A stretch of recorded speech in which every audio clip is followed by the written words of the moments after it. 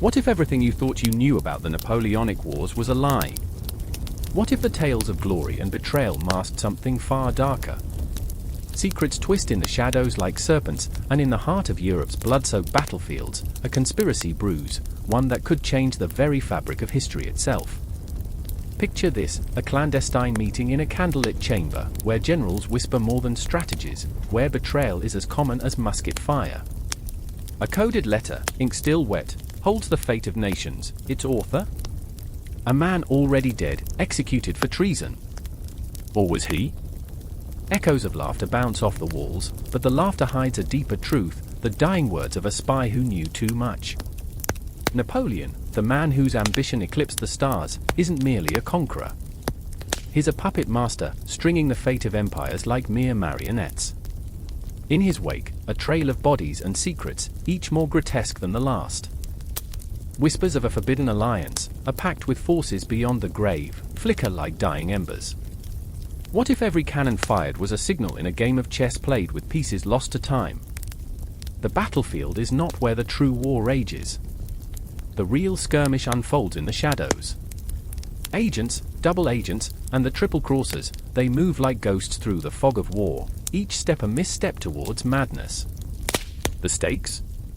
The crown jewels of Europe, yes, but also the very soul of the continent. A prophecy hangs thick in the air, an ancient curse woven into the fabric of power, promising annihilation to those who dare challenge fate. Then there's Lucien, the general whose charm is eclipsed only by his cunning, a soldier who carries a secret that could ignite the continent like a powder keg. With a silver tongue and hand stained in blood, he walks a tightrope between loyalty and treachery.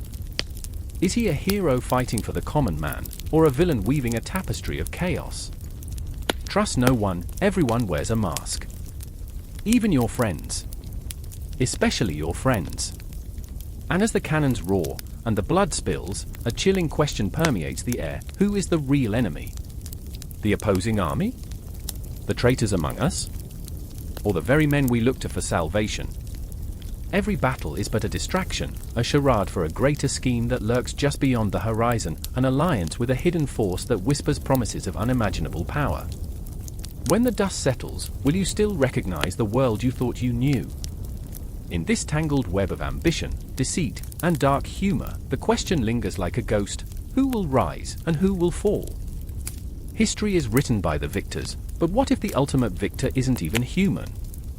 Welcome to a world where the stakes are as high as the guillotines, laughter echoes in the midst of despair, and the truth is a weapon sharper than any sword. Buckle up, this is not just a war, it's an awakening. Shadows danced across the cobblestones of Ajaccio, the air thick with the scent of salt and the unmistakable weight of impending doom. A boy stood alone, heart racing like a drum, watching as the sun dipped low beneath the waves, leaving behind a bruised sky. His name was Napoleon, but in this moment, he was merely a child, trapped between the jagged edges of dreams and reality. Behind him, the distant echoes of his family's bickering twined together: his father, a scheming lawyer, and his mother, a firebrand of a woman with eyes that could pierce through steel. Each word was a sword, each argument a battle fought in the narrow confines of their modest home, where love and resentment called together like the serpents of myth. I remember the whispers that cloaked our evenings, ghosts of ancestors, warriors, conquerors, haunting every corner of my childhood. Thrust into a world where ambition gnawed at my soul, I was the youngest son, burdened with dreams too big for my fragile body. I was an outsider, both in my family and in a land that felt like a cradle and a prison. My brothers, already men, prowled the streets like lions, but I was just a boy yearning for a roar of my own. The world outside my window was a tapestry of chaos. French revolutionary fervor crackled in the air, a wild tempest that stoked a fire within me. I watched as the armies marched, their uniforms a cascade of colors, a swirling vortex of courage and madness. Each soldier a heartbeat, a pulse that syncopated with my own.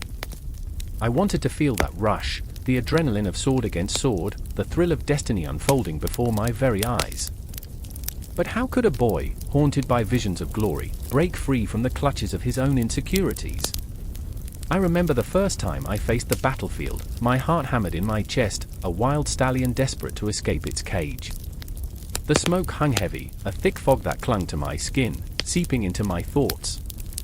I was no longer just Napoleon, the child.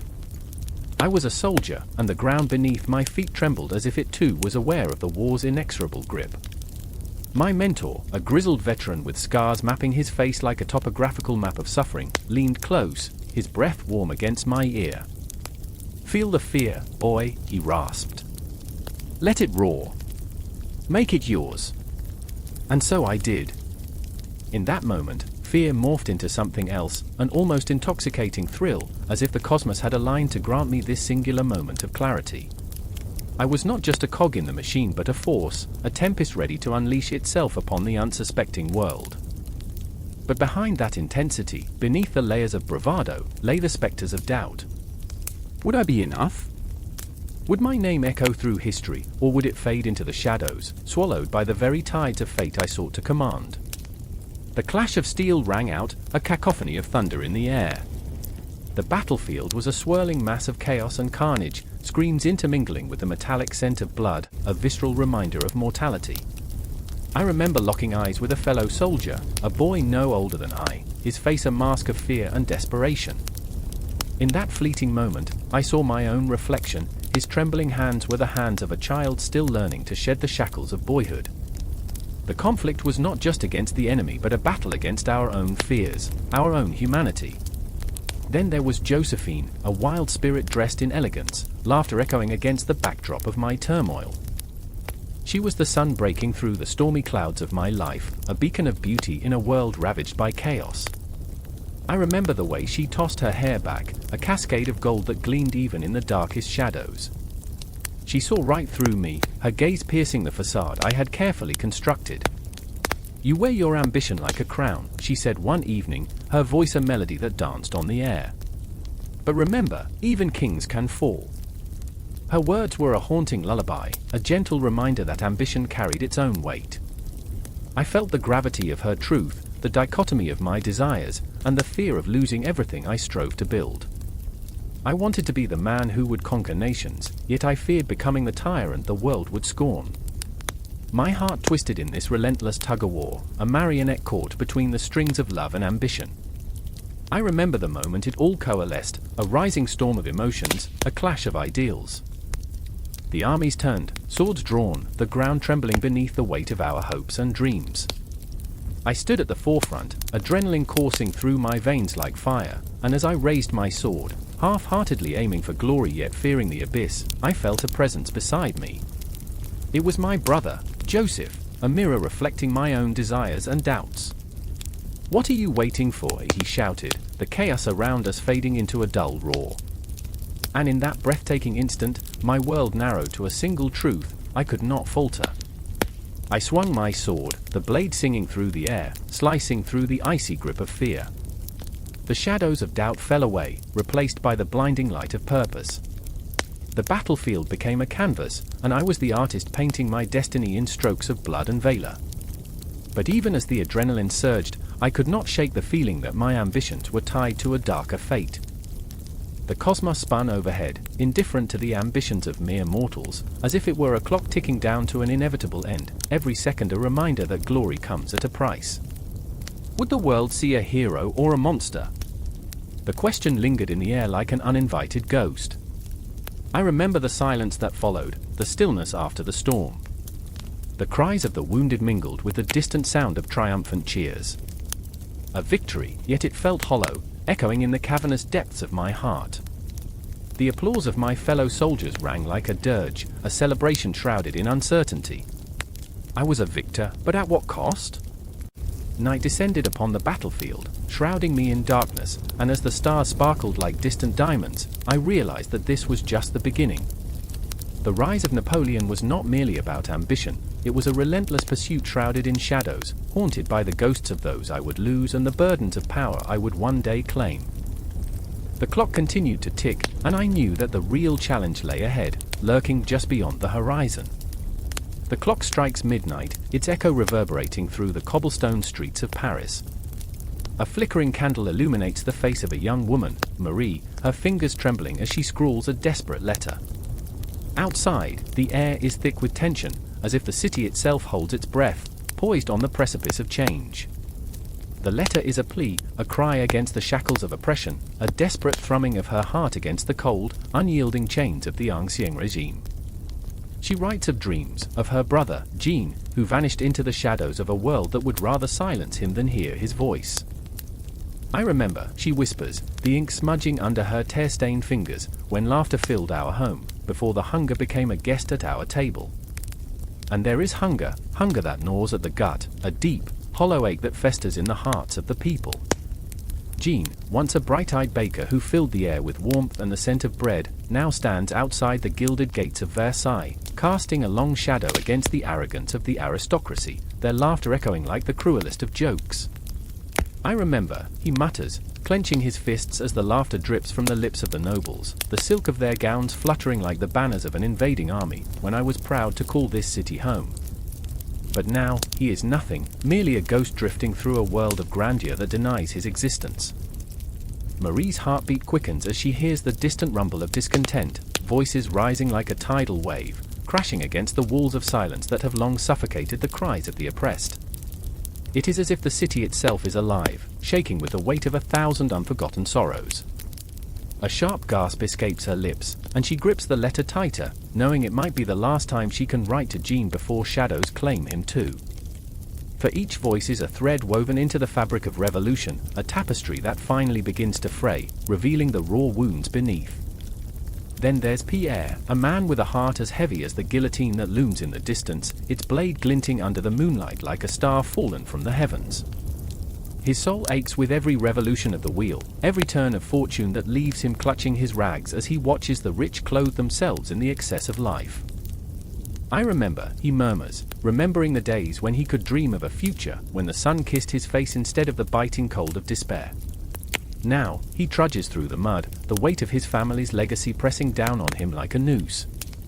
What is a man if he cannot provide? He asks the stars, but they remain silent, indifferent to the plight of a man who longs for more than mere survival. But survival is no longer enough.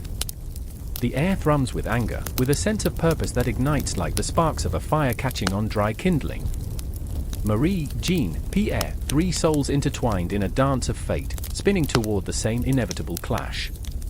The night teems with whispers of rebellion, of bread and blood, of dreams bursting forth like thunder, drowning out the last vestiges of silence. The Bastille must fall, they chant, voices rising like a phoenix from the ashes of despair. The faces of the people are a collage of fear and hope, each one a mirror reflecting the profound struggle against the weight of oppression. The crowds gather, an ocean of humanity surging forward, and Marie feels the pulse of their collective heartbeat, a rhythm that matches her own. I remember, she cries, her voice soaring above the din, when we believed change was a fairy tale. The words hang in the air, filled with a potent mix of longing and determination. The moment crystallizes into something sacred, a spark igniting within each heart, a flicker of possibility that dares to challenge the status quo. But the ghosts of the past linger like shadows, haunting the fringes of their resolve. The Queen's laughter can still be heard, a chilling reminder of the opulence that stands in stark contrast to their suffering. They bath once a year. Pierre laughs bitterly, bitterness permeating his words, so they can afford to be blind to our plight. The absurdity of it all strikes a chord, their lives reduced to a joke for a privileged few, their pain nothing but a footnote in the grand tale of indulgence. Night after night, the tension thickens, the streets pulse with anticipation, the air electric with unspoken fears. The revolution is a beast, raw and unyielding, its hunger insatiable. What will it take? Jean cries, his voice cracking under the weight of expectation. What will it take for them to see us? His eyes are wild, a storm of emotion swirling within, a mix of hope and despair, anger and love. The clock ticks on, each sound a reminder of their mortality, their struggle, the fleeting nature of time. Shadows lengthen and darken, as if the night itself conspires against them. Yet the people push forward, forging a path through the darkness, fueled by a belief that claws at their insides, a belief that tomorrow might be different, that the world could be reshaped by their hands. Together, Marie whispers, her voice a silken thread weaving through the chaos, binding their hopes into a single cry that echoes through the alleys and boulevards. Together, we will carve our own destiny. And in that moment, The air crackles with the promise of revolution, a symphony of hearts beating as one, a promise that cannot be silenced. But what comes next? The confrontation looms, the pulse of the city quickening. The echoes of history whisper through the streets, taunting and teasing, reminding them that change is never free of cost. The guillotine waits, patient and silent, ready to collect its due. With each passing moment, the line between hope and despair blurs, drawing them closer to a reckoning that could either shatter the chains of their existence or drown them in the depths of chaos. The night stretches on, the city's heartbeat synchronized with their own, throbbing with the weight of their dreams and fears. And as the dawn creeps over the horizon, the first rays of light cast long shadows, promises and perils entwined, a harbinger of the tumultuous journey that lies ahead. What happens next? The stage is set. The players are ready. The world holds its breath. The night air crackled with electricity, thick and taut, as though the very sky held its breath. Beneath the pale glow of a crescent moon, shadows danced like phantoms across the cobblestone streets of Paris, whispering secrets with each gust of wind. I stood at the edge of a plaza, heart racing, pulse echoing in my ears. This is where the world would change, where ideals clashed with steel, and where dreams would shatter like glass. A distant shout shattered the silence, a cry of defiance that rippled through the crowd. This was not merely a revolution, this was a reckoning. I remember the faces, etched with determination, fear, and hope. Lucy, eyes ablaze with a fire that could ignite the heavens, stood beside me. Her spirit was wild, untamed, and yet, her heart, fragile as a bird in a storm. She had dreams that soared beyond the skies, yet those dreams were shackled by the chains of society. Tonight, they will know our names, she had whispered, clutching a tattered flag like a lifeline. Yet, within her, a tempest brewed, a storm of doubt that churned beneath the surface. I could feel it, the weight of her fears pressing against my chest, a shared burden that made each breath feel like a battle. And then there was Etienne, a man forged from the very fires of revolution. Hands calloused from years of labor, yet his mind sparkled with intellect, ideas that could change the world. But in his eyes, I saw shadows lurking, memories of loss, the ghosts of comrades fallen in the name of liberty. He had fought for the idea of a better world, yet every victory tasted bittersweet, marred by the sacrifices made along the way. What is freedom? He had once asked, if it comes at the cost of our souls. Each word sank into my heart like a stone, leaving ripples of despair in their wake. The tension crackled like a thunderstorm on the horizon, each moment stretching, elongating until it felt like time itself was holding its breath. The air was thick with the scent of gunpowder and sweat, mingling with the desperate cries of the people rising from the depths of despair. I could see the soldiers lining the streets, their faces obscured, but I knew they were not devoid of fear. This was not just a battle for power, it was a battle for humanity, a struggle that reached deep into the core of every man and woman standing in that plaza. I remember the first gunshot that rang out, sharp, piercing, a harbinger of chaos. My heart leaped into my throat, an animal caught in a snare. It echoed through the stillness, a sound that shattered the world as we knew it. Then the screams began, a cacophony of terror that filled the air, drowning out reason and hope. I turned to Lucy, but there was no time for words. Our bodies moved on instinct, weaving through the frantic mass of humanity, a living tide of desperation. The clash of steel met the cries of the wounded, a symphony of anger and pain. I felt the heat of a fire igniting within me, a primal scream rising to the surface, demanding to be unleashed. And yet, beneath the fury swirled an undercurrent of despair, a realization that we were fighting not just for freedom, but for our very souls. Etienne was beside us, shouting promises of a brighter tomorrow, his voice rising above the chaos, but even he faltered as the oppressive weight of reality pressed down upon us. Hours stretched into an eternity, each heartbeat a reminder of our fragility. I found myself crouched behind a crumbling wall, breath hitching, eyes darting. The world outside was a swirl of chaos, the clamor of boots marching forward, the thud of bodies hitting the ground. Shadows flickered before my eyes, ghosts of those who had come before us, revolutionaries, dreamers, and lovers, all silenced in their pursuit of a better world. Would we join them? Would our names be forgotten in the annals of history, reduced to mere footnotes? I remember Lucy's hand gripping mine, her skin warm but trembling. "We cannot let them take our hope," she pleaded, voice barely a whisper. The intensity in her gaze pierced through the haze of despair, igniting a spark within me. "We will fight until our last breath." And in that moment, an unbreakable bond forged in fire and fear, I knew we were bound by something greater than ourselves, a shared dream that could not be extinguished by bullets or bloodshed. We were not just fighting against tyranny, we were fighting for each other, for the fractured pieces of our lives that longed to be whole again. The moon hung high above, a silent witness to our plight, its light casting long shadows that danced mockingly. Time shifted, minutes felt like lifetimes, and every breath was steeped in anticipation. I could sense the storm gathering, the climactic clash of wills drawing near. The world outside was a tempest, a swirling mass of chaos that threatened to engulf us all. But within that chaos, I felt a flicker of courage, a spark that dared to challenge the darkness. Then came the moment, a charge, a rush forward as if the very earth beneath us had split open, unleashing a tide of humanity. We surged ahead, bodies colliding, hearts racing as we plunged into the fray.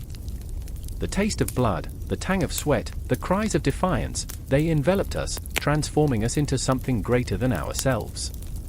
We were no longer just individuals, we were a force, a wave of humanity crashing against the bastions of oppression. In that charged moment, I caught a glimpse of Etienne, his face twisted in a mixture of fear and determination. He fought not just for freedom but for the memory of those who had fallen, for the future we all dared to dream. I wanted to scream, to shout that we could not falter, that our resolve would be our greatest weapon. But no words were needed, the fire in our hearts spoke louder than any battle cry. And as the night surged on, it became clear that this was just the beginning. The Revolutionary Wars loomed ahead, a storm that would test us, break us, and yet perhaps, just perhaps, unite us in ways we had only begun to imagine. The world was shifting, and we were at the heart of it, a heartbeat away from history itself, teetering on the edge of destiny, where dreams and nightmares intertwined. In the midst of chaos, I felt a pulse, a rhythm that echoed through the air, binding us together in our struggle. The battle had begun, but our fight was far from over. The end would not come with the dawn, it would linger in the shadows, a haunting reminder of sacrifices yet to be made. And as I plunged deeper into the fray, I understood that this moment was just a breath in a larger symphony, a prelude to the tumultuous storms that awaited us in the dark, unyielding hours ahead. A cannon roars, splitting the air like thunder, a sound that shakes the ground beneath our feet and echoes through the valleys. The smell of gunpowder clings to the skin, thick and acrid, as smoke billows up into the heavens, obscuring the sun, a celestial watchman now shrouded in chaos. I stand there, heart pounding, feeling the weight of history pressing down like a heavy cloak. The Battle of Lodi is underway, and each crack of musket fire sends a jolt of adrenaline through my veins, an intoxicating mix of fear and exhilaration. I remember the faces, young men armed with nothing more than dreams of glory, their breaths freezing in the cool morning air, eyes wide with the thrill of war. I remember Emmanuel, a soldier with a smile bright enough to pierce the gloom, who whispered one night by the campfire, "You know, I'd trade a dozen victories for the love of a woman." His laughter, infectious yet haunting, echoed in my mind long after the flames had died down. It was a joke, of course, a soldier's way of masking fear, but the truth lingered in the silence that followed. And then there was Juliet, the fiery spirit who dared to dream, eyes filled with ambition, a heart yearning for more than the confines of her family's expectations. She wrote letters, filled with passion and raw emotion, seeping words of hope to Emmanuel, words that could ignite a revolution in his heart, yet stinging with the reality of their separation. "Will love survive this chaos?" she penned one night, the ink pooling like blood on the parchment. Each letter from her became a lifeline for him, a tether to the world beyond the suffocating grip of war. The sun, now a reluctant witness, spills golden shards of light through the haze as Napoleon emerges, small yet imposing, a tempest in a uniform. He wears ambition like a crown, his eyes glinting with a fury that promises no mercy. I can feel the surge of energy in the air, it's electric, alive with the fervor of those who follow him. The soldiers rally, their chants rising like a symphony of desperation and hope, each heartbeat syncing with the rhythm of war. They are brothers in arms, bound by blood and dreams, marching toward glory or oblivion. But there is also the fear, a dark specter lurking in the shadows of their minds. I see Emmanuel, his face a mask of determination, but in the depths of his gaze, the flickering candle of doubt threatens to extinguish. The weight of responsibility clings to him, heavy as iron. He is not just a soldier but a lover, a son. "What if I don't return?" he whispered to me once, the tremor in his voice a crack in his bravado. "What if I fall?" I wanted to tell him he wouldn't, that a hero's tale was written in the stars, that love would triumph over the chaos of cannon fire and blood-soaked fields. But silence swallowed my words. Instead, I nodded, and we stood together, absorbing the weight of the moment, like two ghosts in a world that felt more ethereal than real. As the fighting raged on, the ground shuddered beneath the weight of countless souls, each life extinguished, a story unfulfilled, dreams left to wither in the dust. The battlefield became a tapestry of chaos, bodies sprawled like discarded dolls, faces twisted in agony, the remnants of a life lived too fiercely. The air thickened with the cries of the wounded, a haunting melody that would replay in my mind long after the last shot was fired. Keep fighting! For glory! For France! Napoleon's voice cuts through the din, an incantation that stirs the hearts of men. They surge forward, a wave of fervor, arms and legs moving in a macabre dance, hearts beating in sync with the pulse of war. The adrenaline rushes through me too. I feel invincible, yet terrified. In this moment, I am both witness and participant, swept away in the maelstrom of ambition and desperation. I remember the trees, the ancient poplars on the outskirts of Lodi, their branches twisting like fingers reaching for salvation. They stand silent, spectators to the carnage, as if mourning the inevitable loss. I wonder if they ever dreamed of freedom, of a time when their roots would not drink from the soil soaked in blood. In the midst of it all, Emmanuel charges forward, his face a storm of conflict, pride battling against the gnawing fear. I watch as he moves with the grace of a dancer, yet his heart beats a frenetic rhythm, echoing the chaos around him. A bullet sings through the air, a cruel whisper of fate, and in that instant, time stretches, his life suspended in a heartbeat, suspended between the love he yearns for and the battle that claims him. Emmanuel! I scream, as if my voice can pierce the veil of chaos, can pluck him from the clutches of fate. But he does not hear me, he charges on, a hero in a tragic tale. I can only watch, breath caught in my throat, eyes wide with the horror of what might come. Will his dreams die here, in this hellscape of gunfire and despair? The sun begins its descent, casting an eerie glow over the battlefield, a grisly masterpiece painted in shades of crimson and gold. The soldiers, once filled with fervor, now cling to the remnants of hope, hearts heavy with the weight of their choices. And still, Napoleon rallies them, a fire igniting in his chest, his shadow stretching long and dark. There's something sacred about this struggle, a dance with destiny. It gnaws at me, the awareness that history etches itself in moments like these, teetering on the brink of hope and despair. I can feel it, the pulse of time, a cosmic clock ticking down to an uncertain end. And as the night falls, I stand amidst the echoes of gunfire, the whispers of dreams unfulfilled, enveloped in a silence thicker than smoke. The battle rages on, but for a heartbeat, it feels like time has frozen, everything hangs in the balance, every breath a testament to our humanity. Emmanuel fights on under the cloak of night, shadows swallowing him whole, while Juliet waits, letters piling up like forgotten dreams. What will become of them in this relentless storm? What will history say of their love? In this moment, the world feels both vast and unbearably small, a cosmic joke played by fate. With each tick of the clock, the tension thickens, the air heavy with unsaid words and the promise of what is yet to come. The Italian campaign unfolds, a fierce tapestry woven with threads of ambition, love, and haunting uncertainty. As we march deeper into darkness, the fire of victory flickers, but the shadows loom ever closer. The wind howled like a wounded animal as the sun dipped below the horizon, casting long shadows that danced on the parched ground. The air was thick with sand, swirling, biting, suffocating. I stood there, heart racing, sweat mingling with the grit on my brow, watching as the distant silhouette of the Great Pyramid loomed larger, its ancient stones whispering secrets of a time long forgotten. My breath hitched in my throat, a premonition, an echo of an age when gods walked among mortals, and pharaohs ruled with iron fists and gilded crowns. Do you hear that? Clara's voice trembled beside me, her eyes wide with a mix of awe and terror. She was always like this, shaking with a fervor that seemed to draw the very universe toward her, yet riddled with doubt, as if her mind waged a war against her heart. Every expedition had left its mark on her, each journey carving deeper lines of uncertainty across her brow. The ambition burned in her, though. It flickered like a candle in a storm, refusing to be extinguished, even now. Just the wind, I said, but I felt the weight of something more. A warning, perhaps. Beside Clara stood Victor, his face half hidden beneath a battered fedora, the brim casting shadows over his sharp features.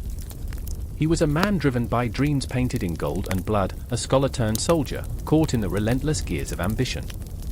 His hands, calloused from years of labor, clenched and unclenched as if they could mold the very destiny we sought. "We're close," he murmured, his voice low, almost reverent. "Closer than anyone has been in centuries." I wanted to believe him. I really did. But my heart thudded a different melody, a troubled rhythm that kept time with the thrum of the earth beneath our feet. What price would we pay to uncover the treasures hidden beneath layers of sand and history? Would we emerge victorious, or would we become mere echoes of our own ambitions, lost in the desolation of our desires? The sandstorm howled louder, a chorus of chaos raging against us, rattling the bones of the universe. Shadows shifted, flickering like restless ghosts, and Clara drew closer to me, her shoulder brushing against mine. I could feel the warmth radiating from her, but it was overshadowed by the chill that crept up my spine. "I remember," she whispered, "when we thought this would be easy. Just another find, another story to tell." Her voice trembled, the cracks in her facade visible to anyone who dared to look closely. "I remember," I echoed, my voice barely above a whisper. The memories surged within me like a tidal wave, late nights under flickering fluorescent lights, pouring over dusty tomes, the intoxicating scent of ancient ink mingled with the taste of ambition on our tongues. I remember the thrill, the laughter, the hope. The bitter taste clawed at the back of my throat, reminding me just how fragile that hope had become. Victor stepped forward, his profile stark against the storm. "We're not turning back now. Not after everything." Determination glimmered in his eyes, but I saw the shadows lurking behind them, the fear of failure, the weight of expectations. He was a man wrapped in illusions of greatness, yet as vulnerable as the rest of us. "We're on the brink of something monumental. The gods are waiting." But were they? I dared not ask the universe for answers. Instead, I focused on Clara, who trembled like a leaf in a tempest, her eyes shimmering with unspoken fears. "What if we find something we're not ready for?" she said, her breath hitching as she clutched the amulet around her neck, a talisman against the unknown. What if the past was not ready for us? The thought hung heavy in the air, a specter haunting our every heartbeat. The storm intensified, wrapping itself around us like a living entity, its breath a cacophony of fury and despair. Dust stung my eyes, obscuring the light, and for a moment, I felt unmoored, lost in the chaos. Clara's hand found mine, her fingers interlacing with an urgency that stole my breath. In that electric connection, I felt the gravity of our shared fears, the weight of our aspirations pressing down on us like the very sands of time. "Look!" Victor shouted, pointing into the swirling abyss, his voice barely audible over the storm. "The entrance!" He waded through the chaos, moving toward a jagged outline half hidden in the dust. Clenching my jaw, I followed, pulling Clara with me, her hand an anchor in the tempest. As we approached, the entrance revealed itself, an archway, ancient stone worn smooth by the fingers of time. Shadows clung to the edges, inviting yet forbidding, whispering tales of triumphs and tragedies that echoed through the ages. My heart pounded in my chest as if it understood the peril that lay ahead, the heart-stopping thrill of stepping into the unknown. Clara hesitated, lingering at the threshold. "What if we're not meant to be here?" Her voice cracked, a raw edge of fear slicing through the air. "And what if we are?" I countered, a sudden surge of reckless courage igniting within me. "What if this is our moment?" Victor pressed forward, resolute, the fire of his ambition blinding him to the shadows that danced behind him. "This is history. We are history." I turned to Clara, her expression a mixture of fear and yearning. "We can't turn back now," I said, feeling the weight of the world resting upon my shoulders. "Whatever awaits us in there, we face it together." And with one last squeeze of her hand, we stepped into the darkness, the storm raging behind us, the echoes of our hopes and fears swirling into the void. The ancient stones closed around us, and I felt the pull of time, the infinite cosmos pressing in, as if a million stars held their breath, watching, waiting, for what, I could not say. But as the darkness enveloped us, I knew that whatever lay ahead would change us, entwining our fates forever in the tapestry of history. The clock struck 2, the air thick with the scent of burnt parchment and fear. A restless whisper swept through the dimly lit corridors of the Tuileries Palace. I remember the shadows flickering on the walls like nervous phantoms, a prelude to chaos. They danced in a macabre ballet, an omen of what was to come. My heart raced, pounding like a war drum, as I stood frozen in a corner, my pulse echoing the tension that felt as palpable as the walls around me. Here we are," I gasped, a silent prayer against the dread that lingered, clawing at my throat. My heart expected revolution, but what it truly craved was peace. And yet, peace was a stranger in these halls, a haunting memory buried beneath the weight of ambition and betrayal. Napoleon Bonaparte, a man twisted by dreams of grandeur, stood at the precipice of his desires. He was a soldier, a desperate soul laden with the scars of war, torn between the ghosts of the past and the bright, blinding future that called to him with seductive urgency. The paradox of his being was a storm, fragile yet ferocious. He was a man destined for greatness, yet terrified of the very shadows he cast. "Why do they fear me?" he muttered, the bitterness seeping into his words. "Why do they conspire?" His breath was a cloud of frustration, visible in the cold air. The politicians, the nobles, all watched him with calculating eyes, their hearts wrapped in silk but stained with treachery. He could feel their disdain, a sharp blade poised at his back, waiting for a moment of weakness. Oh, how he longed to step into the light without the weight of 1,000 daggers hovering behind him. In the corner of the room, Josephine, his wife, bore witness to the tempest. Her heart ached with the knowledge of his struggles. "You're a king without a crown," she whispered, her voice a silken thread woven through the chaos. But even her affection felt like a bittersweet burden.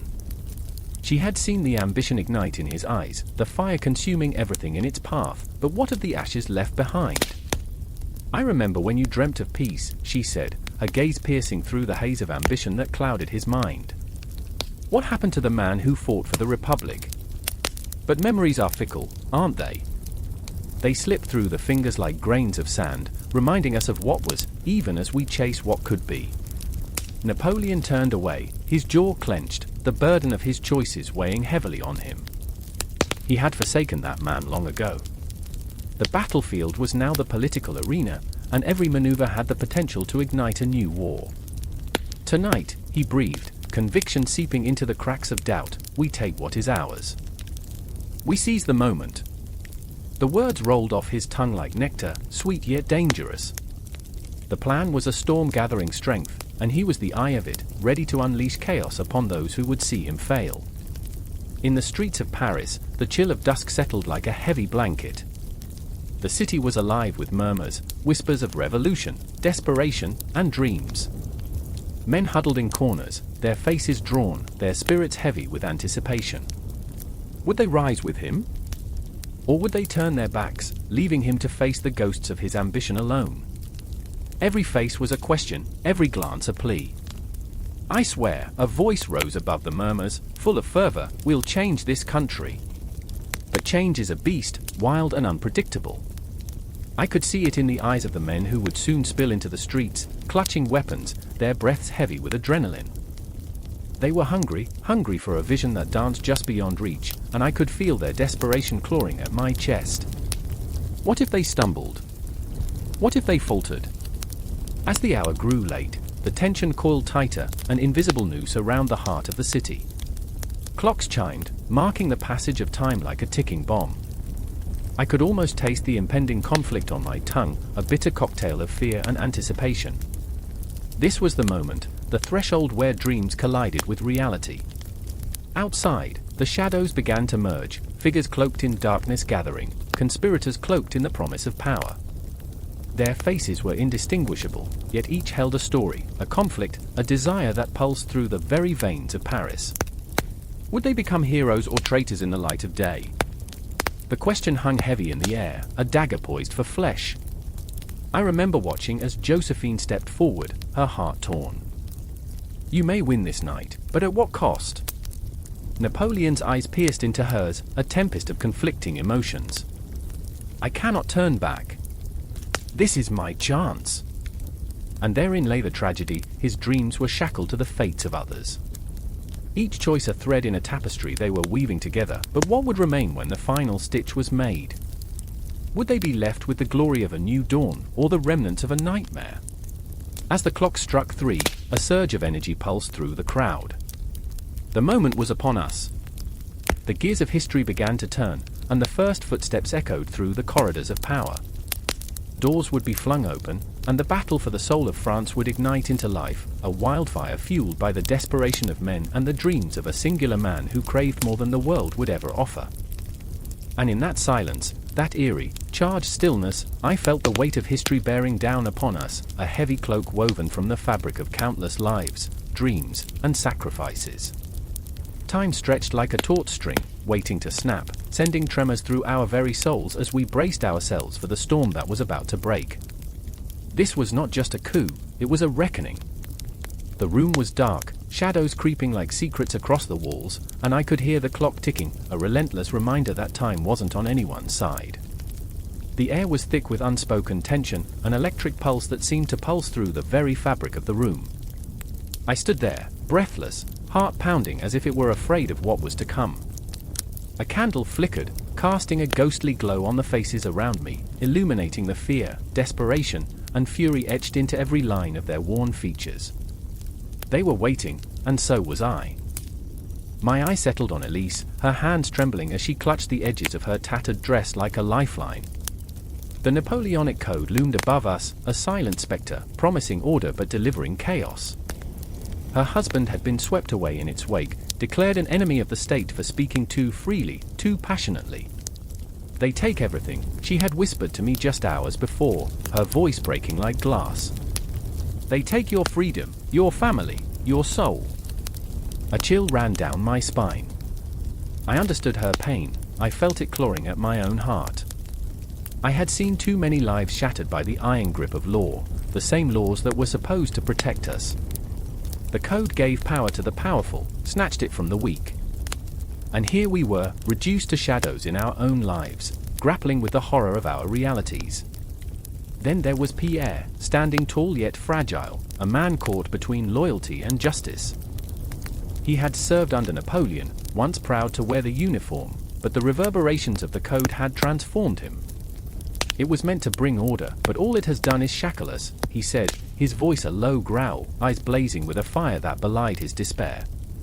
I watched him wrestle with his conscience, the war within him echoing like a distant thunder.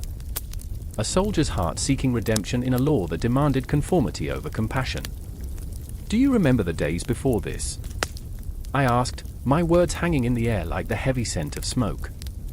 When a man could speak without fear of losing everything. Elise's eyes glistened with unshed tears. What good is freedom if it's only a dream, she whispered, and I felt the weight of her grief wrap around my heart, squeezing tight. It was a desperate echo of a time when laughter could fill a room, not the silence of apprehension. I remember the markets, the laughter, the chaos, the vibrance of life before we were crushed under the weight of the code. A sudden shout from outside shattered the moment, an announcement, a proclamation, a reminder that the world was still turning, indifferent to our plight. I could hear the crowd murmuring, a cacophony of voices blending into a single entity fueled by hope and despair. It was intoxicating and terrifying, the people rising like a tide against a wall. Are we to become ghosts in our own lives? Pierre asked, his voice choked with emotion. Is this our legacy? Each word was a dagger, a reminder of the laws that stripped us of our identities, of our humanity. I wanted to reach out, to hold their hands, to light a fire against the encroaching darkness. The Napoleonic Code had promised equality, but it had birthed a world where inequality thrived in the shadows, where love was rationed, and hope was a currency too precious to spend. "Look at us," I said, feeling the tremors of my own anger ebb and flow. Bound by the chains of a law that claims to protect us, yet it suffocates us. We are caught in a web, and the spider is the very power we trusted. Elise's eyes met mine, and for a moment, we shared an understanding, a bond forged in our collective sorrow. "But what can we do?" she asked, her voice barely a whisper, trembling like the candle flame before us. "What can we do in the face of such power?" The question hung in the air, heavy and suffocating. The ticking of the clock slowed, echoing the relentless rhythm of our hearts. In that space, I could feel the weight of history pressing down on us, the legacy of the Napoleonic Code looming like a storm cloud overhead. The rebellion, the revolution, it all seemed like a distant memory, a fairy tale lost to time. "I remember," I said, as if speaking my thoughts out loud could summon courage from the abyss. "I remember the stories of those who dared to rise. I remember the whispers of change. We are not alone, the shadows shiver with the breath of those who came before us. We are part of a continuum." The candle flickered again, and for a fleeting moment, the shadows danced, revealing our faces, each etched with uncertainty yet ignited with a flicker of defiance. I could see it in their eyes, the longing for something more, for something real. The door burst open, and soldiers flooded in, their presence suffocating the air once more. The tension snapped tight as steel, and I could see the fear in Elise's gaze, the desperation etched into Pierre's frown. They were there to enforce the very laws that chained us, to silence the voices that dared to challenge. "Stand down," a voice boomed, harsh and unyielding. But in that chaos, I felt something shift, a primal urge to fight back, to reclaim what was ours. "Do you hear it?" I whispered, urgency sparking in my voice. The heartbeat of 1,000 souls yearning for freedom, for justice. In that moment, our eyes met once more, a silent pact forged in defiance. Beneath the shadows, beneath the weight of the code that sought to bind us, we found clarity. The past, present, and future collided, a truth so powerful it ignited a fire within. And as the soldiers approached, their shadows stretching long and dark, I knew that the story was far from over. The Napoleonic Code had cast its net wide, but within those tangled threads lay the power to unbind. To redefine our legacy. To rise against the chains of the past. We stood together, hearts racing, breaths mingling with the tension in the air. The moment was ripe for transformation, a delicate balance between fear and hope, and as they advanced, we faced the horror of what was to come, ready to reclaim our voices, ready to fight for what lay beyond the darkness. In that heartbeat, we became not just witnesses but warriors, ready to carve our names into the annals of history, ready to forge a new story, a new legacy that could echo through the ages, unbreakable, unyielding, and profoundly human. Thunder cracked over Austerlitz, the air thick with the weight of destiny and the acrid scent of gunpowder, a harbinger of the chaos yet to unfold. It was dawn, but the sun struggled against the shroud of war, eyeing the battlefield like a reluctant witness. I remember every moment, every heartbeat that reverberated through the frozen landscape. The stillness was deceptive, a fragile veneer that masked the tempest of violence brewing just beyond the horizon. In that bitter hour, beneath a sky painted with ominous clouds, Captain André Villeneuve stood at the edge of the ridge, contours of his worn face shadowed by both the dawn and his own trepidation. He felt the cold steel of his sword at his side, a weight not just of metal but of expectation. The lives of his men hung in the balance, a suffocating tether of hope and despair. Each breath was a prayer, a desperate whisper for survival that echoed in the void. He thought of the families left behind, of the promises made in quieter times, promises now turned to dust in the face of imminent death. André looked to his right, where Lieutenant Anna Dubois fidgeted with her musket, her fingers trembling not from fear but from the intensity of her resolve. She was a tempest bound in flesh, a fierce firebrand whose heart beat with the pulse of rebellion against a world that sought to confine her. Women on battlefields were a rarity, but Anna had shattered that mold, driven by a passion that seared through her very soul. Yet now, doubt clawed at her insides, gnawing like a ravenous beast. "What if we fail?" she whispered, barely audible over the distant rumble of cannons. The question hung in the air, heavy and undeniable. Andrei caught her gaze, and in the depth of those fierce eyes he saw the reflection of his own turmoil. "We will not fail," he said, voice thick with conviction, though he could feel the tremor of uncertainty curling around his heart like a viper. "We fight for our freedom. We fight for a tomorrow." But even as he spoke, shadows loomed, creeping deeper into his mind, the specters of men who had fought and fallen before him, their faces fading but never forgotten. The battlefield was alive with tension, a coiled spring ready to snap, as Napoleon's forces drew nearer. The emperor, a force of nature himself, was a master of the battlefield, a puppeteer pulling strings with a calculated cruelty that left no room for mercy. His tactics were as sharp as his gaze, and he wielded them with a brilliance that dazzled his enemies and terrified his allies. The Grand Army would descend upon the coalition with a ferocity that could only be likened to a storm, raging, unrelenting, and utterly devastating. As the first shots rang out, it was as if the world had split open, a cacophony of violence that shattered the dawn's tender silence. Andrei felt the ground quake beneath him, a heartbeat of the earth itself, pulsing with the chaos that erupted around them.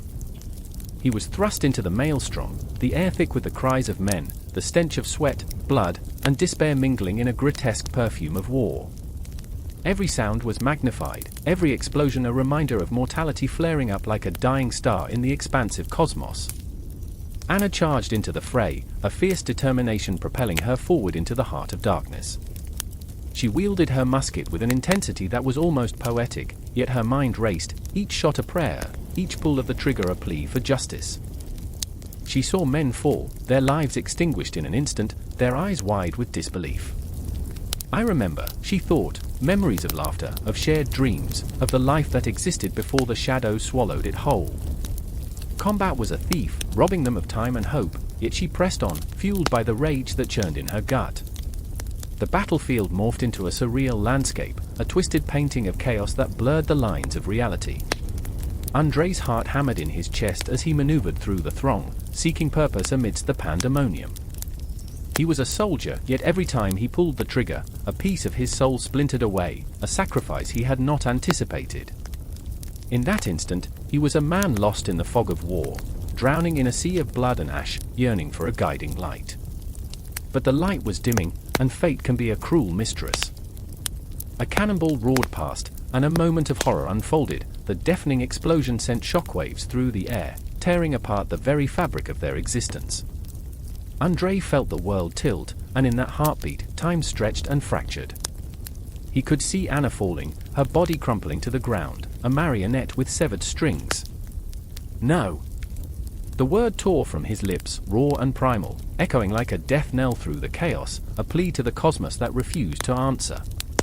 He lunged toward her, adrenaline surging as he fought against the tide of soldiers, against the very essence of despair. The world narrowed down to her, Anna's fierce spirit flickering like a candle threatened by the wind.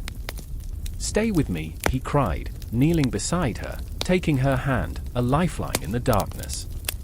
But she was a ghostly figure, fading, her vibrant eyes dulled by pain.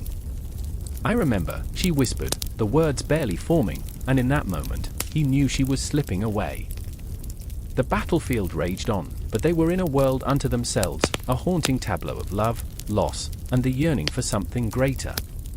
Time stretched infinitely as shadows danced around them, and for Andrei, the fight became a fever dream, a desperate race against time.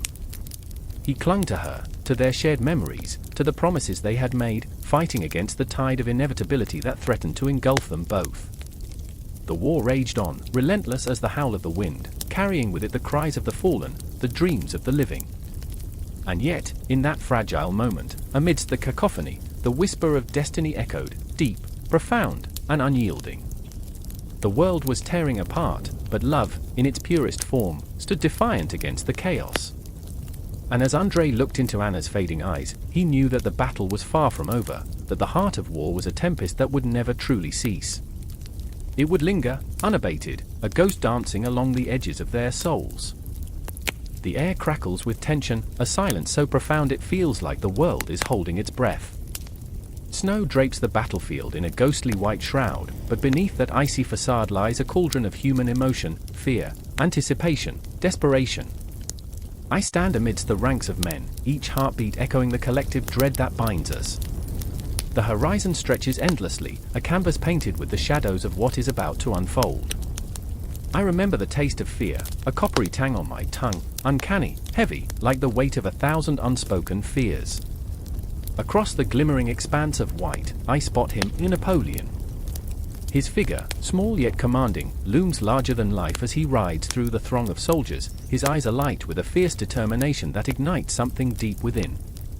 I can sense the pulse of ambition radiating from him like heat waves off the sun. But there's more, something darker, a hunger for glory that could consume us all. I remember the whispered conversations in the camp, the murmurs of unease masked by bravado. Will he lead us to triumph, or will he sacrifice us upon the altar of his grand vision?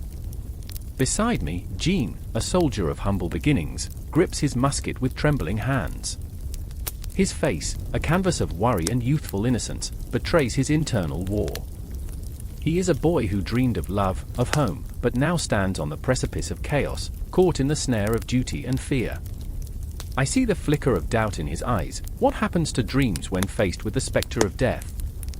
As he glances toward the horizon, I can almost hear the echoes of a life unfulfilled, the laughter of children that will never be his. That's it, Jean, I want to say, let it all go. Let it burn with ambition and despair. Then there's Marie, a widow in her late 20s, a heart battered yet unyielding. She's a nurse, tending to the wounded with a grace that belies the chaos around us. I watch as she kneels by a fallen soldier, her hand steady, though her eyes betray the tempest within.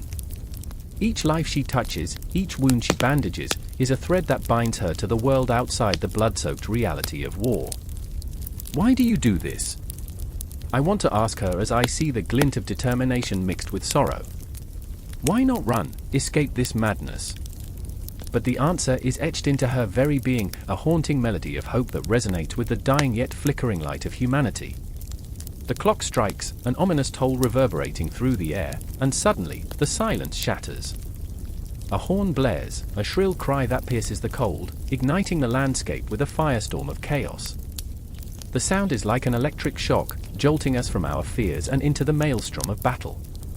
Suddenly, it's not just the icy chill of winter that bites at our skin, it's the very breath of war, a living entity that engulfs us, taunts us with its savage beauty. I watch Jean as he charges forward, propelled by an instinct raw and unrefined. The boy is gone. Before me stands a soldier, eyes wide, filled with a manic energy that confounds me. Stay close! I shout, but my voice is lost amidst the cacophony. The ground trembles beneath us, the earth soaked in the blood of those who once lived, breathed, dreamed. I see him stumble, a figure caught between innocence and the horror of what it means to fight. My heart races. What if I can't save him? What if today marks the end? Time stretches and collapses, an hour feels like a breath feels like eternity. I turn, searching for Marie, and find her amidst the chaos, her hand stained with the life force of others, yet her spirit remains unbroken. She is unyielding in her purpose, a lighthouse amidst the storm, yet I can see the ghosts weighing heavy on her heart, each one a reminder of the fragility of life. I see her face twist with anguish as she rushes to a new casualty, a wounded comrade whose life hangs by a thread. My heart aches for her, for all of us, caught in the throes of an unforgiving fate. Then it happens, a deafening crack as cannon fire erupts, shattering the moment. The ground heaves, uprooting our very souls, flinging us into the swirling chaos of smoke and screams. I am knocked down, the world spinning, drawn into a vortex where all that exists is the pulse of adrenaline and the palpable scent of fear and iron. Time blurs, and suddenly I am not just a witness, but a participant, thrust into a dance of death where every movement is a step closer to oblivion. I feel the weight of my musket in my hands, its cold metal a stark contrast to the warmth of life that surrounds me. I lift it, breathe, aim, it feels wrong, like taking a painting and throwing it into the fire. But there's no time for hesitation, the moment demands action. I fire, the sound echoes, a tragic note in this horrific symphony. I remember the faces of my comrades, the fleeting moments of laughter shared beneath the stars, now distorted by the shadows of war. Each shot feels like a piece of my soul unraveling, a tapestry of humanity tearing apart thread by thread. But still, I push forward, I fight alongside Jean, alongside Marie, for we are bound by something deeper than fear, a shared heartbeat, a collective will to survive. And then, in the midst of the chaos, I catch a glimpse of Napoleon, his vision unwavering, his presence a blazing beacon. There is madness in his eyes, a brilliance that is both awe-inspiring and terrifying. He is a man who dreams of empires, yet here we are, mere pawns on his chessboard. I can almost feel the weight of his ambition pressing down on my chest, squeezing the breath from my lungs. Does he understand what we lose? Or is he simply a ghost dancing in the shadows of his own making? As the day drags on, the sun begins to set, casting long shadows across the battlefield, a stark reminder of the cost of glory. The cries of the wounded, the fallen, echo in my mind, a haunting melody that will never fade. I watch as Jean stumbles, his youthful bravado evaporating into the chill of despair. I reach for him, my heart breaking as I see the fear etched on his face. This boy, this soldier, this friend, is lost in the whirlwind of chaos. I am helpless, the world collapsing around us.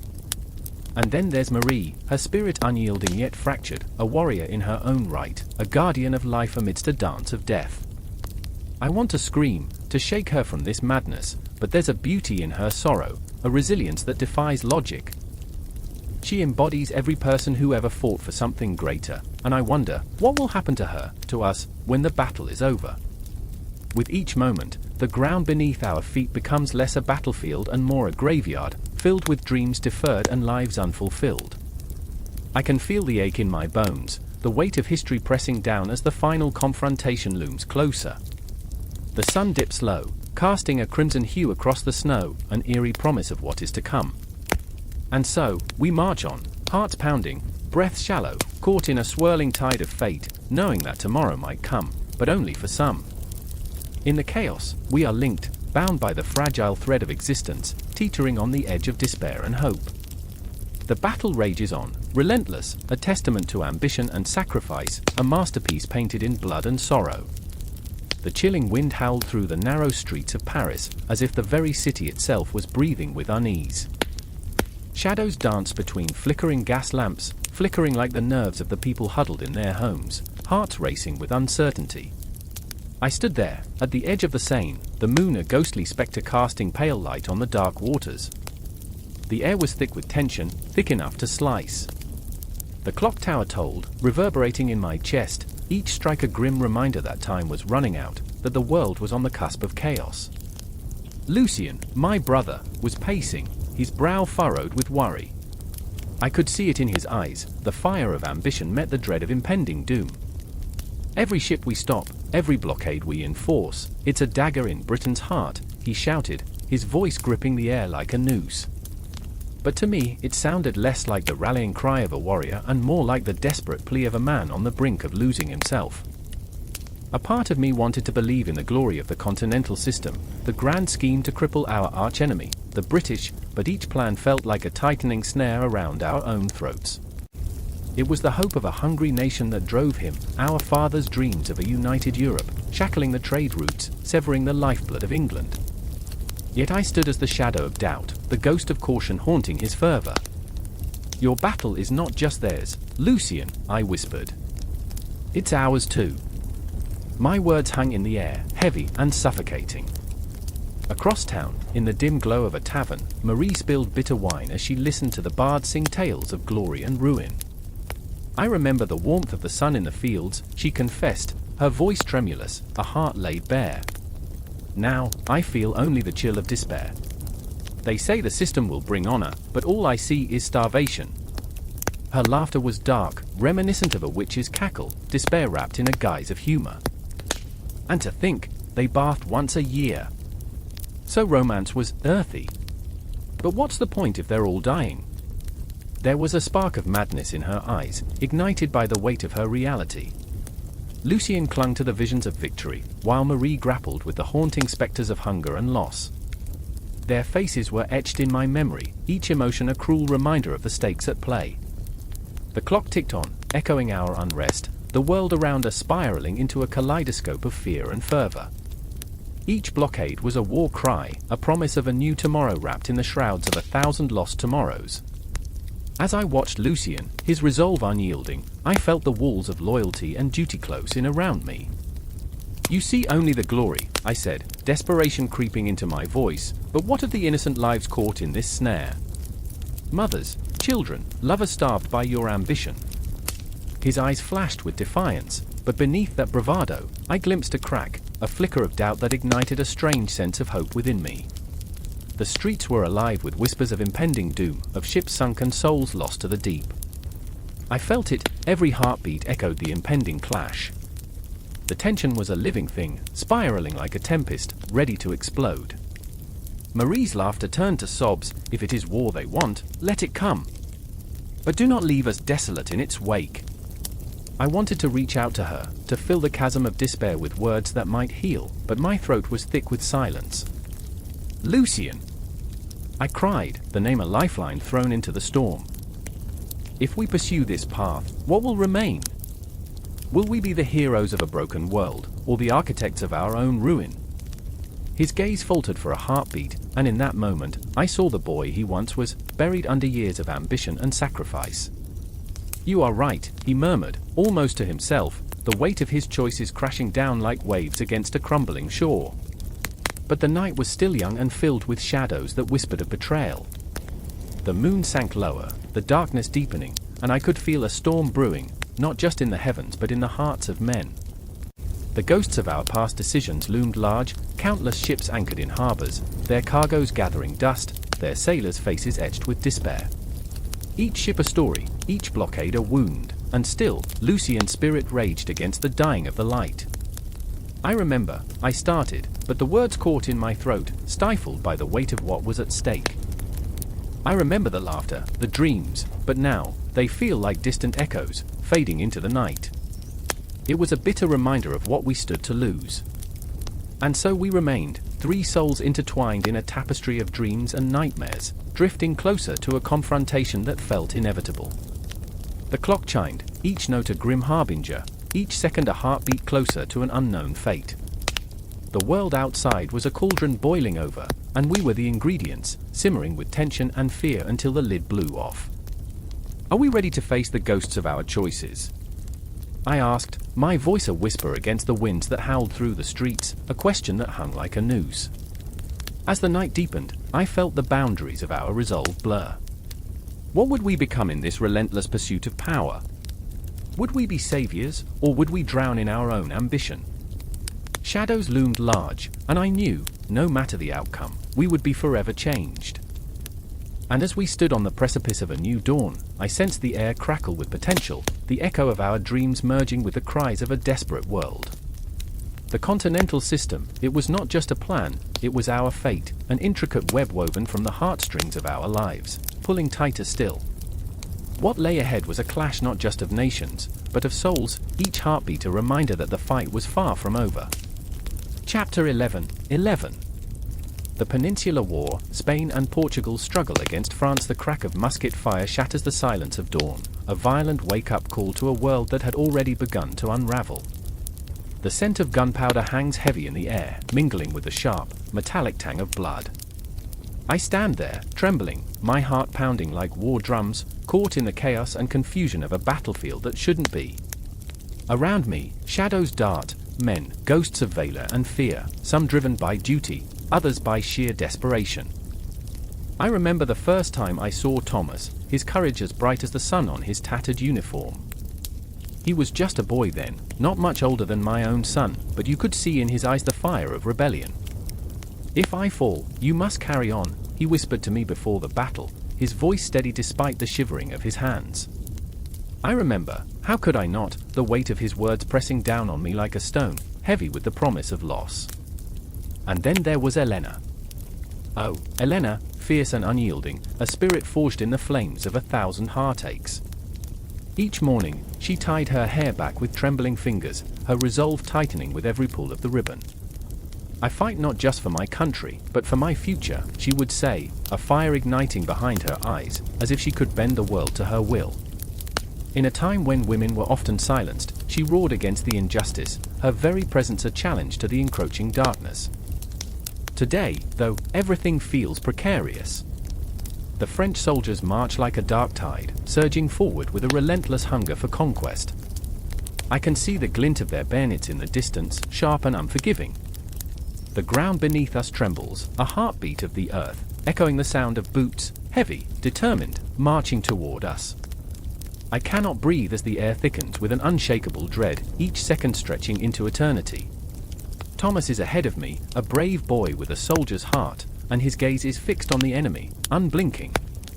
For Spain, he shouts, and the sound reverberates through my bones, stirring something deep within.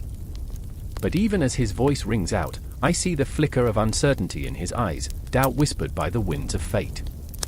I want to reach out, to tell him it's okay to be scared, that bravery doesn't mean the absence of fear. But the moment is lost, swallowed by the approach of despair. Suddenly, a scream rends the air, piercing like a dagger through the cacophony. It's Elena, a wild, raw sound that pulls at my heartstrings, a sound that connects us all, binding us in shared terror. I turn, searching for her in this sea of chaos, but all I see are shadows, soldiers falling, blood splattering the earth, staining it irrevocably. There's no time for reason, no time to feel. It's fight or flight, and I choose to run toward her, driven by a primal instinct that overrides all else. But I'm too late. When I find her, she's on her knees, cradling a fallen comrade, her hands slick with crimson, and the world tilts on its axis. "Stay with us, stay," she pleads, her voice cracking as if it's made of glass. Tears stream down her face, and I want to wipe them away, to tell her everything will be all right, but the truth is heavier than any comforting words I could offer. This isn't a fairy tale. No gallant knight will ride in to save us. Around us, the world becomes a storm of chaos, each shot fired a whisper of death. I can see the fear in the eyes of the men around me, the uncertainty creeping in like a thief in the night. "What are we even fighting for?" one of them cries, his voice breaking like a fragile twig. "For what? This land? This bloodshed?" His hands tremble, and I catch a glimpse of his soul, fragile and battered, grappling with the weight of the world. "Hold the line," a captain bellows, his voice cutting through the fog of despair. But even he quakes beneath the onslaught, his armor dented, his resolve faltering. In that moment, I realize that war is not just fought with weapons, it is fought within the heart. Thomas's voice pulls me back, stronger now, ignited with resolve. "We cannot let them take what is ours," he shouts, charging forward, a spark of fire against the relentless tide.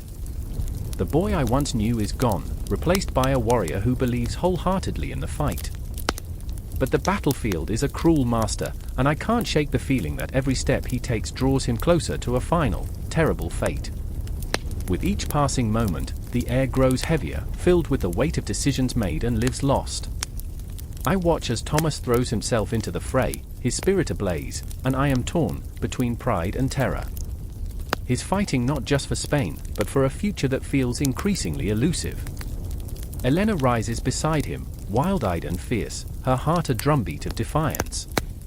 In that split second, I understand her strength, the agony she masks beneath her fierce exterior.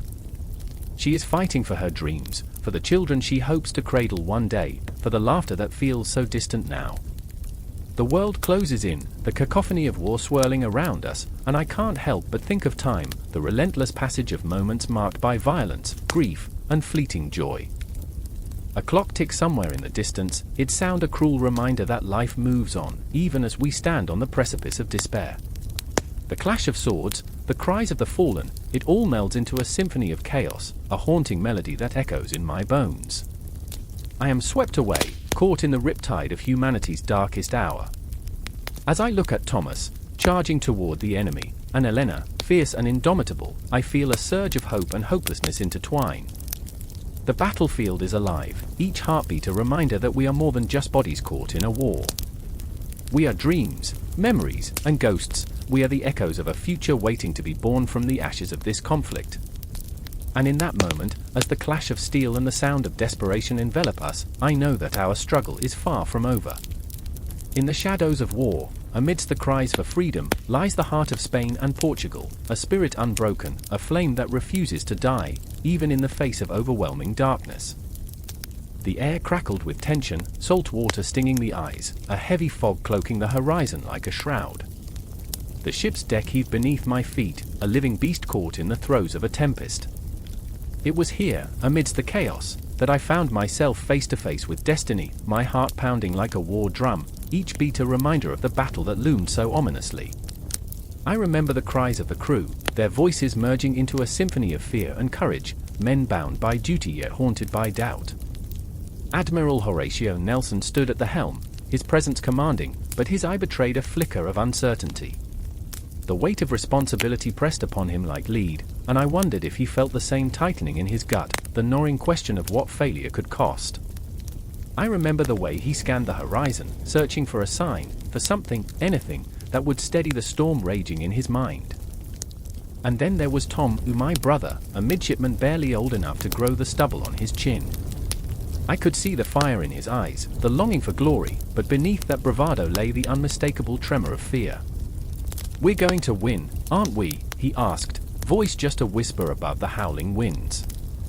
I wanted to reach for him, to comfort him, but what could I say? The truth lay like a weight on my chest, victory felt as elusive as the distant shores. A distant rumble shook the air, a sound almost like thunder rolling over the waves. It was the enemy fleet, 27 ships, looming like dark omens against the slate-grey sky. I remember how the color drained from Tom's face, the reality of our situation crashing down like a tidal wave. The French and Spanish forces were united, a behemoth of naval might, determined to crush our spirits, to snuff out the flickering light of British defiance. "Steady!" Nelson bellowed, and his voice cut through the storm, slicing the air with a sharpness that made the hairs on my neck stand. The words hung there, a fragile thread of hope. Yet, I could feel the tension coil tighter, like a spring ready to snap.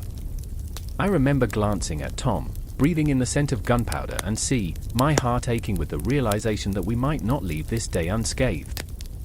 The first cannon fired, and the world exploded into chaos. Fire and smoke enveloped us, the roar of the guns drowning out everything, the cries of men, the splintering wood, the crashing waves. I was no longer a bystander, I was thrust into a maelstrom of fear and fury. My hands trembled as I gripped the railing, every instinct screaming at me to run, to hide.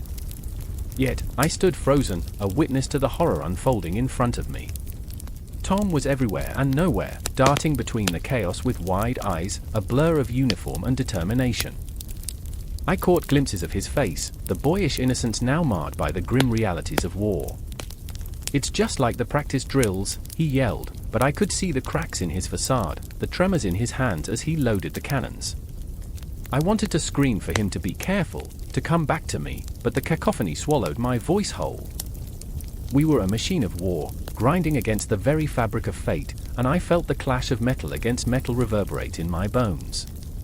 Every shot fired was a cry for survival, every man a heartbeat in this gargantuan struggle.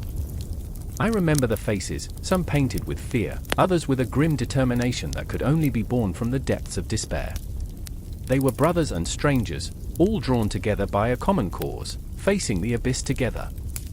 As the battle raged on, I caught sight of Nelson, his figure a beacon amidst the smoke, commanding with a presence that defied the storm.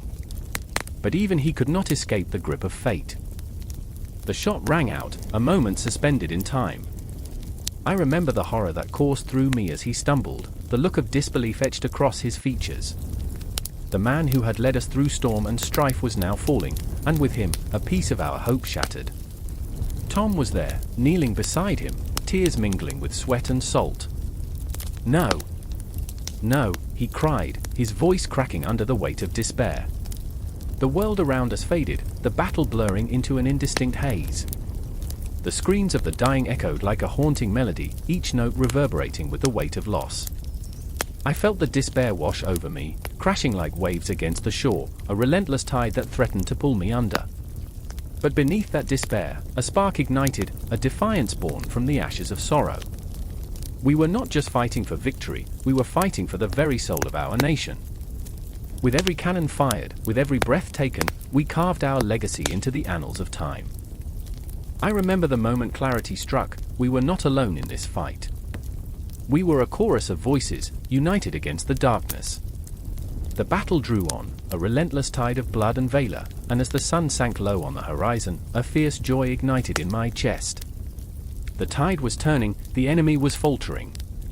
Tom's laughter rang out, a wild, unrestrained sound that shot through the fog of war, pulling me back from the edge. In that moment, amid the chaos, I saw a glimmer of hope. We could emerge from this, not unscathed, but alive. As the last cannon fired and the smoke began to clear, a strange silence descended, the haunting aftermath of what we had endured. We were battered and broken, but we stood together, brothers forged in the crucible of battle. I remember looking at Tom, his smile a beacon against the dark. We had survived, but at what cost? The weight of loss loomed heavy in the air, the ghosts of our comrades intertwining with the very fabric of our victory. And as the sun dipped below the horizon, casting a crimson glow across the battlefield, I understood that this was not an end. It was a beginning, a bittersweet chapter in a tale that would echo through eternity. The battle for naval supremacy was won, but the sacrifices made would linger in our hearts, shadows that would never fully fade. In that twilight moment, I felt the space shift, the universe contracting and expanding, whispering secrets I could only begin to grasp. The world was vast, and the stories of those who fought would ripple through time, entwining with the very essence of our existence. I remember, and the echoes of Trafalgar would forever haunt the corridors of history. The battle may have ceased, but the war for souls, for memories, for immortality had just begun. Rain drummed against the cobblestones, each droplet a heartbeat echoing in the dead of night. Shadows loomed, twisted forms cloaked in the darkness of despair. And there, beneath the flickering gaslight, stood Elian, her heart pounding like a war drum, a tempest of fear and fury raging within. The French flag flapped overhead, a cruel reminder of invasion, a banner that smothered her homeland, her soul. She could taste the bitterness of defeat, thick on her tongue, mingling with the scent of damp earth and rebellion. I remember the stories, she whispered, her voice trembling in the chill, tales of a land free, of a time not shackled by foreign chains. The words clung to the air like ghosts, memories of a forgotten glory igniting her spirit. But fear gnawed at her insides, a rat that would not relent. They were everywhere, those foreign soldiers, their laughter a mockery of her pain. She clenched her fists, nails biting into her palms. This is not just occupation, it is humiliation. And she would not stand for it. Across the square, a flicker caught her eye, Louis, her brother, his figure a silhouette against the night, every inch a warrior even when fear crept into his bones. His eyes danced with a fierce defiance, yet shadows swirled in their depths. Elian, he called, voice strained but resolute. We can't linger. We must join the others. He gestured toward a gathering at the edge of town, a flickering warmth against the oppressive darkness. A fire crackled in the distance, but all she could feel was the cold weight of uncertainty. I remember, she began, but the words caught in her throat, strangled by reality. She saw it, herself, years ago, a child dreaming of heroism, visions of knights in shining armor, not this grim spectacle of men in tattered uniforms. We're not soldiers, Louis. We're just people. The despair in her voice hung heavily, an anchor in a stormy sea. People can fight, Elian. People can change the world, he shouted, his voice sharp, but beneath it lay the tremor of doubt. He took a step closer, urgency etched across his face. We cannot let them take everything from us. Not our home, not our pride. The fire in his chest ignited her own, but with it came the sharp pang of fear. What if we fail? The night thickened around them, a cloak of dread and anticipation, as if the very air held its breath. Elian felt the world compress, reality dizzying her. She could picture the French soldiers, their eyes cold and calculating, and the whispers of betrayal that swirled like smoke in her mind. They had settled like a thick fog, suffocating all hope. Do you hear that? Louis paused, listening intently, a predator in the silence. It was the sound of distant drums, the pulse of a nation awakening from a slumber wrought by the weight of foreign boots. Elian shivered, not from cold but from the thrill of possibility. She remembered the stories again, the tales of defiance of men and women who stood against tyranny. We could be part of that, she breathed, her heart racing. But what if it means losing everything? When has freedom ever come without sacrifice? Louis replied, fire igniting in his eyes, a glint of reckless courage. We were born into this struggle. To remain silent is to choose chains. He stepped forward, a beacon of defiance illuminating the darkness, and for a moment, she saw it, the spark of hope ignited by the flames of rebellion. But just as quickly, doubt crept back in, like shadows lengthening at dusk. And if we fail, then what? You think they'll spare us? She could almost hear the laughter of the soldiers, their disdain spilling out into the night, cruel and mocking. They would break us. They would break you. The thought clawed at her, a relentless beast. Then let them try, Louis said, fists clenched, eyes fierce and wild, like a tempest unbound. Let them try. We'll show them we are more than just bodies to conquer. We are a spirit, a fire they cannot extinguish. Each word, a battle cry. Each heartbeat, a promise of resistance. And then, a voice arose from the gathering, a woman standing tall and proud, her silhouette framed by the flames. In the name of our forefathers, we will rise. Together? The fervor in the air was electric, raw and pulsating. Elian felt her heart race, urging her to step into the light, to join this chorus of defiance where fear could not tread. I remember, she murmured again, but this time, her voice carried strength. I remember the taste of freedom, the laughter of our people, the joy of our land unburdened. It surged through her like a tidal wave, sweeping away the cobwebs of doubt. The memory of sunsets over the fields, the sound of children laughing, the warmth of unity danced in her mind, a tapestry to be woven anew. And in that moment, the clock struck 10, and with it, the heavy weight of time hung palpably in the air. Elian felt the universe tilt, a cosmic whisper urging her forward. They were not just fighting for land, they were fighting for existence, for identity, and suddenly, the shadows felt less oppressive, the darkness less suffocating.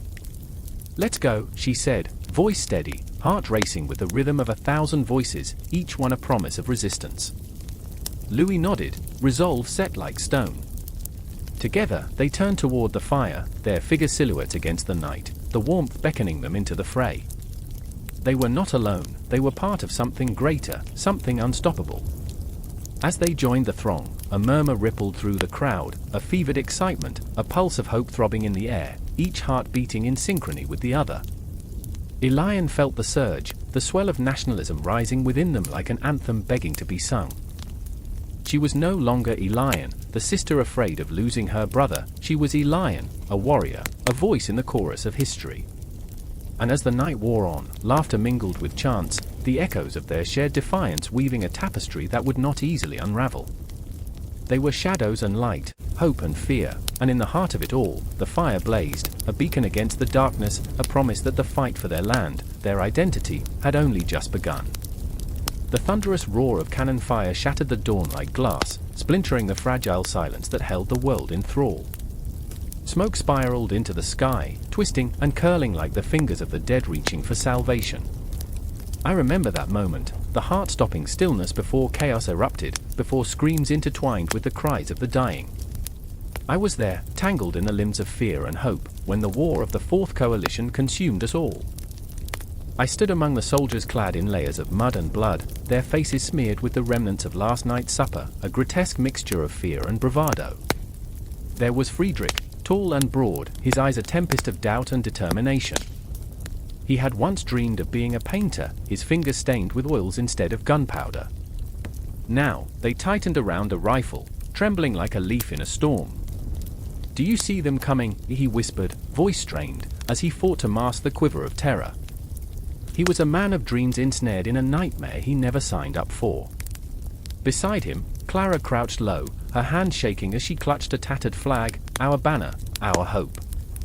Her auburn hair, once a cascade of vibrant curls, now lay matted against her forehead, sweat mingling with the mud. "I can't let them take it," she murmured, eyes fierce and bright, but I could see the cracks beneath her resolve. They would break her if they won, not just her spirit but her very essence.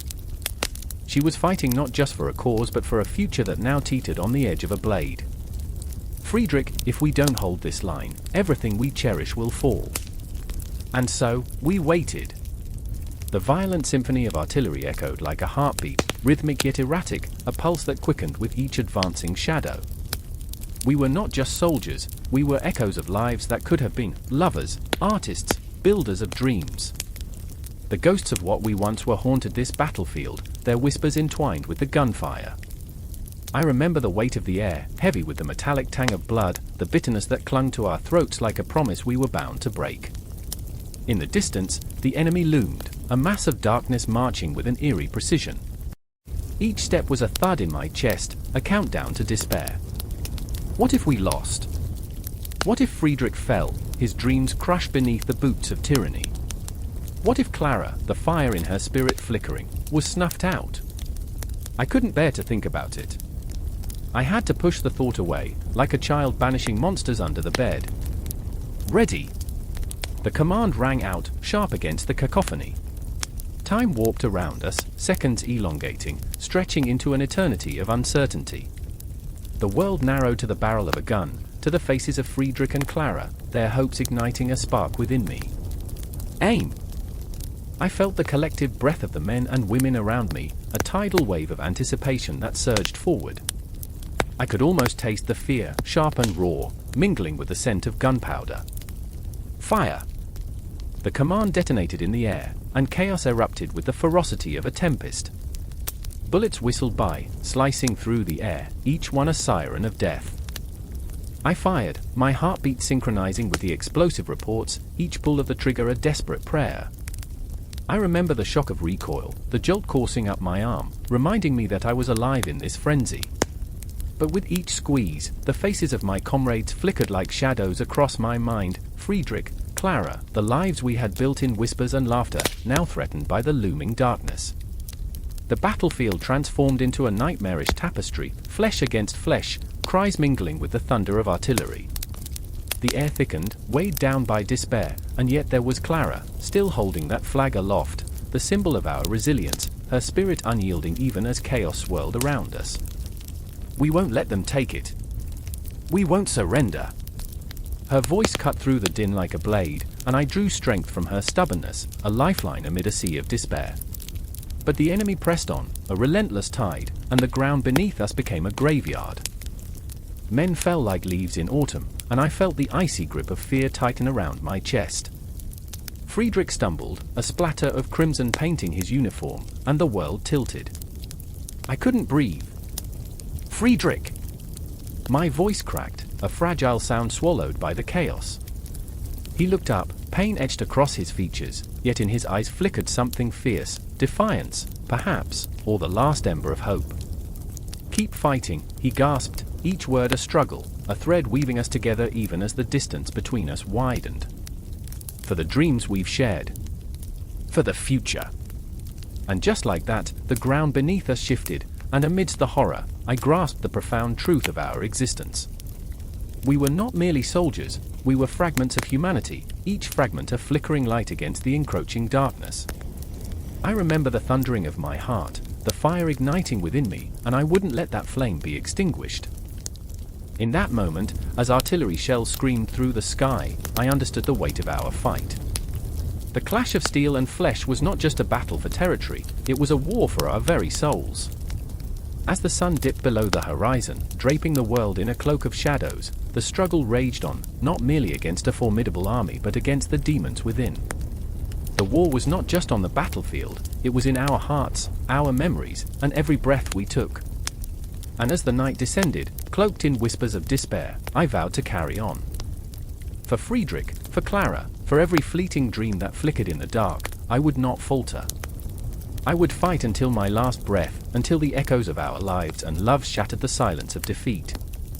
But night was only beginning, the darkness curling around us, promising more challenges, more confrontations.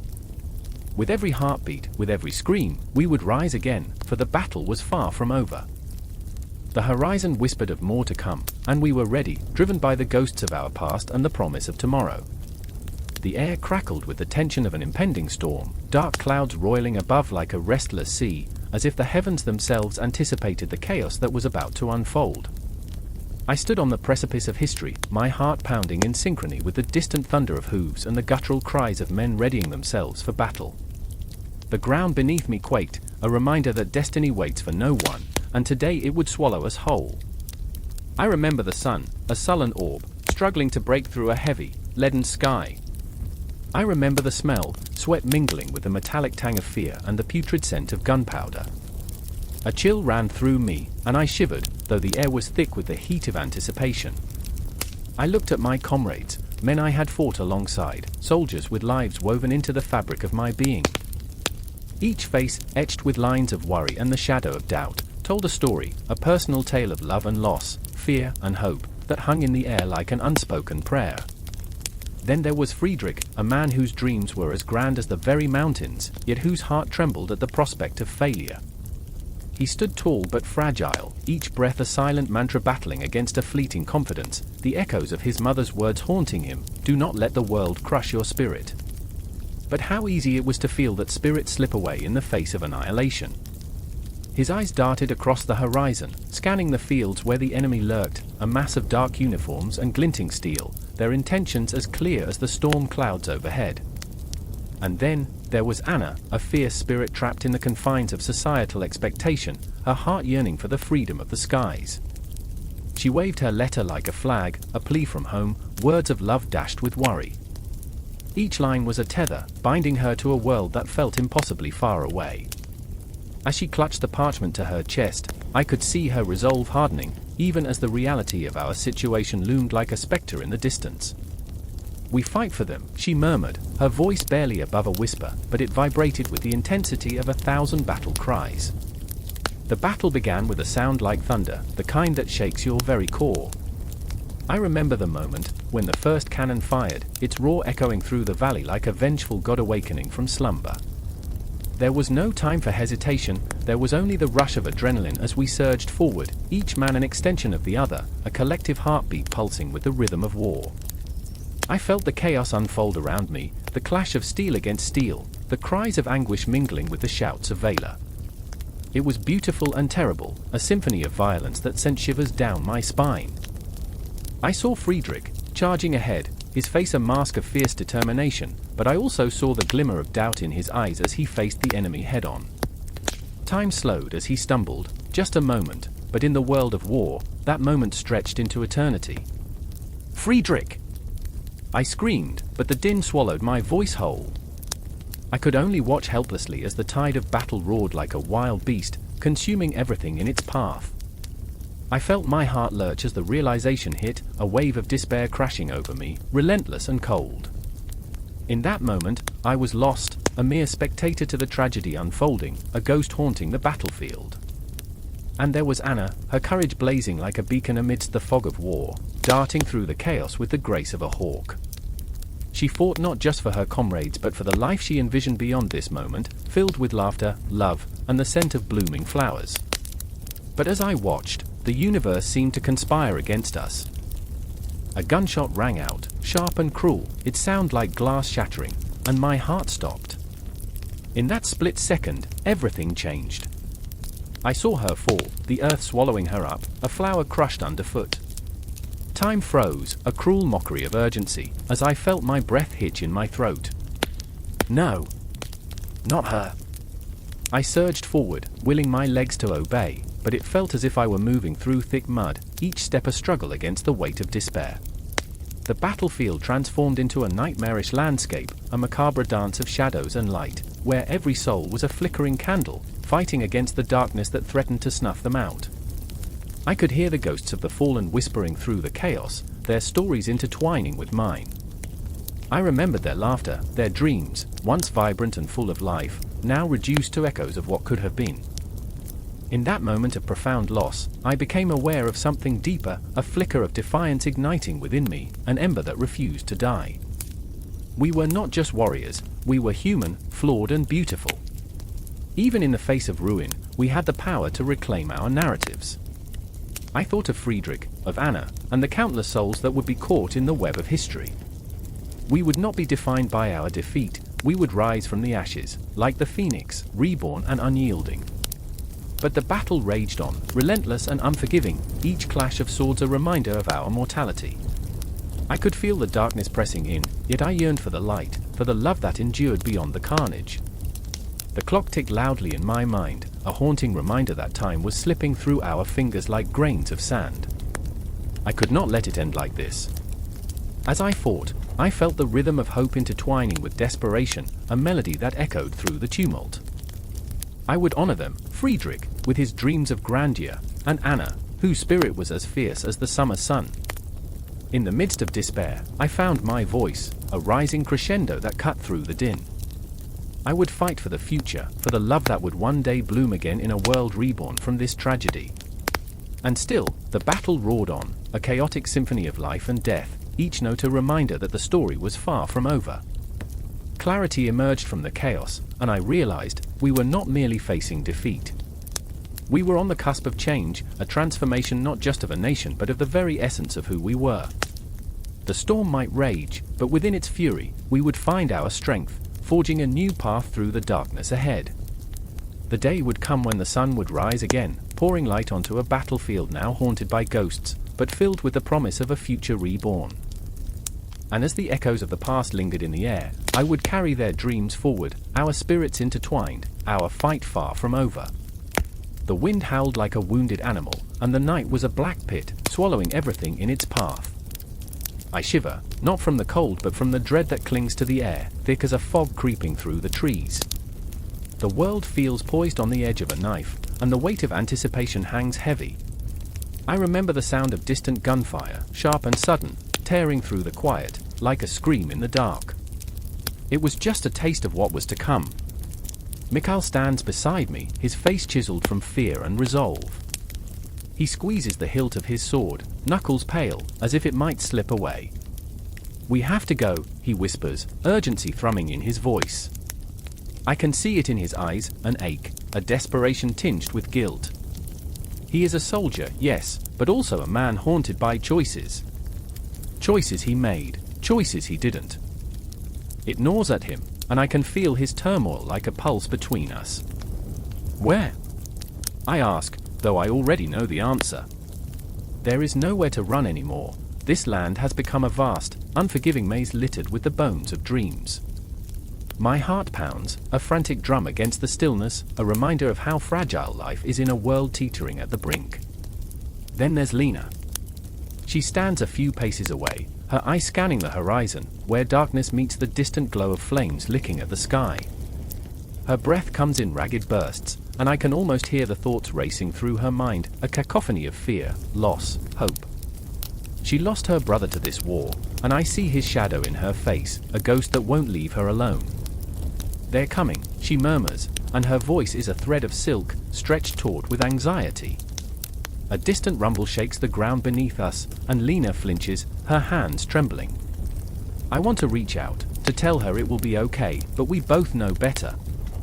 There is no comfort to be found in this night. The weight of impending catastrophe is a shroud around us, heavy and suffocating. I remember, Mikhail's voice breaks the silence, the stories my father told me. About how we were invincible. He laughs, but the sound is hollow, a bitter echo in the dark. They said nothing could touch us. That our land is sacred. He looks at Lena, his eyes filled with a mix of anger and sorrow. What a fool I've been. What a fool we've all been. The distant clash of metal and the screams of men cut through the air, sharp and visceral, and I feel my stomach twist. The reality of war is a grotesque theater, and we are the unwilling audience. I catch a glimpse of the stars, winking down at us, indifferent to our plight, and for a moment, I wish I could be up there, far away from this horror. But the ground beneath my feet is real, the fear coursing through my veins is real. Do you remember when we were children? Lena's voice breaks, pulling me back from the dark abyss. We used to play by the river, dreaming of the future. Her eyes are bright with unshed tears, and I can feel the weight of her memories, the laughter, the innocence lost. I thought we were untouchable, that nothing could harm us. But here we are, standing at the precipice, the world crumbling around us, and I wish I could tell her that those dreams still matter, still hold weight against the chaos. But words escape me, caught in my throat like ash. Instead, I nod, and we share a moment of silence, a fragile thread binding us together amidst the storm. The sound of boots pounding against the earth vibrates through the air, and we instinctively draw closer, our bodies intertwining like branches in a fierce wind. "They're closer," Mikhail mutters, and I can see the way his muscles tense, the way his mind races through the possibilities. We have to move now. No more waiting. I wish I could scream at the universe for this unfairness, for the way it twists our lives into knots of despair. For the way it steals the brightness from Lena's eyes. I glance at her, and she catches my gaze, a fleeting moment of understanding passing between us. We are all flawed, all broken in different ways, but together we might just find a glimmer of hope. The night is a symphony of chaos, the clash of steel, the cries of the fallen, and above it all, the relentless heartbeat of the earth, pounding in rhythm with our fear. Mikhail steps forward, eyes wild, and I feel the adrenaline flood my veins, a surge of raw energy igniting my resolve. We can't turn back now, we must confront the shadows lurking just beyond the trees. "On three," he says, and I hold my breath, feeling the weight of the moment settle over us like a thick fog. 1, 2, but before he can say 3, a crack splits the air, sharp and sudden, like the very end of the world. Instinctively, I drop to the ground, heart racing, as the first rush of soldiers spills into view, silhouette against the flickering flames. Their faces are obscured, but I can see the glint of weapons, the intent in their movements. The time for dreams is over, the time for survival has begun.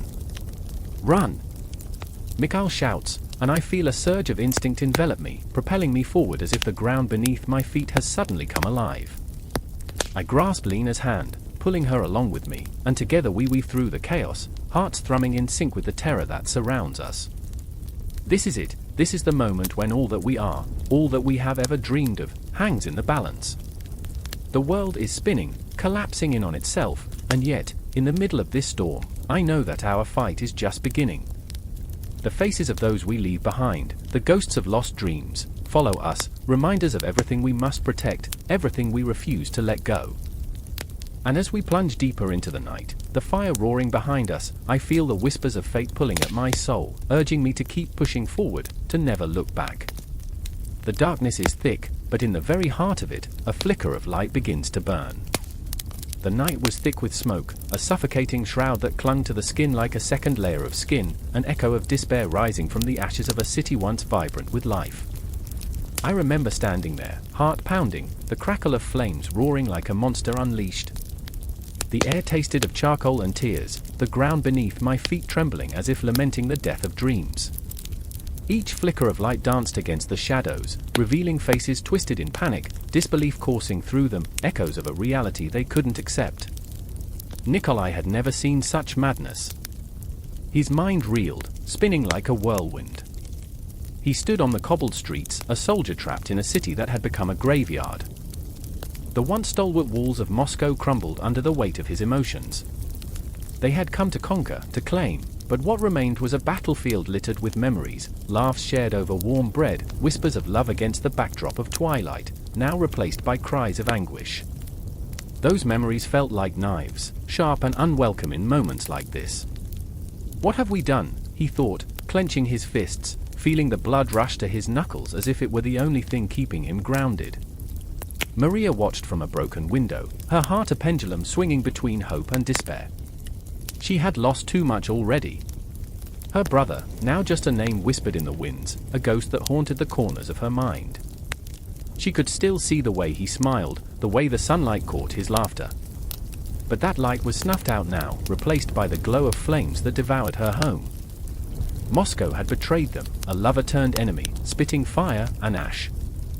"I remember," she murmured, clutching the remnants of a tattered scarf, its fabric worn thin by too many memories.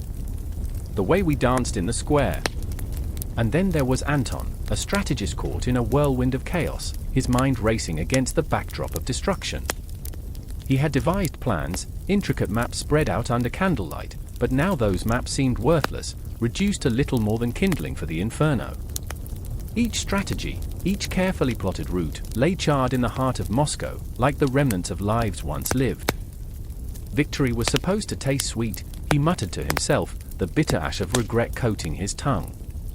But what is a victory when the cost is everything? The flames roared louder, a symphony of torment that filled the air with a cacophony of screams and cries.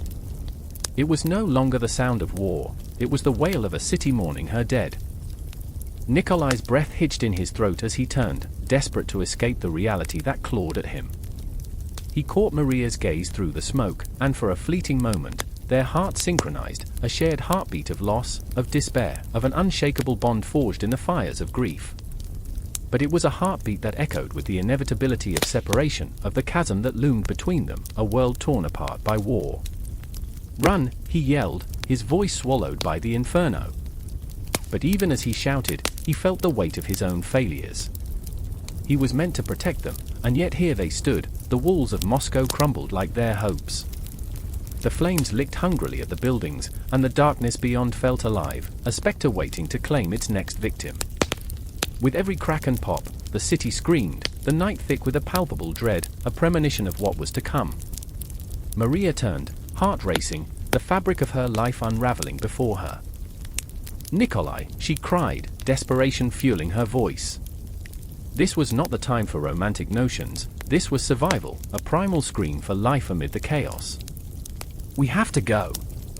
But the words barely left her lips before another explosion roared overhead.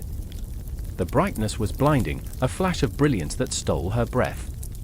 She felt the heat wave crash over her, an instinct kicked in, she reached for Nikolai, her hand trembling as it grasped his arm. Anton stepped forward, words tumbling from his lips like pieces of a broken puzzle. "We need a plan. We can't just run blindly into the night." But as the flames spread, consuming everything in their path, he felt the sting of futility. His plans, once so meticulously crafted, now seemed as ephemeral as the smoke that curled around him, weaving visions of what could have been.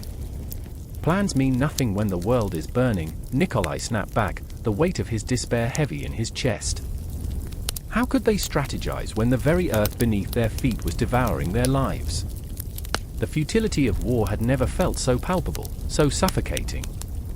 The shadows of their pasts loomed large, whispering the tales of lost love and fractured dreams.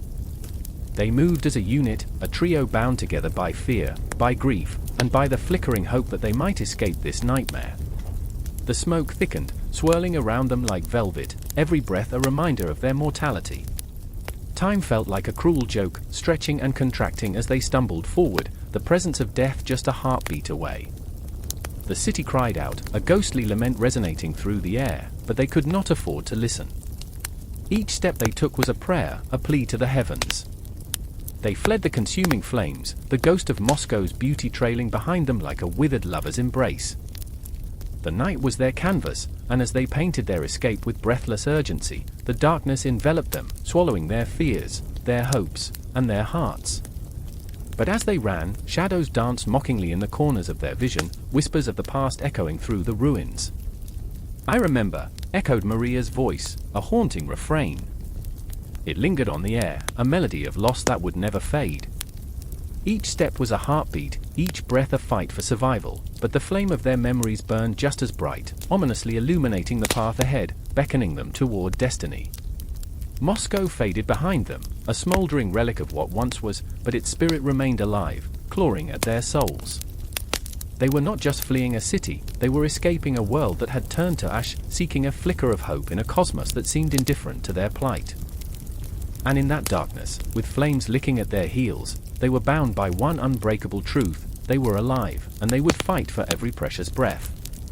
Snowflakes fell like whispers, each one a soft, silken promise before shattering on the icy ground, only, nothing felt soft anymore.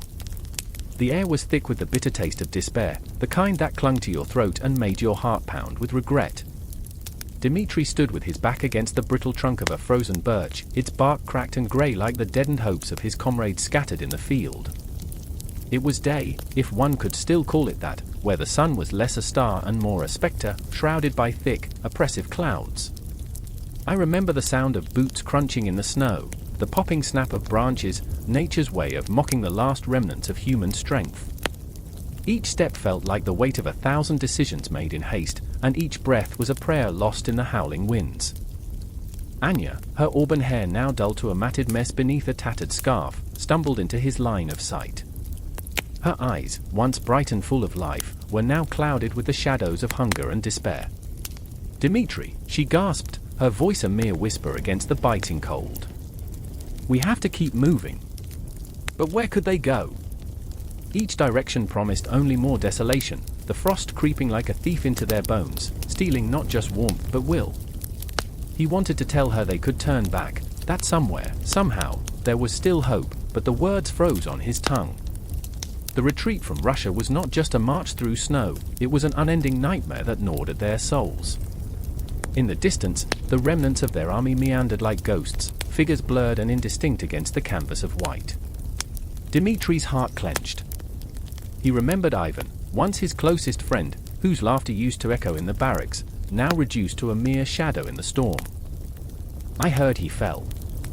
"Just gave up," Dmitri had overheard someone say, the words cutting deeper than any blade.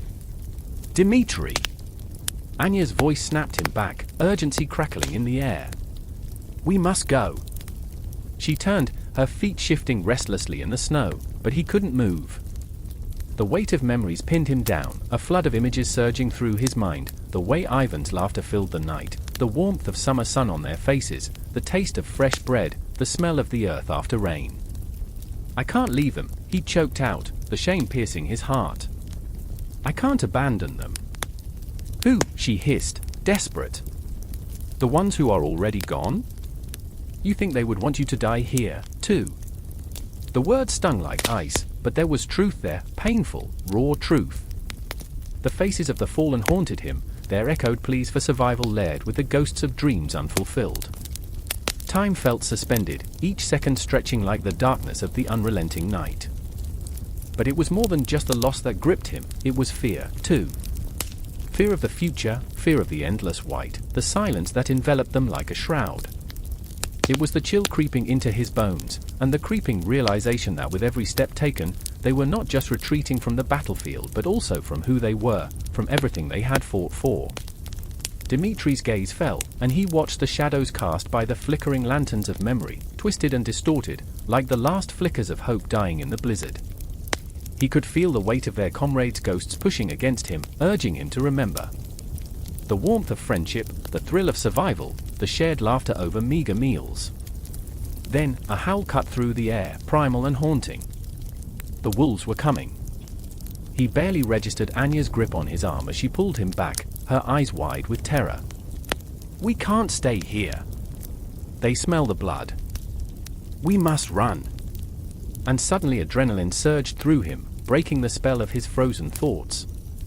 They turned, sprinting through the thickening snow, hearts pounding in unison. Each breath came in ragged gasps, sharp and desperate. Behind them, the haunting cries of the wolves grew louder, echoing like the ghosts of their past, reminders of lives lost, dreams shattered. "Dmitri!" Anya shouted, her voice barely making it above the wind. "Keep moving. Don't look back." But he could feel the darkness swirling, the relentless pull of despair clawing at his mind like the sharp teeth of those hungry beasts. I remember the moment when he stumbled, falling into the snow, face first, a cold embrace that felt like surrender. It was the snow that welcomed him, that held him in a grip so tight it felt both comforting and suffocating. Anya's hands were on him, pulling him back up, and he could see in her eyes the raw fear, the fierce determination. "Get up. Fight. We're not done yet." Her voice broke through the numbness, igniting a flicker of defiance deep within him. With a grunt, he pushed himself back to his feet, the chill no longer a comfort but a weapon to wield. They ran, lungs burning, hearts racing, as the shadows of the trees danced around them, indistinct figures looming in the periphery. Yet with every step, the bitter truth loomed larger. They were not just running from wolves, they were trying to escape themselves. The ghosts of their comrades whispered through the night, urging them on, but also reminding them of the cost. The cold hand of winter gripped their souls, drawing out the warmth of hope, turning dreams into mere echoes. Time blurred into a haze of pain and struggle as they pushed deeper into the night, but the weight of loss clung to them like the snow, relentless and suffocating. And as the howls of the wolves echoed through the trees, a chilling truth settled in this retreat, there would be no true escape. The winter had claimed its casualties, and in the end, it was not just their bodies that were being hunted, but their very spirits, lost in the white, numb emptiness of a land that no longer felt like home. The night was a canvas of chaos, painted in the deep, oppressive hues of dread and desperation. Silence hung thick, like a shroud, broken only by the distant clatter of hooves on cobblestones, echoing through the darkened streets of Vienna. I remember the moment vividly, the moment the earth trembled beneath the weight of ambition and bloodlust. I stood there, heart pounding, breath shallow, my skin prickling with a foreboding chill. Adrian, a young officer with fire in his eyes and nightmares in his heart, clenched the hilt of his sword. "This is our moment, our reckoning," he shouted, voice raw and wild, a lion roaring in the face of fate. But beneath the bravado lay a tremor, a quaking uncertainty that threatened to unravel him. I caught a glimpse of the flicker of doubt in his eyes, the kind born from the countless faces he'd seen in the throes of death, the innocent lives extinguished like candles snuffed out by a merciless wind.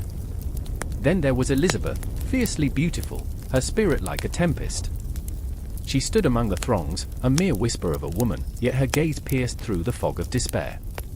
"Adrian," she called, voice trembling, "you've seen what comes for us. Do not let your heart lead you to ruin." Her words swirled in the air, heavy with the weight of love and fear. I could see her resolve hardening as she faced the encroaching storm, not just for herself but for the people she cared about, the ghosts of her past haunting her every step. The clock struck midnight, and shadows danced along the walls, twisting and contorting like the dark thoughts that spiraled in my mind. I could feel the echoes of history vibrating through the cobblestones. This was not merely a battle, it was a reckoning. The war of the Fifth Coalition loomed on the horizon, its tendrils reaching into the hearts of every soul in the city. I remember the whispers in the air, tales of bravery and despair woven together like a tapestry of grief. The Austrian spirit, a tapestry fraying at the edges, yet vibrant in its core. Each thread represented a sacrifice, hearts shattered by the weight of war. "We must rise." Adrian's voice cut through the murmurs, the clamor of uncertainty. "We are not the remnants of a fading dynasty, we are a phoenix waiting to be reborn." Those words hung heavy, laden with promises and peril. I could feel the swell of hope rising and crashing against the jagged rocks of reality. It was intoxicating, this belief in resurgence, yet the specter of failure lingered just outside the glow of their dreams. The air was electric, anticipation crackled, and hearts raced like wild stallions.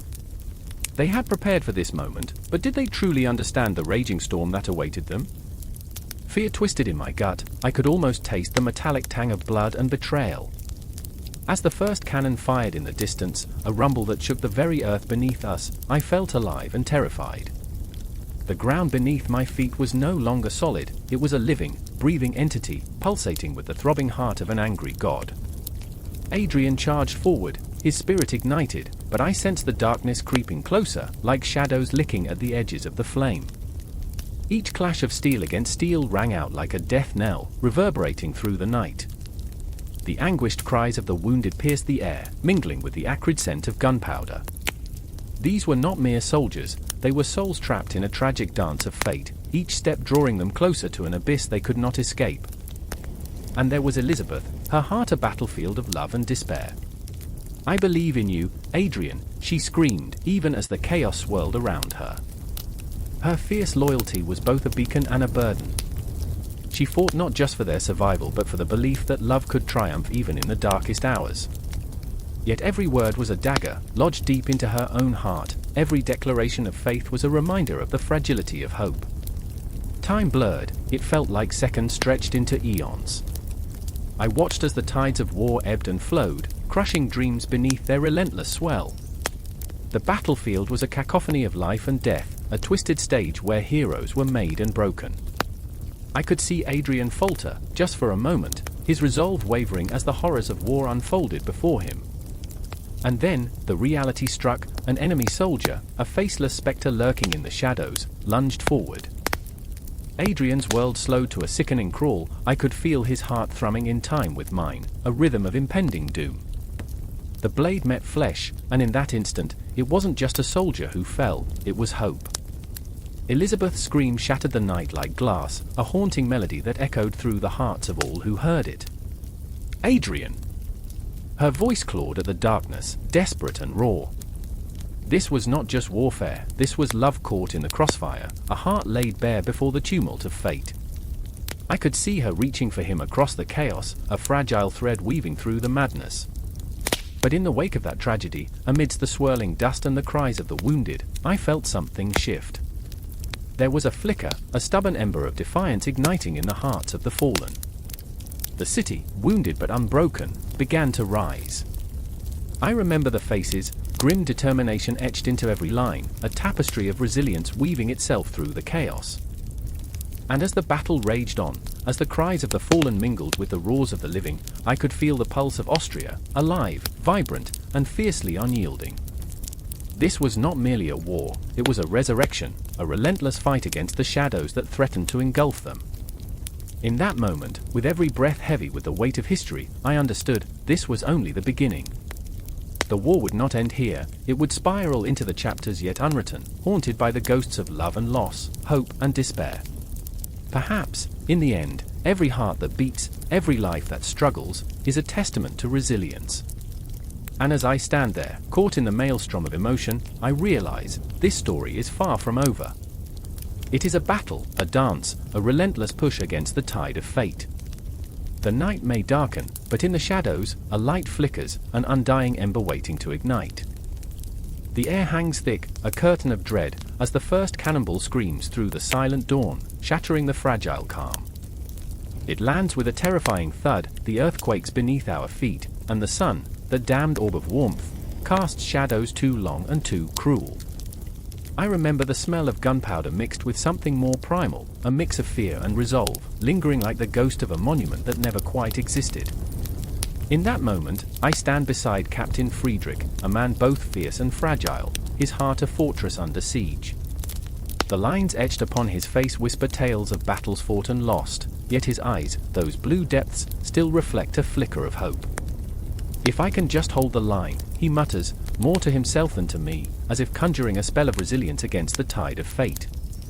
Across the field, I see the enemy's banners snapping in the wind, bright colors woven with ambition and bloodlust. The Austrians stand resolute, an iron wall of determination, and the air crackles with unspent energy. I feel it in my bones, the tension like a coiled snake ready to strike. But here, amidst the chaos, a thought nags at me, a familiar, gnawing sensation.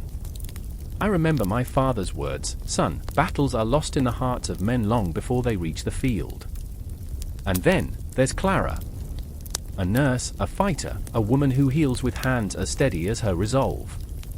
She moves through the carnage, her brow furrowed in concentration, a savior in a world gone mad. Each wounded soldier she tends to is a layer of her soul peeled back, a sacrifice made amidst the blood and screams. I watch her as she kneels beside a boy, barely more than a child, shivering in agony. She whispers soft words, her voice wrapping around him like a lifeline, yet the fear in her eyes betrays her. "You'll be all right," she says, but I see it, the fleeting doubt, the flicker of despair. We are losing, the battle sways like a pendulum, caught between the might of the French and the tenacity of the Austrians. Each moment stretches into another, a cruel eternity. I remember the aching pull of time, the way it warps and bends in the heat of conflict, bleeding into dreams of home and laughter. But home is far, lost in the echoes of cannon fire. "Friedrich!" I scream, the name a desperate prayer. I see him charging forward, reckless, his sword a glimmer of light against the murky dark. I want to pull him back, to scream, "No!" But the words are trapped in my throat. The air is too thick, the weight of unshakable fate presses down like a leaden shroud. The ground shakes again, a fresh wave of artillery roars, and I feel the blast throbbing through my chest. The world around us becomes a tapestry of horror and valor, where moments of sublime courage collide with the stark reality of mortality. Each soldier's face is a story, each scream a haunting melody that lingers long after silence returns. "Hold your ground!" Friedrich bellows, but the wind howls back, mocking our bravery. I watch as men crumble, raw flesh meeting earth in a tragic dance. The cries echo, a chorus of agony intermingled with the thunderous drumbeat of advancing forces. It's a symphony of despair, one that clings to the soul, a haunting reminder of the fragility of life. Then, I see Clara again. Her hands, stained with the blood of the fallen, press against a wound that will never heal. There's a fire in her eyes, a refusal to yield to the crushing weight of despair. "Stay with me," she calls to a soldier whose spirit flickers like a candle in the wind. I can't help but feel admiration, an absurd mixture of hope and heartache. But I also feel the burden of her choices, the scars she bears that no one else can see. The day drags on, each hour an eternity. I remember the moments of stillness, where time paused, and the world faded into shades of grey. I remember dreams of peaceful evenings, of laughter that lingers like sweet wine on the tongue. But here, in this vortex of chaos, those dreams seem like cruel jokes, whispered by the ghosts of those who came before us. And then, the decisive moment arrives, a surge of fury, a clash of wills, as the Austrians regroup. Friedrich is at the forefront, his sword gleaming with the promise of valor. I can see it in his stance, the way he holds himself, pride mingling with desperation. For Vienna, he roars, igniting the hearts around him. The ground shakes once more, but this time it's with the thundering charge of our men, fueled by the raw energy of survival. I feel it swell within me, a torrent of emotion, as we push forward, driven by something greater than fear, love for our homeland, for those we hold dear. Yet, as we clash, the moment stretches, an agonizing ballet of life and death. Each face I recognize, friends, brothers, I see them in the embrace of shadows, fleeting as they fade. And suddenly, I am struck by the absurdity of it all. We fight, we bleed, we die for a dream, a fate forged in the crucible of history. Friedrich! I cry, desperation clawing at my throat. For a moment, our eyes meet, and time collapses. The battle around us blurs, the noise fades into a dull roar, as if the universe itself holds its breath. In his gaze, I see the weight of choices, the burden of dreams unfulfilled. And I know, deep down, this moment will forever haunt us. A sharp gasp pulls me back into the chaos, and I see Clara, her spirit unyielding, her heart a beacon amidst the storm. She stands as a guardian, fierce and beautiful, and I feel the pull of fate drawing us closer. We are caught in this web of survival, inextricably linked by the threads of hope and despair. The clash continues, the world spinning into a maelstrom of raw emotion as we fight, not just for victory, but for the very essence of our humanity. Each second stretches onward, and I know, this is just the beginning, an endless loop of struggle and heartache, where the shadows whisper secrets yet to be revealed. And as the sun dips below the horizon, casting long shadows across the battlefield, I feel the weight of it all, the agony, the bravery, the relentless pursuit of something greater. This is our story, raw and unfiltered, a testament to the human spirit amidst the ruins of war. The night beckons, the stars await, and we stand on the precipice, hearts pounding, as the battle rages on. The air crackled with an electric tension, thick and suffocating. I stood amidst the chaos, watching as soldiers scrambled, their breath forming clouds in the cold dawn of July 5, 1809. The ground trembled beneath the weight of boots, an ominous heartbeat echoing through the fields of Wagram. Overhead, the sky hung low, heavy with the promise of violence, as though the very heavens conspired against us. I remember the smell of gunpowder, acrid and suffocating, mixing with the earthy scent of churned mud and sweat, a cocktail of desperation that clung to my clothes and my soul. And then there was Louis, my brother-in-arms, standing beside me, his eyes wide with a mixture of fear and determination. He was a man who wore his heart on his sleeve, too gentle for the brutal world of war, yet too stubborn to step back. "This isn't the end," he whispered, his voice barely audible over the clamor. "Not like this." I wanted to believe him, to cling to his words like a lifeline, but the truth clawed at my insides. The Fifth Coalition was crumbling, and we were mere shadows flickering in a storm. Across the field, I spotted the flag of the French army, its colors bold yet somehow insignificant against the tableau of blood and despair. Napoleon's men moved like a tide, surging forward, their resolve hardened by countless victories, while we faltered, a coalition held together by threadbare alliances and the fading echoes of hope. Each of us bore our own ghosts, and I felt mine clawing at my back, urging me to flee. But fear is a heavy cloak, suffocating and unyielding. I couldn't turn away. The clash began with a roar that shattered the morning calm. I remember the shouts, the cries, human agony woven into the very fabric of the air. It was like a symphony of chaos, each note a discordant reminder of our fragility. Bullets whizzed past, a whisper of death that made my skin crawl. I felt alive, yet so close to the edge of oblivion. And then I saw her, Marie, my love, standing in the lattice of the distant trees, her porcelain face now shaded by the encroaching darkness. Run! I wanted to scream, but the words turned to ash in my throat. She was a memory, a beacon of light, drawing me back like a moth to flame, and yet here I was, trapped in this swirling maelstrom of conflict. I fought to keep sight of her, my heart hammering against my ribs, a drum celebrating the very life I was fighting to preserve. Tell her I'm coming home. Louis shouted, a wild grin splitting his face, but it did not reach his eyes. The weight of the moment hung heavy between us, tethered by despair and duty. We were brothers, not by blood but by shared miseries, and now the unthinkable loomed on the horizon, the spectre of death waiting hungrily for its next meal. Then, in a heartbeat, everything changed. A cannon fired, the ground convulsed, and I felt the air rush from my lungs as if the universe itself had exhaled. Time slowed, the world reducing to a single, breathless moment, the flash of light, the ear-splitting roar, the darkness that followed. I turned to Louis, but he was gone, swallowed by the chaos, his laughter replaced by the wails of the dying. I stumbled forward, limbs heavy with grief and disbelief, adrenaline coursing through my veins like wildfire. Louis!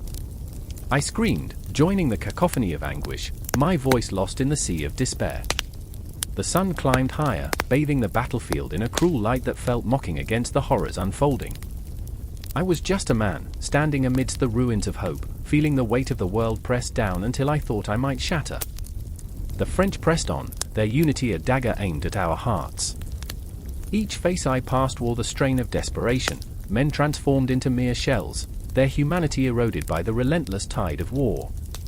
I ducked and dodged, a ghost flitting through the chaos, seeking something, anything, to anchor me in this storm. A figure surged past me, his uniform tattered, eyes wild with fear. We must hold the line, he roared, desperation infusing his voice with a primal intensity. I recognized him. Henri, a soldier whose dreams had died long before this battlefield ever saw bloodshed. He had dreamt of glory, of tales spun with honor, yet here he was, a mere pawn in a game far beyond our comprehension. I wanted to scream at him, to tell him to turn back, to flee like any sane man would. But I stood frozen, a prisoner of my own resolve. The clamor swelled, a tide threatening to drown us all. I stumbled upon the remnants of what had been a village, now reduced to smoldering ruins and echoes of laughter lost forever. I remember the faces of the people who used to live here, their hopes and dreams swallowed by the maw of war. Had they, too, believed in the promise of a better tomorrow? I could feel their eyes upon me, judging, questioning, and I shivered under the weight of their unfulfilled dreams. And then, there was a flash, a glimpse of Marie, her hair dancing in the wind like a flame amid the smoke. "Save me," her lips whispered, though I knew she was an illusion, a figment of my imagination crafted from longing and despair. I lunged towards her, but the weight of my reality pulled me back, the ground shifting beneath me, mirroring the chaos in my heart. I was lost, a traveler in a world that no longer made sense. The cries of the wounded entwined with the shouts of the living, creating a macabre symphony that played on repeat, drowning out the last vestiges of my sanity. Despair clawed at me, but amidst the suffocating darkness, a spark ignited. I would not let it end here. I would not let Louis' laughter fade into oblivion. With each step, I fought against the tide, driven by a singular purpose, to find him, to make sure that somewhere amidst this horror, hope could still pulse, even in the face of despair. I remember the warmth of his smile, the way he would tease me about my tendency to romanticize the past, and I clung to that memory like a lifeline. The battle raged on, a tempest of flesh and blood, but I was determined to carve a path through the chaos, a beacon of defiance against the overwhelming darkness. I could feel it rising inside me, a ferocious roar that demanded to be heard. And in that moment, as the sun dipped low in the sky, painting the world in hues of blood and fire, I took a breath filled with purpose. I would find my brother. I would find Marie. I would not let this be the end of our story. The winds of fate howled around me, and I stood resolute, a solitary figure against the tempest, waiting for the storm to break. The ship groaned and shuddered, plowing its way through the churning waves, but it was not the stormy sea that rattled the souls aboard.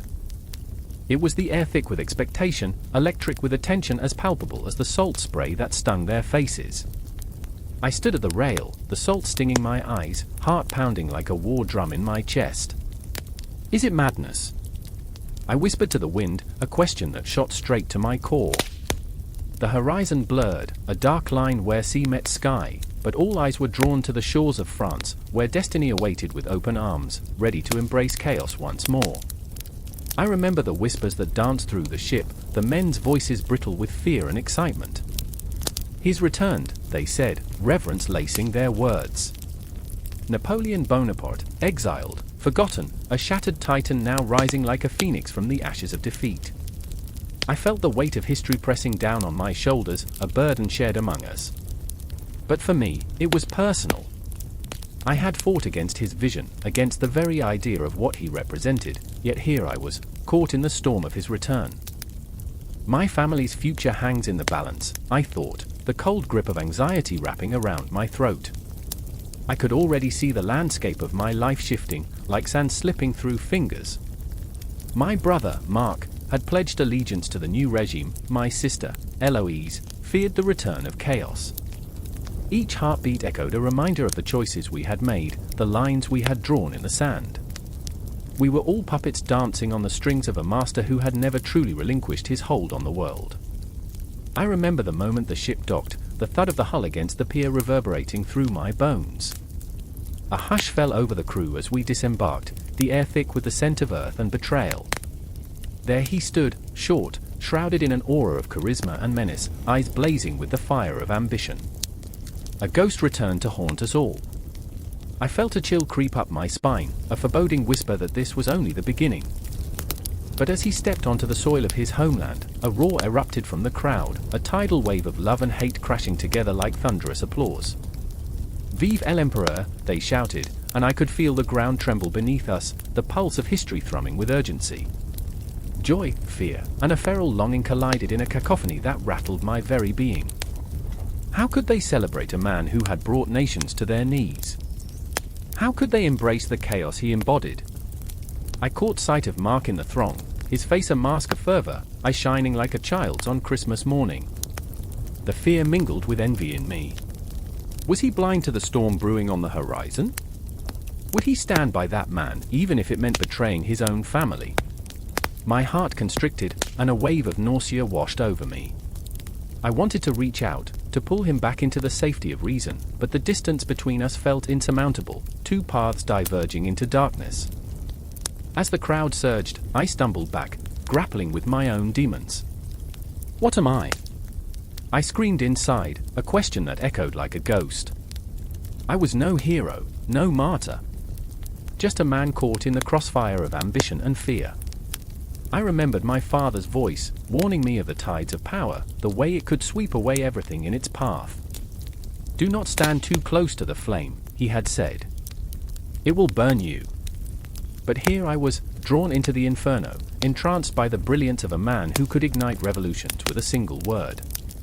The tension crackled as Napoleon took command, rallying his old soldiers, men whose loyalty was forged in blood and battle. I felt the collective heartbeat of the crowd, a rhythmic pulse that matched my own, and in that moment, I was swept away in the fervor. What if? I thought, my mind racing with possibilities. What if this was not just a return, but a resurrection? What if he could reclaim what was lost? But then I glimpsed Eloise, eyes wide with terror, standing at the edge of the crowd, and I felt the sharp pang of reality cut through my fantasies. What if this was the end?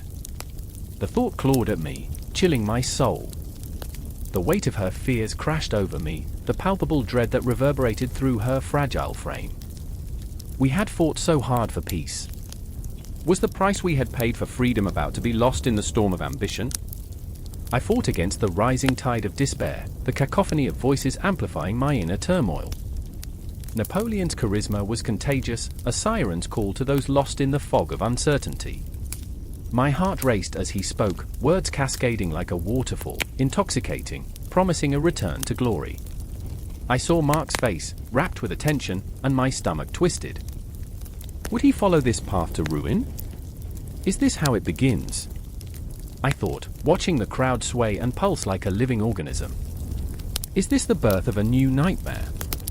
The air shimmered around us, filled with the scent of sweat, ambition, and fate, an intoxicating brew that threatened to choke the very essence of who we were.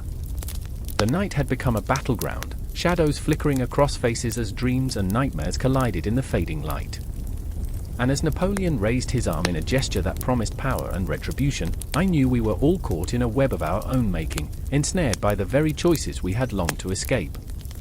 The past echoed through the present, a relentless refrain that whispered of the bloodshed, the sacrifices, and the ghosts of decisions we could not unmake. There was no turning back. I swallowed hard, feeling the walls close in, a storm brewing inside. This was not just a return, it was a reckoning. And I was standing at the precipice, heart racing, breath caught, wondering what would become of us when the dust of this battle settled. Would we emerge scarred but alive, or would we be lost to the shadows of history, mere echoes fading into the night? The answer lingered in the air, heavy as a storm cloud, waiting to burst. The thunder roared overhead, a dark omen unraveling in the sky. I stood there, the ground trembling beneath my feet as if the earth itself were quaking in fear. Around me, a swirl of chaos and despair, the air thick with the stench of gunpowder and blood. I could taste it, metallic and cold, mingling with the acrid smoke that clung to my lungs like a haunting spectre. Each heartbeat felt like a countdown, a relentless drum signaling the end, or perhaps a new beginning. I remember my brother, Etienne. I remember how his laughter used to echo through our home, a sweet sound that now felt like a ghost. He was out there, in the thick of it, somewhere beyond the haze of battle. I felt the weight of his absence like an anchor pulling me down into the depths of despair. Would he return? Would I ever hear that laughter again? The thought gnawed at my insides, a ravenous beast, insatiable and cruel. But I had no time for dreams, the world was crumbling around us. The sun hung low, bleeding crimson over the horizon, and amidst the chaos, I saw him, Napoleon, regal even in the grim spectacle of war. His eyes, steely and intense, bore into the distance, searching for something among the frenetic tides of soldiers. There was a fire in him, a lethal determination that ignited a spark of fear in the hearts of many. I felt it, too, a magnetic pull, both terrifying and exhilarating. He was a force of nature, a tempest, but even a storm could be tamed. My heart raced with an unsettling mix of admiration and dread. Then there was Charlotte, a nurse weaving through the wounded like a wraith, her hands stained with the blood of strangers. She was the embodiment of hope in this sea of despair, a gentle touch in a world gone mad. I had watched her tend to the dying with a fierce tenderness. I saw her kneel beside a soldier, cradling his head as he gasped for breath, his life slipping away like sand through fingers. She didn't flinch, her eyes were pools of courage. I was drawn to her, a moth to a flame, but I feared what would happen if I got too close. Love was a luxury in moments like these, a fragile thing that could shatter under the weight of sorrow. I remember the whispers among the soldiers, the way they spoke of glory and honor, but behind those bravado-laden words lay a tremor of uncertainty. There was a darkness in their eyes, a flicker of doubt that danced like shadows on the battlefield. They were men, yet they were boys, untested and trembling in the face of the unknown. I felt their fear, a collective heartbeat thrumming through the air, a silent prayer for survival. How could one find honor in such a place? In the end, the only honor I wished for was that of returning home. The first cannon fired, a deafening roar that shattered the moment. I flinched, the sound reverberating through my bones. Chaos erupted, a cacophony of shouts and screams layered over the grinding metal of war. Soldiers surged forward like a tide, driven by desperation and fury, and I stumbled among them, caught in the relentless current. The heat of battle enveloped me, a living thing, alive with the scent of sweat and fear, of death waiting just beyond the horizon. I remember the moment I locked eyes with Etienne across the field, his face painted in mud and blood, determination etched into every feature. In that heartbeat, the world narrowed, the madness around us faded to a distant hum.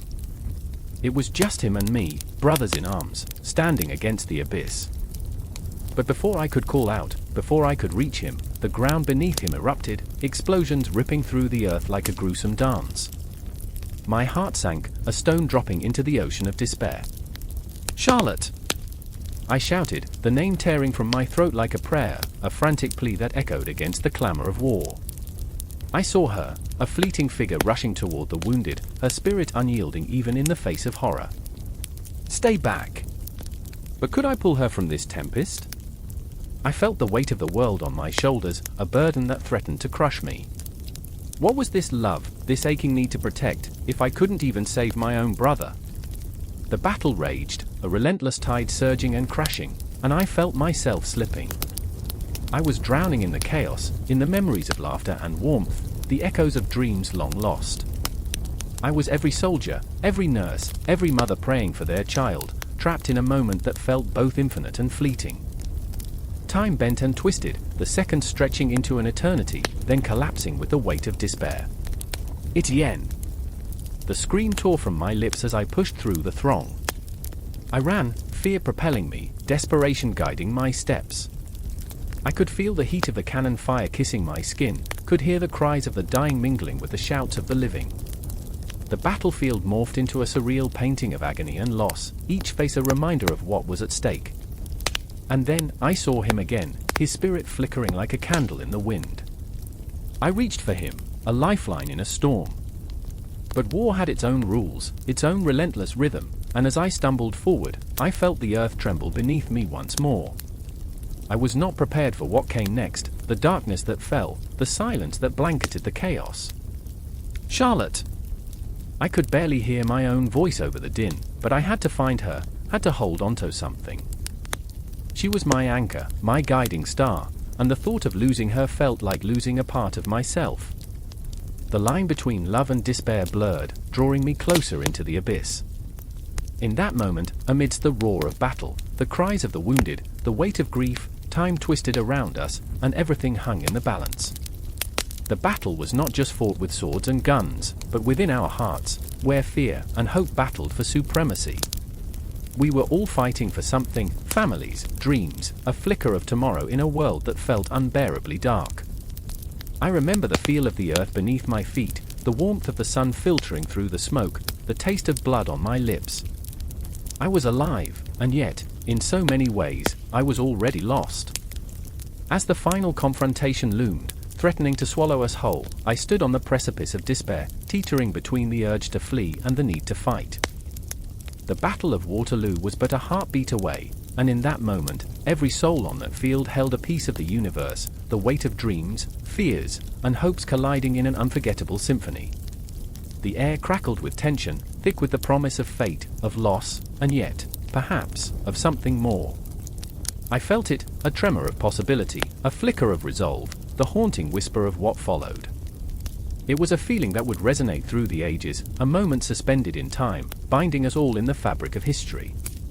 I took a breath, steeling myself for what was to come, standing at the edge of everything, where the sun dipped low, casting long shadows of ghosts yet to be named.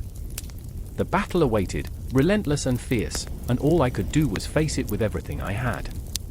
The ballroom was alive, the air thick with perfume and tension, a cacophony of whispered plots and tentative alliances. I stood in the shadows, heart pounding, as the men in tailored coats and women in cascading silks laughed with a sharpness that cut through the laughter, each word a dagger, each glance a promise of betrayal. The flickering candlelight cast long, cruel shadows, and I felt the weight of history pressing down upon me, a ghostly hand gripping my throat. Prince Clemens von Metternich was at the center of it all, his presence magnetic yet suffocating. I remember the way he leaned over the table, his fingers brushing a map of Europe, the ink still wet with the blood of wars not long past. His eyes, cold, calculating, were set on the prize, stability. But at what cost? The map was a jigsaw puzzle, pieces torn from the flesh of nations, and I felt sick. I remember the sound of the quill scratching on parchment, like a death knell. Each stroke a decision, each decision a life altered forever. In the corner, a woman named Anna watched, her heart as heavy as the luxurious fabric of her gown. She was not just a spectator, she was a player in this grim game. Anna had lost her family to the tumult of revolution, her country swallowed whole by the ambitions of men like Metternich. The flames of war had licked at her heels, and now she stood at this gathering, a ghost among the living, her spirit flickering like a candle in the wind. I remember, she whispered, as if trying to pull memories from the air, when the streets were alive with laughter, not cries. Her words hung in the air, a haunting echo that set my soul alight with sorrow. Beside her, Prince Talleyrand moved like a shadow, one eye on the future, the other on the past. He had mastered the art of survival, a chameleon among giants, and the scars of betrayal etched into his skin told me he understood the stakes. He was a man playing chess while the world played checkers, but every move he made was woven with irony. "What's the point of a map if it's written in blood?" he mused, his voice smooth yet laced with bitterness. I could almost see the gears turning in his mind, the calculations, the sacrifices he was willing to make for power. He was a man of the people, yet buried deep within the cobblestones of his heart lay the weight of his own ambitions. The night unfolded like a tightly wound spring, each moment stretching, pulling taut with unspoken fears.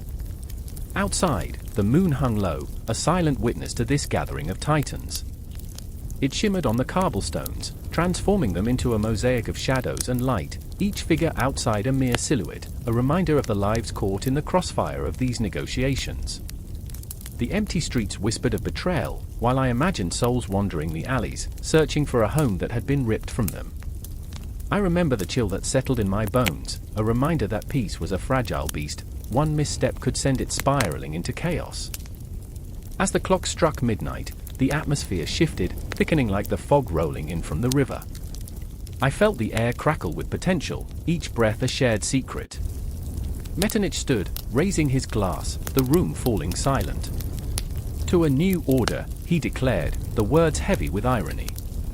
I watched as Anna's gaze met Talleyrand's, a shared understanding passing silently between them.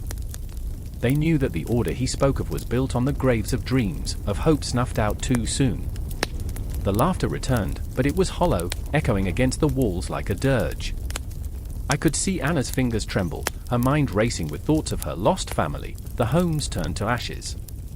"What do they know of sacrifice?" she hissed, her voice barely above a whisper. I could feel her anger, a fire simmering beneath her skin. They toast of victories, but what are the lives behind those victories? What of the children left to wander?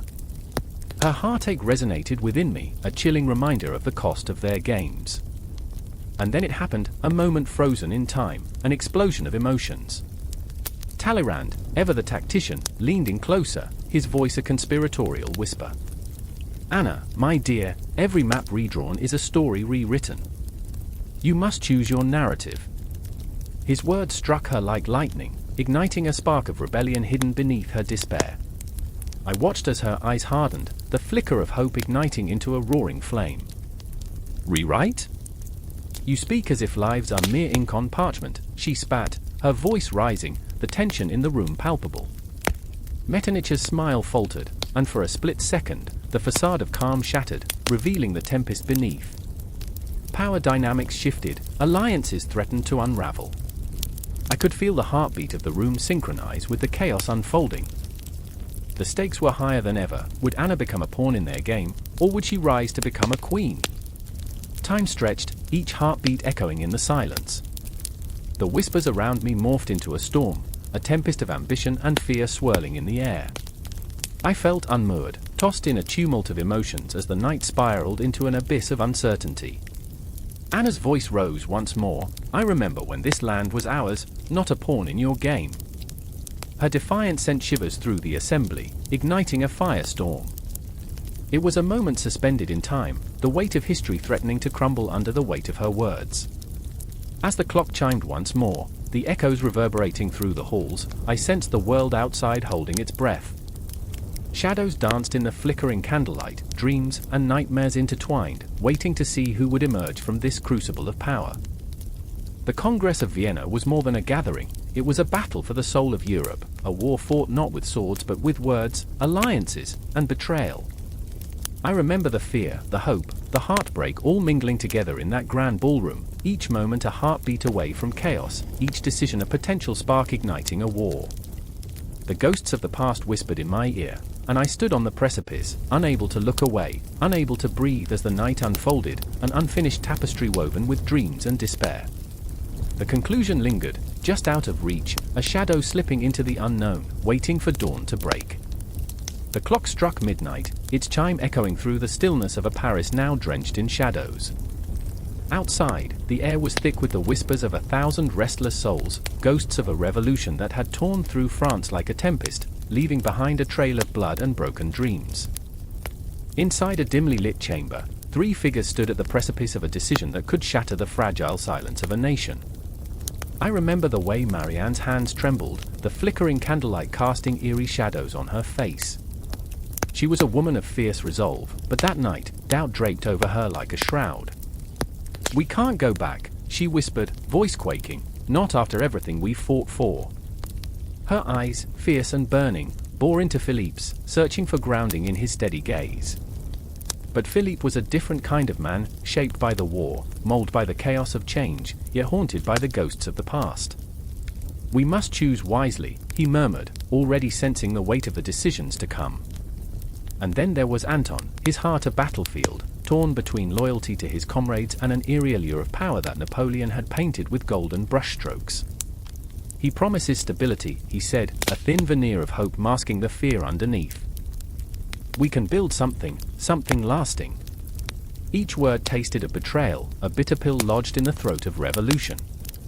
The air thickened, resonating with the promise of something monumental, something terrifying. The shadows danced with them, alive, pulsing with the heartbeats of history.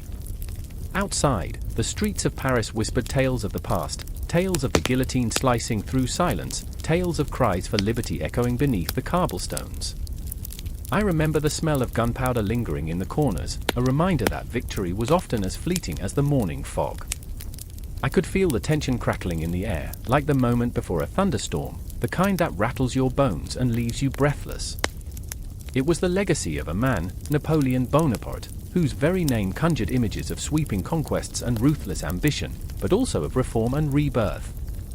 "Think of the code," Anton urged, his voice rising, desperation creeping in like a thief in the night. "He's reshaping justice, giving us laws that bind us together instead of tearing us apart." But then, the words hung heavy, a reminder of the cost.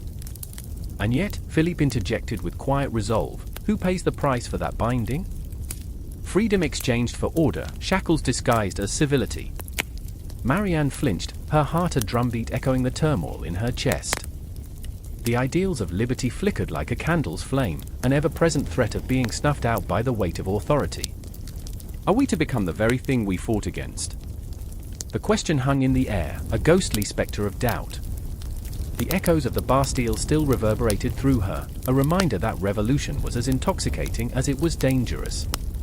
As they spoke, I could see the city outside shifting, breathing, a living organism, pulsing with the energy of the nascent reforms sweeping through. Napoleonic schools, where young minds were molded like clay, destined for greatness or ruin depending on who held the sculptor's tools. "He dreams of an empire," Anton said, voice low, "but what of our dreams? What of the future we want to build?" And there it was, a rift widening between them, a chasm of ideals and fears. I felt the weight of their choices pressing down like a leaden sky. Each word they exchanged felt like a pebble dropped into the still waters of their resolve, rippling outward, unsettling. The legacy of Napoleon loomed large, a figure both feared and revered, a man who had crafted institutions as sharp as swords, wielding them with a cunning that left the world breathless. The very walls of that chamber seemed to pulse with the weight of their conversation, each brick a witness to dreams as they collided and shattered, the echo reverberating through time. "What if we are just pawns in a game we can't win?" Marianne's voice shook, a tremor of despair creeping in, a crack in her once unyielding armor. Philippe's gaze softened, haunted eyes reflecting the countless lives that had been sacrificed for a fleeting vision. "We can be more than pawns if we act together," he replied, determination igniting in his chest like a spark in the dark. "But we must be vigilant, ready to fight for the soul of our nation, ready to confront the specters of tyranny." Yet even as he spoke, the room felt smaller, the walls closing in, suffocating under the weight of uncertainty. I could feel the clock ticking louder, each second a reminder of the choices yet to be made. The future loomed outside, a dark horizon filled with both promise and peril. In that moment, I understood, the legacy of Napoleon was not merely about military conquest or the establishment of laws. It was about the hearts of men and women fraying under pressure, the relentless struggle for identity in an ever-shifting world. The institutions he erected were like towering monuments, casting long shadows over the lives of those who dared to dream. And as the candle flickered, wavering in the silence, I realized that this was only the beginning. The tumultuous path ahead would test their resolve, their very souls. Each choice would ripple through time, entwining their fates with the legacy of a man who was at once a savior and a specter. "We will not be forgotten," I almost heard Marianne vow, her voice strong yet fragile, a delicate balance of hope and fear. And with that, the night held its breath, the shadows deepened, and the legacy of Napoleon awaited, shrouded in the mists of uncertainty, ready to unfold. The air crackles with tension, thick and suffocating, as the cannon's roar split the silence of dawn. I remember that sound, the way it reverberated through my bones, each echo a heartbeat counting down the moments until lives teetered on the brink of annihilation. In that chaos, the world sharpened into clarity. Amid the blood and smoke, she stood, Clara, fierce and unyielding, her skirts billowing like the banners of a fallen kingdom. She was a ghost of the past, a specter haunting the remnants of a life once mundane, now thrust into the heart of a tempest she never called forth. "Clara!" I shouted, but the clamor swallowed my words. I clutched my sister's hand, feeling the warmth fade, the thrill of battle and the chill of uncertainty mingling like the heady scent of gunpowder and sweat. It wasn't just the soldiers fighting, it was us, the women, too. In kitchens turned to makeshift hospitals, we stitched wounds and silenced cries, our hands stained with the aftermath of war and longing.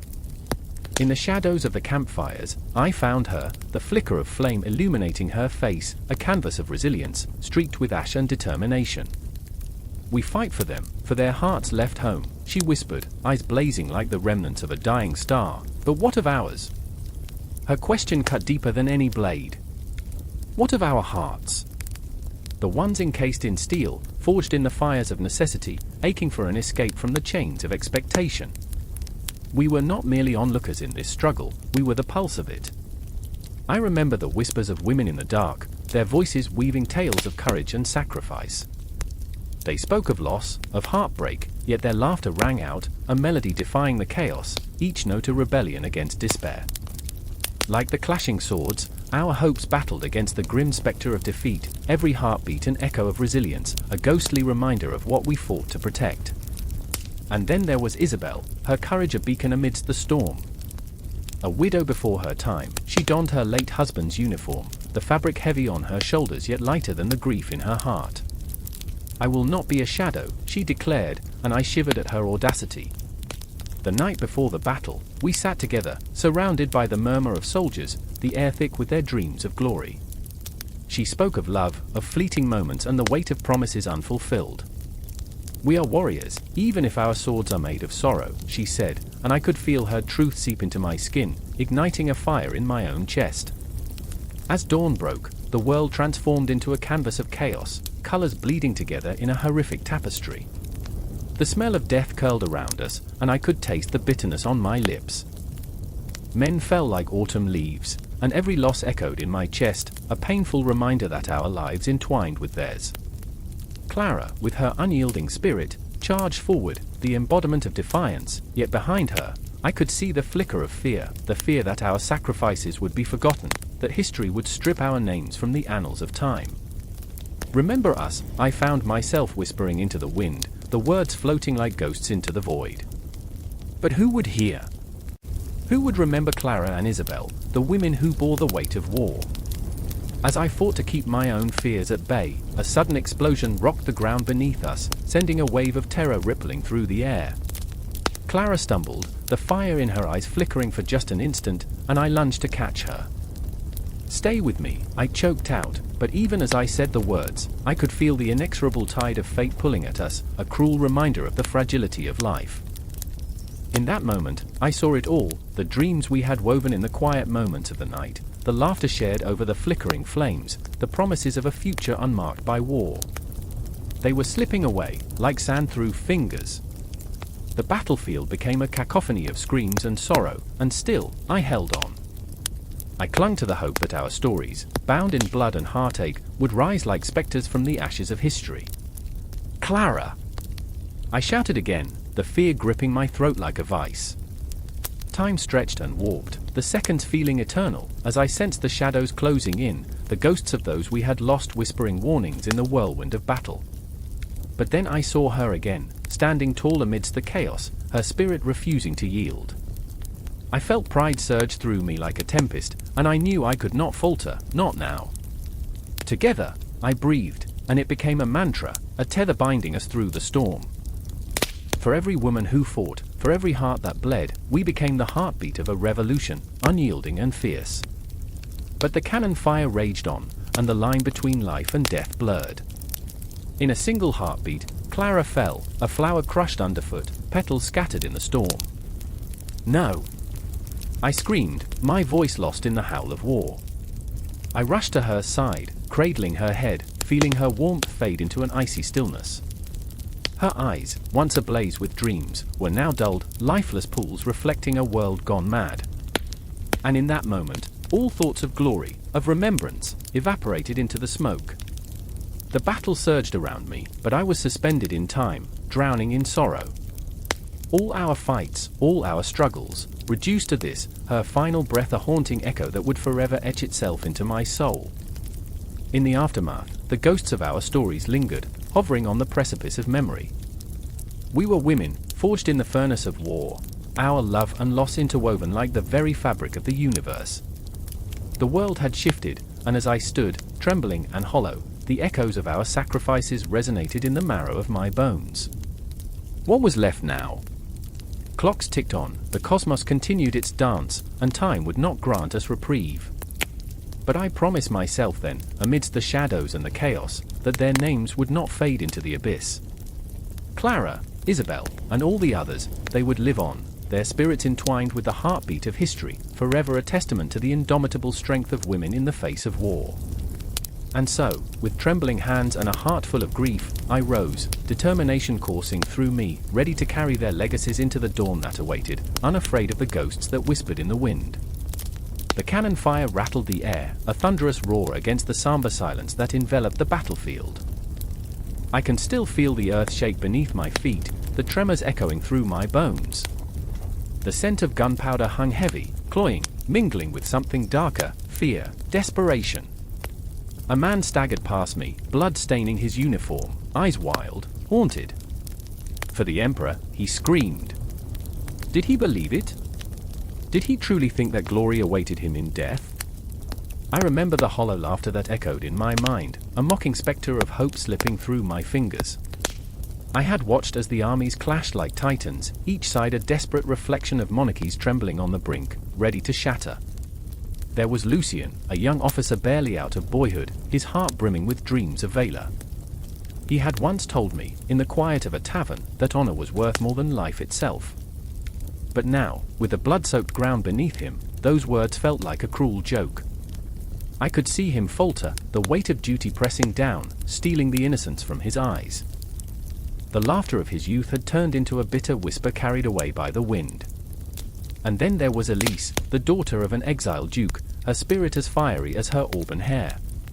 She had thrown herself into the cause, believing that the tides of history had chosen her as a harbinger of change. She fought alongside men, her blade glinting in the sunlight, but inside, the turmoil raged. Each swing of her sword was a release, yet every life she took etched deeper scars upon her soul. I remember her gaze as she looked into the eyes of a dying soldier, the flicker of regret, the flicker of humanity battling against the chains of war. "This isn't what I wanted," she murmured to me once, tears mingling with the dirt on her cheeks. I could only nod, for the weight of her unshakable resolve felt like a dagger to my heart. Night fell, a shroud of darkness draping over the remnants of the battlefield. Shadows coalesced, ghosts of the fallen flickering at the edges of my vision. We were all haunted, each of us carrying the echoes of the past, the screams of those who had fought and died, their dreams extinguished like candles snuffed in a gust of wind. The stars above twinkled mockingly, distant and uncaring, as if to remind us how small we truly were in the grand web of history. They saw everything, these celestial witnesses, the folly of our ambitions, the arrogance of our monarchs who played games with lives as if they were mere pawns on a checkered board. The clock's hands ticked mercilessly in the dark, marking time as it slipped through our fingers like grains of sand. I could feel the weight of inevitability settle around us, heavy and suffocating. Lucien's laughter echoed again in my mind, but it was choked with sorrow now. "We're fighting for a dream, aren't we?" he'd said once, the twinkle in his eye dimming as the reality of bloodshed loomed. A dream worth dying for. But what dream could justify the horrors we witnessed? What king could sit upon a throne built on the bones of the brave? Then came the whispers of betrayal, like serpents weaving through the ranks. The monarchies were crumbling, their foundations shaken by the very wars they had unleashed. I could see it in the eyes of the generals, their certainty waning as doubts crept in, the tides were turning, and they felt it. The alliances forged in desperation began to splinter, and with each crack, I felt the pulse of anxiety quicken. Elise dashed through the fog of uncertainty, but even she could not outrun the shadows that threatened to engulf her. "This isn't the end, is it?" she asked, a tremor lacing her voice, the weight of desperation draping over her like a shroud. The air turned electric, a storm brewing within the hearts of men and women who longed for freedom yet feared what that freedom might bring. Kings and queens watched from gilded thrones, their faces drawn tight with anxiety, each word carried on the wings of change. Revolution whispered sweet nothings into the ears of the disenchanted. I could almost hear the laughter of the people, a cacophony of voices pushing against the chains of monarchic oppression. Were they rising? Were they going to shatter the glass ceilings of power, or would they be crushed under the weight of their own hopes? And then there was betrayal, a soldier's heart turned into a weapon, a friend turned to foe, a choice made in the dark of night that would send ripples through the very fabric of our existence. Lucien had once spoken of loyalty, of brotherhood forged in blood, but as the sun dipped below the horizon, I saw the light dim in his eyes. "They don't understand," he whispered, his voice raw. "They'll never understand." But to whom did he refer? The rulers? The people? Or perhaps the ghosts that loomed ever closer, whispering haunting truths that twisted the very essence of our cause? As dawn broke, the shadows of night lifted, but not without leaving their mark. The sun rose over a landscape forever changed, stained with the memories of bravery and sacrifice, heartache and loss. The monarchies would never recover, their power had been a fragile thing, and the Napoleonic Wars had struck at its core, leaving behind shards of broken dreams. We stood on the precipice of a new era, hearts heavy with uncertainty, and yet, I felt a flicker of something else, an ember of hope perhaps, or was it merely the final gasp of despair? I remember feeling the tension in the air as we awaited the next move, the next thunderous clash that would reverberate across the continent. The clock ticked on, relentless, its hands a cruel reminder of time slipping away. The battlefield was quiet now, but the ghosts of the past lingered, whispering the names of those we had lost. Each name a weight, each breath a prayer for what was yet to come. For in the silence, the heartbeats of a new world began to echo, and the monarchies, oh, how they would tremble before the oncoming storm. The thunderous roar of cannon fire echoed across the churning sea, the salt spray stinging faces like 1,000 angry wasps. Men screamed, some in victory, others in despair, as the dark, hulking ships emerged from the grim haze of war. I remember standing there, heart pounding, the acrid smell of gunpowder mingling with the brine of the ocean. The British Navy had summoned the storm, and now it raged, relentless and unyielding, as if the heavens themselves were caught in the chaos of humanity's folly.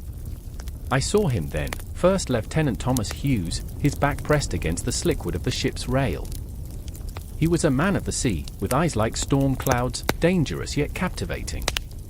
He had dreams of grand voyages, of conquering the unknown. But today, his gaze was steadfast, locked on the distant enemy ship, a spectre of dread looming just beyond the horizon.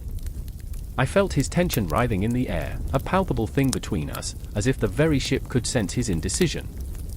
He was a soldier of the sea, torn between duty and fear, the old world of honor clashing with the new reality of war. Fire! The command pierced the air, and I felt a jolt in my chest, as if my heart had joined the cannon's blast. The ship erupted with sound, the crew working like a well-oiled machine, yet beneath it all, I caught glimpses of their faces, pale, taut with anxiety, each man wrestling with his own demons. They were brothers, stitched together by fear and resolve, yet I could see the cracks forming. They were not just fighting an enemy, they were fighting themselves. And then there was Mary, a nurse aboard our ship, her hands trembling as she prepared to face the wounded. She had witnessed horrors that would haunt her dreams, faces twisted in pain, eyes pleading for mercy.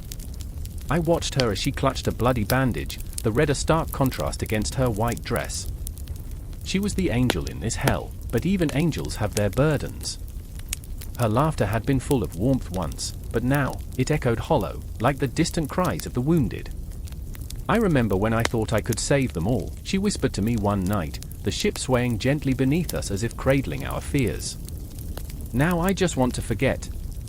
It cut through me like a knife, her despair wrapping around my heart like a vice. She was fighting a war of her own, caught between hope and horror, and I could do nothing but stand by and watch as shadows formed in her eyes. As the days turned into nights, the roar of battle became a haunting lullaby, and I found myself drawn to the decks in the quiet hours, the stars twinkling like scattered diamonds against the velvet sky. I would sit there, listening to the whispers of the wind, feeling the pulse of the ocean beneath me. In those moments, I would catch glimpses of Thomas and Mary, their fates intertwined, two souls adrift in a tempest of violence and despair. Every night I see them, Thomas confessed one evening, his voice barely a whisper above the crashing waves. Their faces, the ones I couldn't save. His hands trembled slightly as he gripped the rail, knuckles white against the wood. Sometimes, I think the sea is a graveyard. Maybe it is, I replied, my throat tight, the weight of his words settling like a stone in my chest. But we're still here, aren't we? Fighting. He turned to me then, eyes wild with the fear of truth. But at what cost?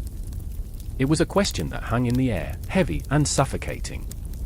The answer danced just out of reach, flickering like a dying flame. The battles raged on, each clash of steel and gunfire echoing the unrelenting torment within our hearts. The day came when we engaged in the fiercest battle yet, enemy ships cutting through the waves like sharks seeking blood. The cries of men filled the air, mingling with the cries of the dying. I could feel the chaos tightening around me, the raw edge of terror surging through my veins. The world was a cacophony of sound and fear, and I was caught in the eye of a storm. Steady, men! Thomas's voice soared above the din, a beacon in the darkness, but even he faltered as the first cannonball struck home, splintering the deck. Wood splintered, men fell. I saw the flash of death in the eyes of my comrades, felt the weight of their dreams crushed beneath the weight of reality. And then Mary was there, her hand steady as she moved among the wounded, stitching flesh and hope together, her voice a soothing balm amidst the chaos. You'll be all right, she assured them, but I saw the tremor in her hands, the way her eyes flickered with fear. She was a warrior in her own right, battling not just for their lives but against the darkness that threatened to swallow her whole. The sky darkened, and the storm within us reached its peak. I felt the ground shake beneath me, the thundering of war rattling my bones. In that moment, time fractured. I saw snapshots of moments, the laughter we shared before the war, the dreams we held tightly in our fists, everything shattering like glass against the cold reality of the fight. Hold the line! Thomas shouted, his voice fierce, but I could see the doubt gnawing at him. Fear was a monster, unrelenting and insatiable, and it lurked in the corners of his mind, whispering that he was not enough. As cannonballs flew and men fell, I felt the weight of their sacrifice pressing down on me, the realization that we were all just ghosts on this battlefield, fighting for a future that felt more distant with each passing moment. The shadows grew long, dark shapes creeping over our hearts, and I knew then that this war was not just a battle of armies, but a war of souls, each of us grappling with our own demons amidst the chaos. "Remember us," I whispered into the night, not knowing who would hear, the waves, the stars, the ghosts of the fallen. And amidst the chaos, I saw Thomas and Mary, their paths colliding in the fog of war, two hearts seeking solace in each other's eyes. The cannon fire roared, but in their gaze, I found a flicker of hope, a reminder that even in the darkest of nights, the stars still burned bright. In that moment, as the storm raged on, I knew the battle was far from over. We were soldiers of the sea and land, bound by fate and loss, but together we would face whatever darkness lay ahead. The fire in our hearts would not be extinguished, even as the world around us crumbled. And so, we fought on, our souls intertwined in the unyielding struggle against the shadows that threatened to engulf us all. The cannon roared, its mouth gaping more of smoke and fury, swallowing the horizon. I remember that sound, how it rattled my bones, a bell tolling for the damned. The earth quaked beneath the weight of ambition, of men marching into madness, hearts aflame with the fire that was all-consuming. There, amidst the chaos, stood Captain Lucien, a man forged in the crucible of war, his eyes a storm of uncertainty as he stared into the oncoming tide of soldiers. He believed in the Republic, in the Revolution, yet the shadow of Napoleon loomed over him like a spectre, whispering promises of glory and the unshakable terror that accompanied such power. "Advance!" For France, his voice rang out, yet it trembled, lost in the clamor of steel and shouts. I felt it then, the pulse of history thrumming in my veins, a rhythm that echoed the beating hearts of countless soldiers, each one a thread in the great, bloody tapestry that was being woven right before our eyes. I was not a soldier, I was merely an observer, a scribe of the soul's darkest recesses. I remember the sharp scent of gunpowder that mingled with the sweet rot of ambition, a fragrance that clung to my clothes even as it stained my memory. Then there was Elise, Lucien's love, a woman of defiance and fire, standing at the edge of the battlefield, her heart a fragile lantern in the dark. She clutched a tattered flag, its colors faded, as if it bled from the very essence of its bearers. "You will come back to me, Lucien," she screamed, her voice slicing through the fog of war. But the wind carried her words away, scattering them like the fallen leaves that dance to the ground, unheeded. "Love is a cruel mistress," she once whispered to me, her eyes glistening with unshed tears. "She asks for everything, and in war, everything is lost." I knew then that love was a battlefield of its own, a struggle waged in silence, as potent as the clash of swords. Lucien fought not only for his country but for the very heart of the woman who waited for him, caught in the web of his choices. Napoleon's strategies unfolded like a masterclass in the theater of war, and yet, I felt the chill of his shadow creeping closer, a dark omen of what was to come. His tactics, brilliant in their audacity, danced dangerously close to the edge of madness. A wide-eyed genius, he drew lines on maps, his fingers tracing the routes of destruction with a kind of manic devotion. "Courage, my friends! We shall seize the day," he would declare, but the echoes of his ambitions were haunted by whispers of despair. "Will this blood be worth it?" Lucien muttered, his chest tightening with uncertainty. He was a soldier, yes, but he was also a man of thought, a thinker caught in the whirlwind of conflicting ideals. He remembered a time when valor was not measured in victories alone, when the life of a single soldier mattered, when it wasn't just collateral damage in the grand design of glory. Amidst the smoke and cries, the night crept in, darkness wrapped around us like a cloak. I remember gazing into that abyss, feeling the weight of history pressing down on my shoulders, the knowledge that we were but pawns on a chessboard ruled by a mad king. The night was alive, pulsating with the ghosts of past battles, echoes of men who had once stood where Lucien stood now, fighting not only for their lives but for ideals that felt more like chains than freedom. Elise could sense it, too, the shift in the air, the weight of impending loss. "He's changed, hasn't he?" she asked me, her voice barely above a whisper, laced with the fragility of hope. "Napoleon is not the man we thought he was." I wanted to reassure her, to tell her that love would conquer all. But the truth hung heavy like the smoke rising from the battlefield, thick and choking, suffocating any notion of certainty. Lucien charged forward, heart pounding like a war drum, and I felt every beat resonate within my own chest. He was a tempest, a whirlwind of determination, yet with each step, I sensed the fractures in his spirit. He was a man torn between duty and desire, the weight of command pressing down upon him like a stone. In that moment, I understood the depth of his conflict, loyalty to a commander who seemed to care little for the cost of his dreams, loyalty to a loved one who counted the days until his return.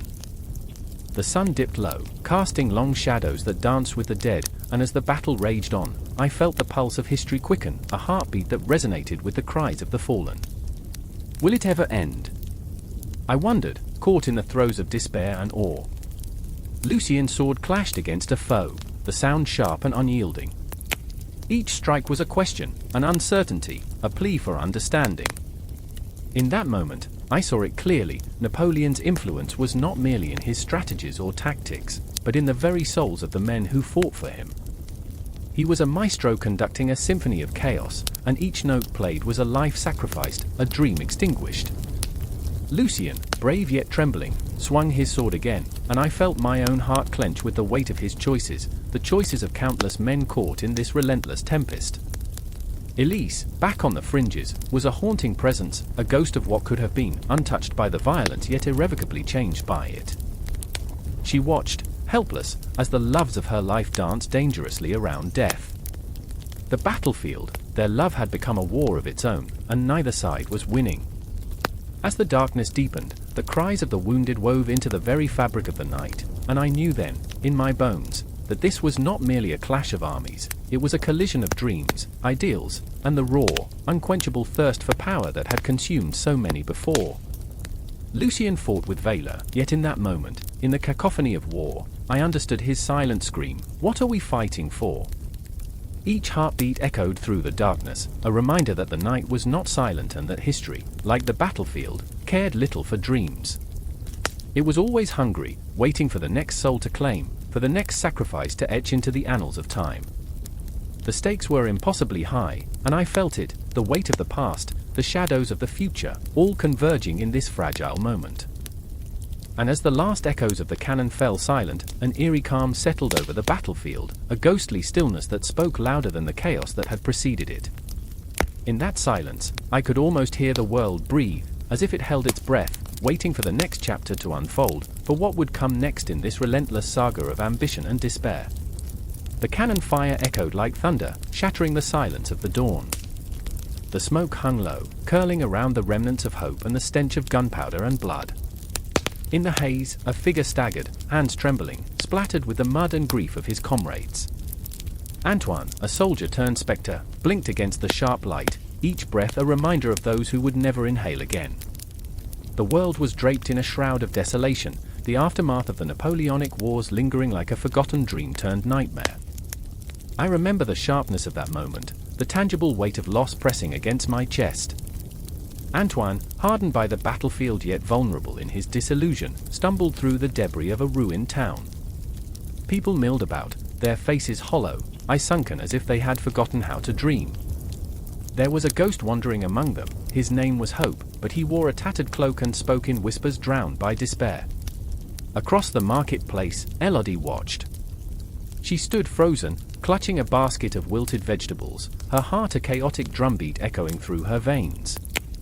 The woman who had once danced in the moonlight, twirling in the embrace of love, was now shackled by the weight of survival. She'd listened to the tales of glory, the siren call of revolution, but now she tasted the bitterness of betrayal on her tongue. Her eyes met Antoine's, a flicker of recognition igniting the air between them, a shared anguish, an understanding deeper than words could convey. "Why did you return?" she asked, voice barely above a whisper, the syllables trembling like leaves in a winter storm. "I came back for you," he replied, and the truth of it burned through them both. But that truth was a double-edged sword, glinting with the promise of reunions and the agony of what they both knew to be impossible. His heart ached for her, but reality had a cruel way of twisting affection into guilt. The clatter of hooves echoed in the distance, a reminder of the world outside their fractured existence. A cavalry patrol, dressed in the remnants of uniforms once proud, now ragged and adorned with sorrow. They were searching for dissidents, insurrectionists, anyone who dared to whisper against the new order being forged in blood and betrayal. The revolution had promised freedom, but at what cost? Elodie's stomach turned as she recognized the truth. They were no longer the protectors of liberty, they had become its jailers. Night descended like a predator, swallowing the remnants of sunlight. Shadows danced on the walls of crumbling houses as the townsfolk gathered, murmuring beneath the flickering glow of oil lamps. The air was thick with tension, a palpable force that thrummed against the skin. Antoine moved among them, a restless spirit, haunted by memories of comrades lost and futures erased. "I remember the laughter," he murmured to no one in particular, his voice low, barely audible above the hum of desperation. "I remember the dreams we wove like silk, fragile yet beautiful. We thought we could change the world. But the world changed us." Elodie listened, trapped between admiration and sorrow. How could she love a man who carried the weight of the world on his shoulders? She felt small, insignificant, as if the earth beneath her was crumbling under the burden of history. "And what of us? What future do we have?" she asked, her voice breaking, the question hanging like a noose in the heavy air. "None," he replied bluntly, his eyes darkening with the weight of truth. "It's a hollow victory, Elodie. We fought for ideals, but what we returned to was a battlefield of the heart." The crowd shifted restlessly, eyes darting toward the shadows, where whispers of betrayal lingered like a specter. Old alliances were fraying, families torn apart by political lines drawn in blood. The whispers grew louder, echoing through the night, a cacophony of anger and fear. People were demanding justice, but the justice they sought was a beast of their own making, ready to consume them whole. "Do you hear that?" Antoine asked, gripping her arm, his gaze intense, a storm brewing within his chest. "They're calling for vengeance. They want blood." "I know," she replied, glancing around at the faces she had known her whole life, now twisted by rage. "But what are we to do? What can we do?" "Run," he said, desperation threading through his voice. "Run while we still can." But running felt like surrender, and surrender felt like death. They were caught in a web of choices, each one more suffocating than the last. The night bore witness to their indecision, a dark canvas painted with the brushstrokes of fear, love, and the painful knowledge that nothing would ever return to how it once was. Time was a relentless tide, washing away the remnants of their innocence. "I wish things were different," she said, her voice breaking, a soft plea carried away by the wind. "I wish for dreams," he whispered, "but we're just ghosts now, haunting the dreams of others." And in that moment, beneath the weight of their shared reality, they became entwined in the chaos, holding onto each other as if to defy the very fabric of a world torn apart. The thread of their lives, once bright and intertwined, began to unravel, yet they clung desperately to what remained. As dawn broke over the horizon, spilling light across the blood-soaked earth, the townspeople stirred, the restless shadows of the night beginning to recede. But the specters of war lingered, invisible shackles binding them to a past that echoed in every heartbeat, every whispered name. In the distance, the sound of galloping hooves grew louder, and the air crackled with uncertainty as the old order collided with the new. "Fight or flee," he murmured, a question that hung in the air like a specter. In that moment, everything hung in the balance, every choice reverberating through their souls. The aftermath of the Napoleonic Wars had not simply altered borders, it had torn through the very fabric of humanity. And as the dawn broke, painting the world in shades of crimson and gold, the shadows of their past loomed larger than ever, waiting with bated breath for the next act to unfold. The air hung thick, a suffocating blanket of tension, as the flickering light of a projector danced upon the wall. The images in sharp relief, soldiers advancing, the sound of gunfire ringing in their ears, the screens echoing in a cacophony of chaos. I watched, heart racing, as the haunting whispers of propaganda threaded through the very fabric of the moment, feeding on fear, shaping reality. There was a girl, Anna, her eyes wide and glistening with unshed tears, clutching a faded photograph of her brother, lost in the smoke of a battlefield long forgotten. She had pinned all her hope on the stories, the narrative spun by those who sat behind desks, far removed from the mud and blood. Their heroes, she would insist, conviction quivering in her voice, but I saw the doubt lurking behind those brave words. She was a believer trapped in a world that twisted truth into a weapon. And then there was Marcus, a journalist with ink-stained fingers and a heart heavy with despair. He had once written about love and sunsets, but now the words fell like stones onto pages that craved beauty, crushed beneath the weight of what he witnessed. he stood at the edge of a city turned into a ghost town, the remnants of civilization crumbling under the relentless assault of ideology. "This isn't news," he'd mutter, the bitterness thick on his tongue. "It's a play, a performance for those who don't want to see the truth." I remember the night they came together, the flickering light casting shadows that danced maliciously on their faces. Anna's voice shook as she recounted the last letter from her brother, the ink smeared, the words choked by the echoes of gunfire.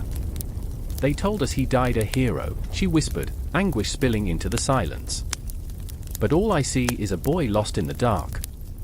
In that moment, the weight of propaganda crushed the air between them, a beast that gnawed at their resolve. The media fed them lies wrapped in ribbons of valor and glory, but they both knew the truth was a much darker creature, lurking beneath the surface. "What do you do when the stories you're fed turn to ash in your mouth?" Marcus asked, the question hanging heavy like the fog of war that enveloped their lives. I watched them navigate the minefield of their emotions, the scars etched deep within. Anna clung to the hope of propaganda, searching for something tangible to believe in, while Marcus grappled with the knowledge that truth was often an afterthought, a casualty caught in the crossfire of sensational headlines. They were two sides of the same coin, each battling the demons of expectation and reality, grappling with the weight of what they could not escape. The media spun tales, crafted narratives meant to inspire or terrify, and with every broadcast, they took a piece of the truth and twisted it into a weapon. "Do you think they feel it?" Anna asked one night, the moonlight illuminating her face, casting deep shadows in the corners of her eyes. "Do you think they know how many lives they're destroying?" Marcus shook his head, frustration bubbling beneath the surface. "They're just puppets, Anna. Each story is a string pulled by someone who doesn't care about the bodies left behind. They care about ratings, about fear."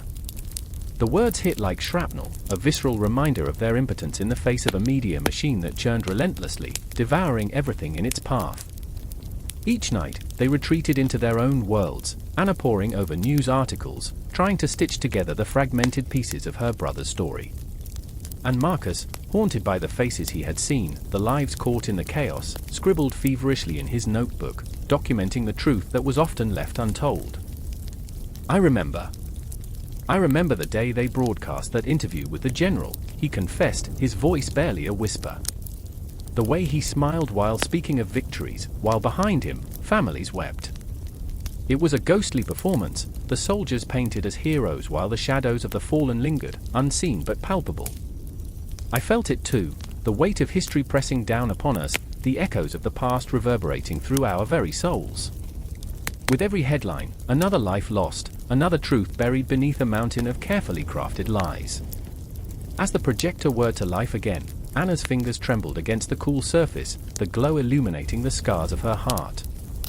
Each image flashed across the screen, a soldier's smile, a bombed-out building, a child with hollow eyes, and with each one, the tension thickened, wrapping around us like a noose. "They think we're too far removed to feel their pain," she said, her voice fierce yet fragile. "But we're not. We're here, we're alive, and we're drowning in it." And then, the moment arrived, the crescendo of their struggle, the clash of beliefs and realities. Standing in that room, surrounded by flickering shadows, love and loss intertwined. It was a confrontation not just with the world outside but with the ghosts that haunted their hearts. "We can't let them dictate our narrative," Marcus declared, fire igniting in his eyes. "We have to find our own truth, Anna, even if it's ugly." I felt the shift, a palpable energy thrumming in the air, like the breath before a storm. Their eyes locked, battling against the tides of propaganda, against the whispers that sought to drown them.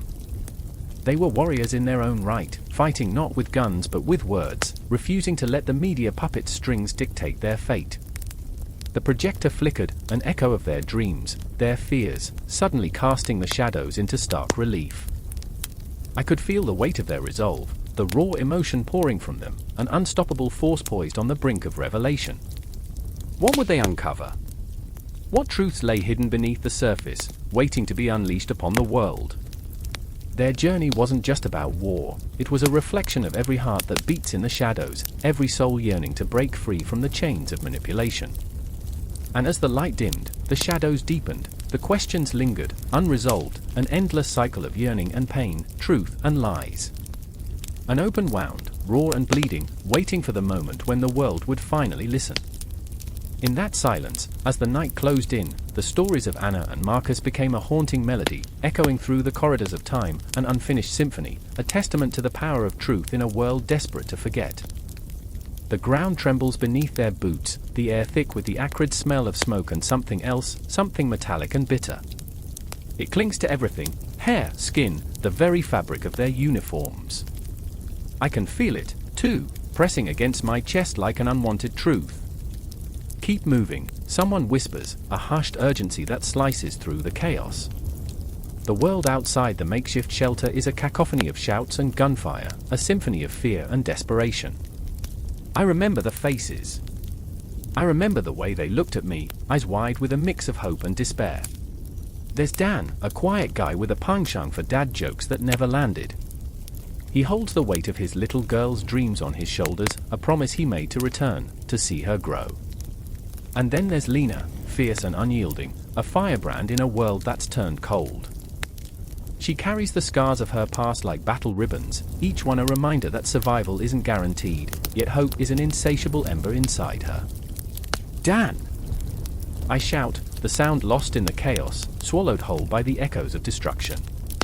I reach for him, my heart pounding like a war drum, pounding for the innocent lives caught in this cyclone of violence. But the smoke is a blinding veil, and the ground beneath us shifts like quicksand. Shadows dance, flickering in the dim light, haunting phantoms of memories yet to be made. Lena stands beside me, her jaw clenched, eyes scanning, searching. We're not leaving anyone behind, she declares, every syllable dripping with resolve. I watch her, the way her body moves with purpose, the way she challenges the very cosmos with her defiance. This place, this hell, it's not just a battleground, it's a crucible, shaping us, distorting us. Do you remember the night before we left? I ask, my voice trembling between nostalgia and dread. The memory surfaces like a ghost, vibrant yet distant. We were gathered around a flickering campfire, laughing, sharing stories of home. The stars were so bright then, a stark contrast to the darkness that now envelops us. I can almost hear Dan's laughter, a sound so pure it felt like a promise. Stop it, Lena snaps, her voice sharp enough to cut through the thick tension. We can't go back. Not now. She's right. I know it, but the ache in my chest grows heavier. Fear is a siren, luring us back to the safety of those fleeting moments when the world was just a little less cruel. On your right. Dan's voice is a lifeline as he pushes me out of the way. I watch, frozen, as he lunges forward, a blur of movement, his hands reaching, and then the explosion. It's not just sound, it's a force, a wave crashing through everything we are. My heart freezes, a silent scream echoing in my ears. What I see next, I'll never forget. Dan, caught in the blast, his body arching like a broken doll thrown into the wind. Time stretches and distorts, the moment elongating into infinity, his laughter dissolving into the air, a memory disintegrating in an instant. No. Dan! The word escapes my lips, raw and primal. I don't even recognize my own voice. Rage and grief collide in my chest. Lena grips my arm, her eyes fierce but softening, understanding that this moment is a pivot, a fracture in our reality. Focus, she says, but I can hear the tremor in her voice. Focus on what we can do. Dan wouldn't want us to, don't you dare. I spit, venomous, raw. Don't you dare speak his name like that. He's gone, Lena. He's gone. My words hang in the air like a noose, tightening around us. And in that terrible silence, I see her eyes glisten, the steely resolve crackling just beneath the surface. She's losing faith, and I can feel it, a ripple in the air. But there's no time to comfort her, no time to dwell on what's been lost. I focus on the task at hand, breathing heavily as I turn my gaze toward the chaos. Around us, the world is falling apart. Shadows whisper of danger, the echoes of the past blending with the present, each moment a reminder of the lives we're fighting for. But for every heartbeat, I can feel the weight of the dying, Dan's laughter echoes in my skull, a haunting melody that propels me forward. Move! Lena shouts, her voice slicing through the haze of despair. Together, we push forward, the adrenaline surging through our veins like fire. We become a unit, an extension of each other, moving instinctively through the maelstrom. Each step feels like a defiance against the universe, each breath a promise made to the cosmos. What's left of us is fragile, a glass sculpture on the edge of oblivion, but we continue. I can see them now, the enemy forces in the distance, a grey swarm against the backdrop of smoke and ruin. They move like shadows of guilt, a spectre of everything we fear. But in that moment, we are not just soldiers, we are ghosts, hallowed by our losses, and driven by a ferocious need to reclaim what's been stolen. Cover me! Lena yells, and I instinctively fall into position, the world blurring around us. Gunfire erupts, a violent symphony that plays along with our hearts, thud, thud, thud. Each shot is a heartbeat, every bullet a reminder of our fragility. The confrontation is imminent, the air crackling with tension, the taste of fear bitter on our tongues. I can feel the universe holding its breath, the weight of our dreams and nightmares colliding in a storm of chaos. We are here, alive and fighting, but shadows linger, memories haunt, and hope flickers like a candle about to be snuffed out. In that moment, everything is raw, everything is real. The echoes of the past crash against the waves of the present, and we are left clutching at threads, trying to weave a tapestry of survival. The sun hung low, blood orange and swollen, as cannon fire shattered the uneasy silence. Smoke curled like ghosts rising from the earth, tainting the air with a metallic tang that gnawed at the throat. I stood there, heart pounding, feeling the pulse of history thrumming in my veins. This was not just a battlefield, it was a stage where dreams and nightmares collided. The ground trembled beneath me, echoing the weight of decisions made by men who believed they were invincible. And there was Pierre, his face smeared with the grime of war, eyes bright with determination yet clouded by fear. He was a soldier, yes, but more than that, a son wanting nothing more than to make his father proud, to escape the shadow of a man who had once wielded power like a weapon. "This is it," he shouted, voice cracking, lost in the haze of chaos. "We can change everything." But could he? Could any of us? The dreams of glory felt like a shroud, smothering the men who dared to breathe them in. Then, in the eerie stillness between volleys, I caught a glimpse of Elise, a nurse, a healer burdened with the weight of lives, her own heart splintering with every wound she tended. She'd seen too much, too many faces flickering into nothingness. "Why do you fight, Pierre?" she asked, the words laced with desperation. "What is worth all this pain?" Her hands, stained with blood but steady, told of the battles that raged within her too, between duty and compassion, love and loss. "I fight for us," he replied, eyes aflame, but in them, I saw the flicker of doubt, a crack in his armor. "For a future where we can live without fear." The horizon grew darker, shadowed by the storm of impending violence. The truth was a dark spectre looming over us, whispering of the futility of war, of the lives that would be cast aside like discarded shells on a desolate shore. Thunder rumbled in the distance, a dissonance to the orchestra of destruction unfolding before us. The tension was thick, palpable, a living thing that wrapped around our throats and squeezed. The earth beneath Pierre's feet felt alive, restless, as if it sensed the culmination of ambition and despair. I could see it in his eyes, the flicker of hope battling against the encroaching dread. They were just boys, really, pawns in a game played by men who saw them only as numbers in a ledger. Then came the clash, the shriek of metal against metal, the cacophony that sent chills spiraling down my spine. I felt the ground quake beneath my feet as men charged forward, driven by a belief that their sacrifice could alter the course of history. I wanted to scream, to pull them back from the brink, to tell them that glory was a mirage, a fleeting shadow. The air crackled with the tension of war, and time itself seemed to hold its breath. In that moment, I remembered the stories of my childhood, tales spun from the threads of bravery, valor, and heroic conquests. But here, in the visceral reality of death and destruction, those stories tasted like ash.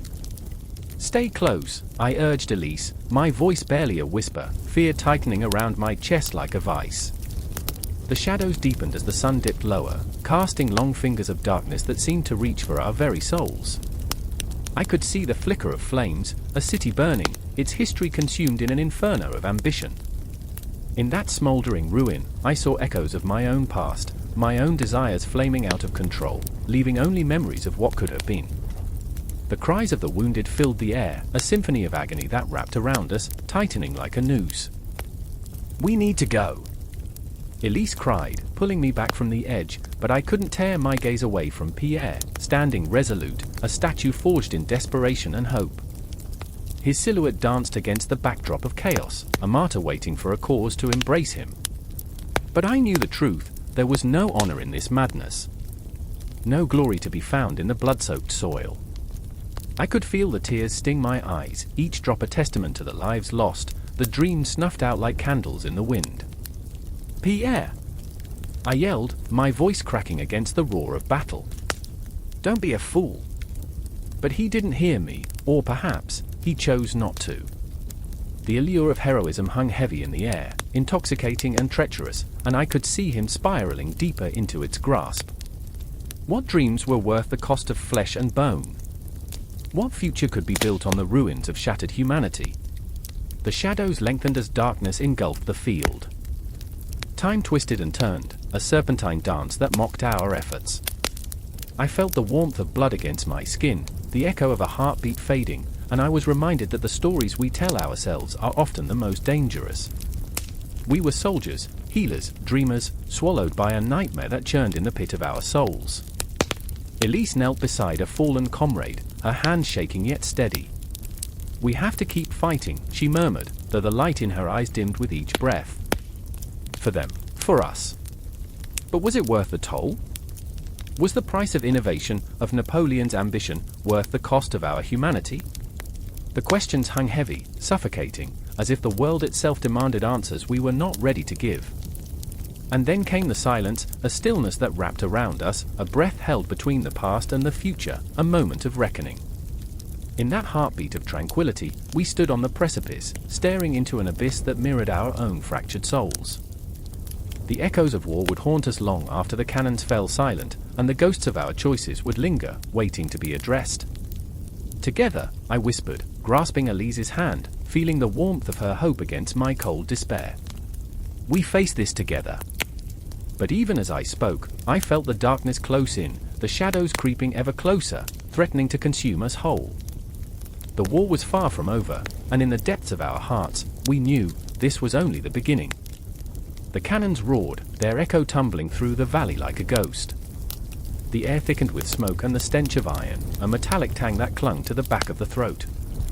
The map, sprawled across the damp ground beside Unri, was a piece of art, a chaotic masterpiece of rivers and mountains, forests and towns.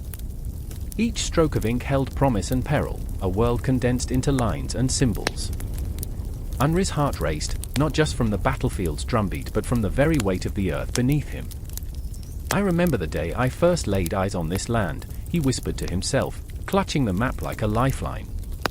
The rolling hills had seemed so peaceful then, a patchwork quilt stitched by nature's own hand. Now they were a treacherous maze, a landscape fraught with danger. He looked up, scanning the horizon where darkness gathered, shadows stretching like fingers over the fields. Would the geography be his ally or his enemy today?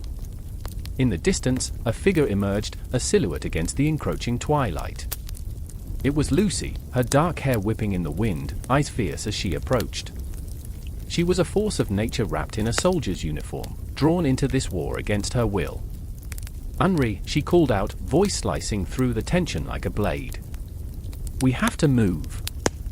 The hills will betray us."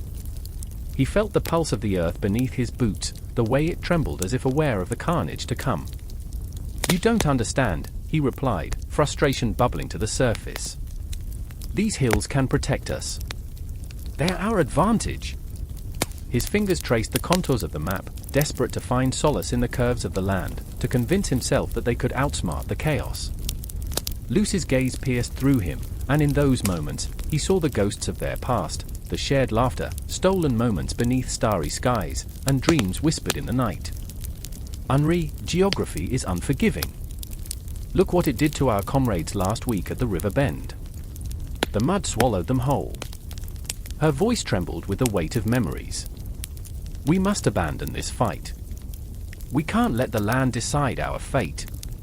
But their choices were shackled to the very soil beneath them, and Henri felt the tug of their shared history, the way it bound him to this place. And what then, Lucy? Let them march in and take everything we fought for. The desperation in his voice was palpable. This land is not just dirt and rock, it's our home. Home, she shot back, anger igniting her features. Home is more than geography. Home is where we are safe, not where we are buried. The tension crackled between them, a lightning storm waiting to unleash its fury. He saw her fear, a reflection of his own, and it twisted in his gut, a sickening knot. They were on the brink of something explosive, something that could shatter their fragile camaraderie. Suddenly, the ground beneath them trembled, not from the heaviness of their words, but from the distant rumble of advancing troops. The enemy was on the march, and Henri could feel the pulse of dread beat steadily in time with his heart. He clenched his fists, eyes narrowing as he scanned the horizon. We can't run. We must stand our ground. His voice held a fierce determination, but deep down, he felt the gnawing doubt, a whisper that maybe Lucy was right. Then came the sound, the chilling cacophony of hoofbeats thundering closer, the cries of men echoing in the growing dusk. Henri snapped his gaze back to Lucy, who stood firm, breathless yet resolute. We fight or we die trying, she said, and he remembered those late-night conversations under the stars, the dreams they had spun together. They were inseparable, bound by love and fate, but now a chasm of fear threatened to swallow them whole. Then let us make this land remember us, Henri shouted over the roar of oncoming violence. It felt like a prayer, a desperate bid for significance against the vastness of the earth and its unforgiving landscapes. The mountains towered like ancient sentinels, indifferent to human struggle, while the rivers wound through their lives, relentless and unyielding. As the two prepared for battle, the geography of the land rose up, a silent witness to their defiance. Hills became fortifications, trees transformed into shields, and even the murky streams offered refuge. Henri inhaled deeply, the scent of wet earth mingling with adrenaline, a cocktail of fear and determination coursing through him. Every heartbeat echoed, urging him forward, even as doubt threatened to pull him back. The enemy surged forward, a dark wave crashing against their resolve. Lucy fought at his side, her spirit fierce like a tempest, a whirlwind of determination and despair. They moved as one, dodging through the chaos, hearts synchronized, breaths mingling in the cool air. Yet with each step, Henri felt the weight of the land pressing down, the geography shifting like a living entity, reshaping their fates. Amidst the clash of steel and the cries of the wounded, the world around them faded away. All that existed was the struggle, the fight for survival, the fight for each other. The landscape loomed large, a tapestry of memories woven into the very fabric of their beings, but now it threatened to consume them. I remember, he gasped, and in that moment, it was more than just a plea, it was a declaration. I remember every moment that brought us here. The wounds of war were deep, but the bonds forged in battle were deeper still. They were not just soldiers, they were dreamers, lovers, and warriors.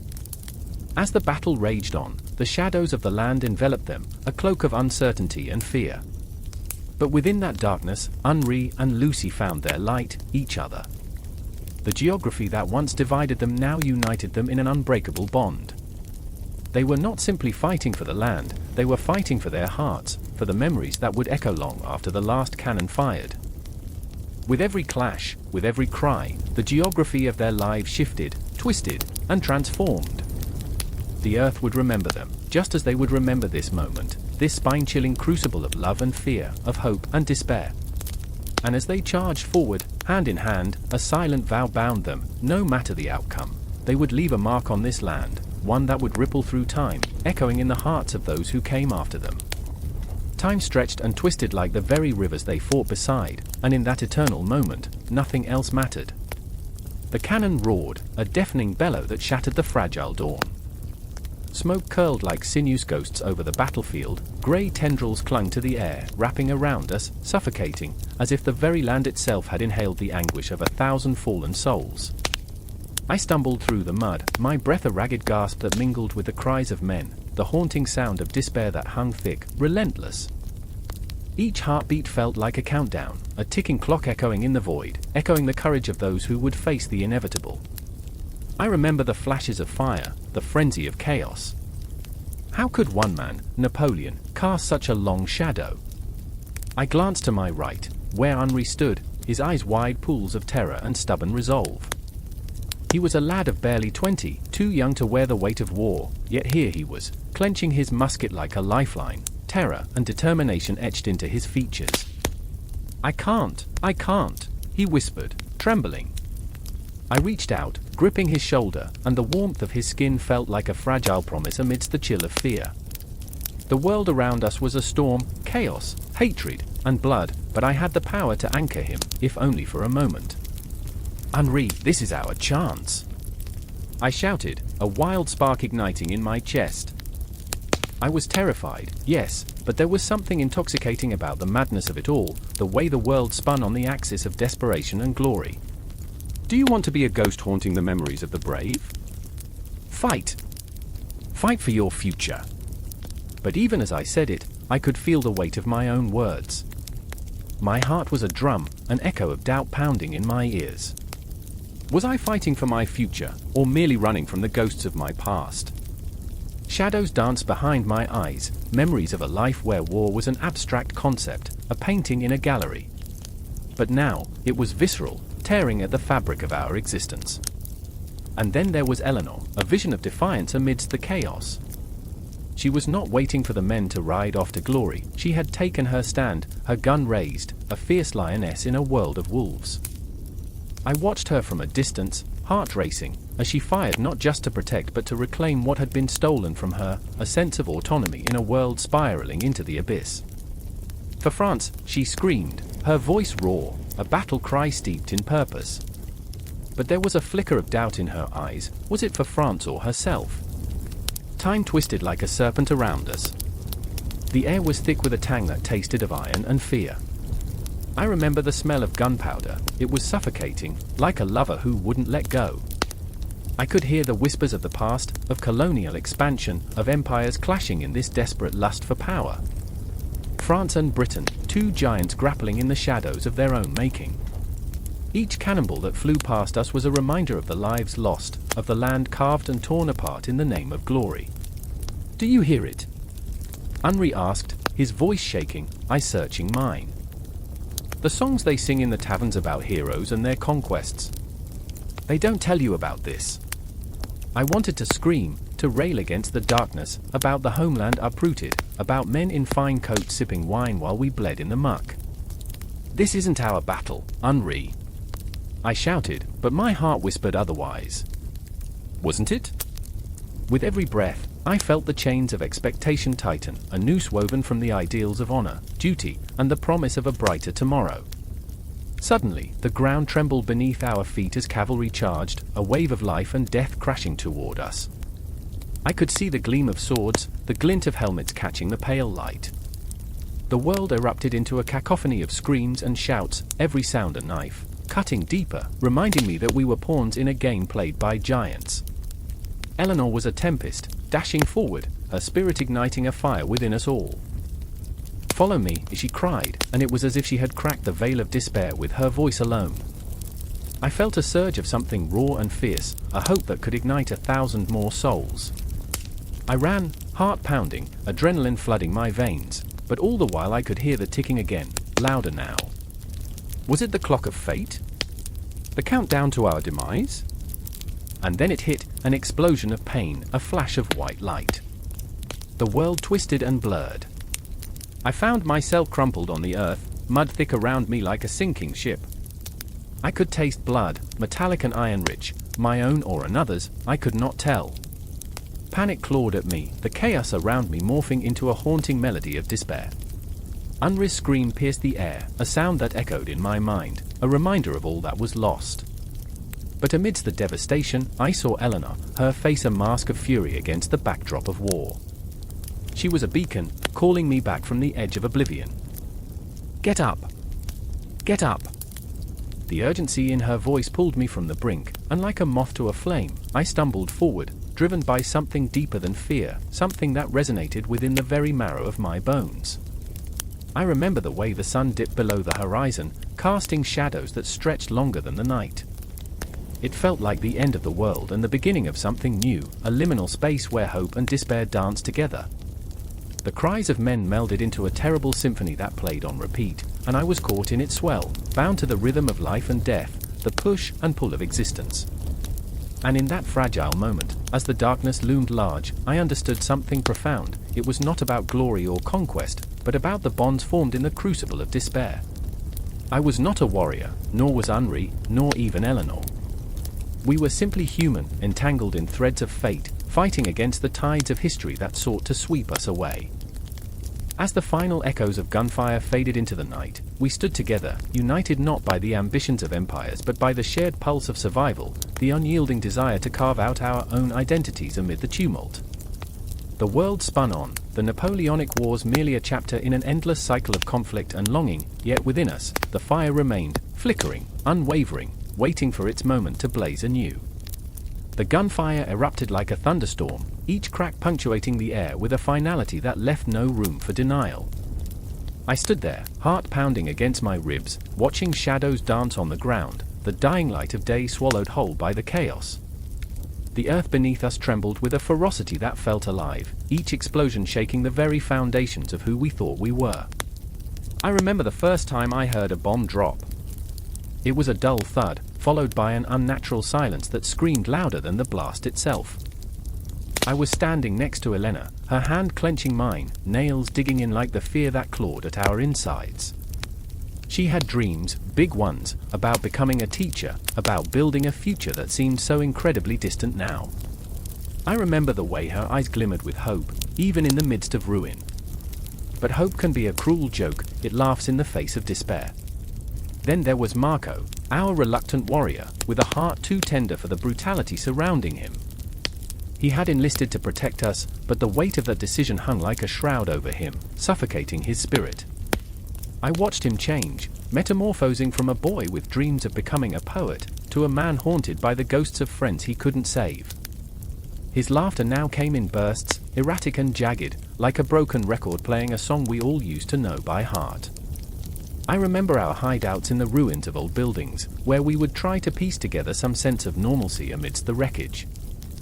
We invented games, created stories, anything to drown out the cacophony of explosions, the cries of the fallen. But the laughter felt hollow, echoing against walls that could no longer hold the weight of our joy. "Do you think they remember us?" Marco asked one night, his voice barely a whisper above the distant rumble of war. The question hung in the air, heavy and unsettling. I didn't have the heart to answer him. I didn't want to shatter the fragile illusion that we were still part of something bigger. Elena caught my gaze, her eyes searching mine for answers, for reassurance. But all I could offer was a grimace, the truth too painful to articulate. The wars had carved deep scars into our souls, turning our identities into a battlefield. Who were we now? The echoes of our former selves felt like a distant memory, as if we were merely ghosts roaming the halls of our own lives. The city had become a maze of shadows and memories.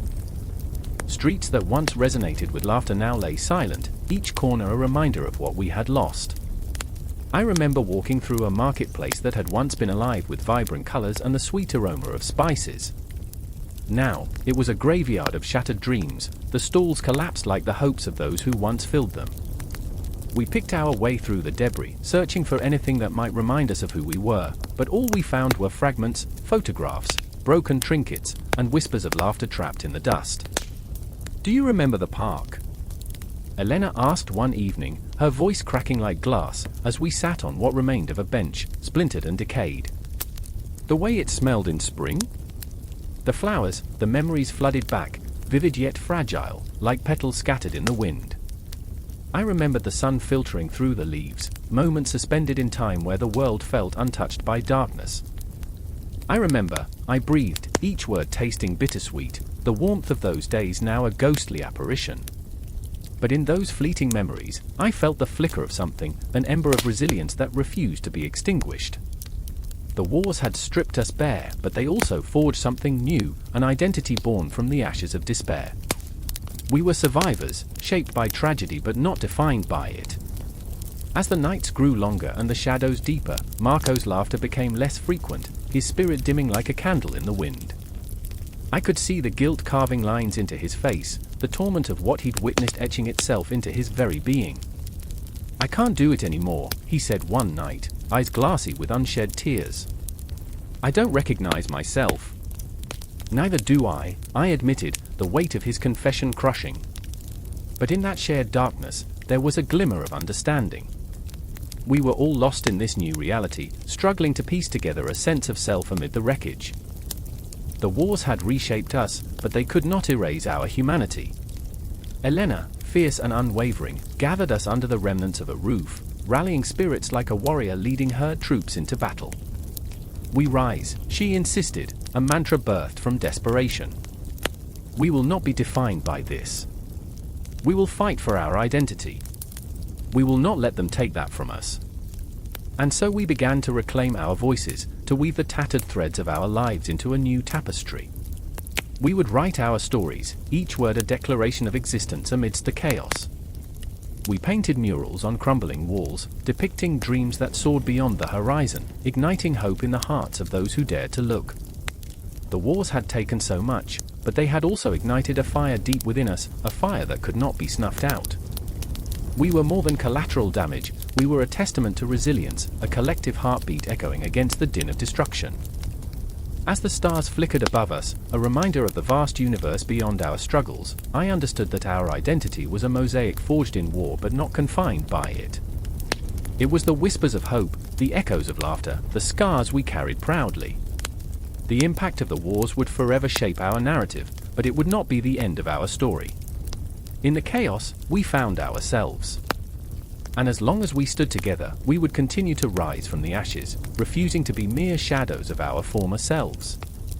We would reclaim our identity, fierce and unyielding, dancing beneath the stars, alive in our pain, our joy, and our unwavering spirit. The wars had transformed us, but it was in that transformation that we discovered who we truly were. The battle for our national identity was just beginning, and we were ready to fight.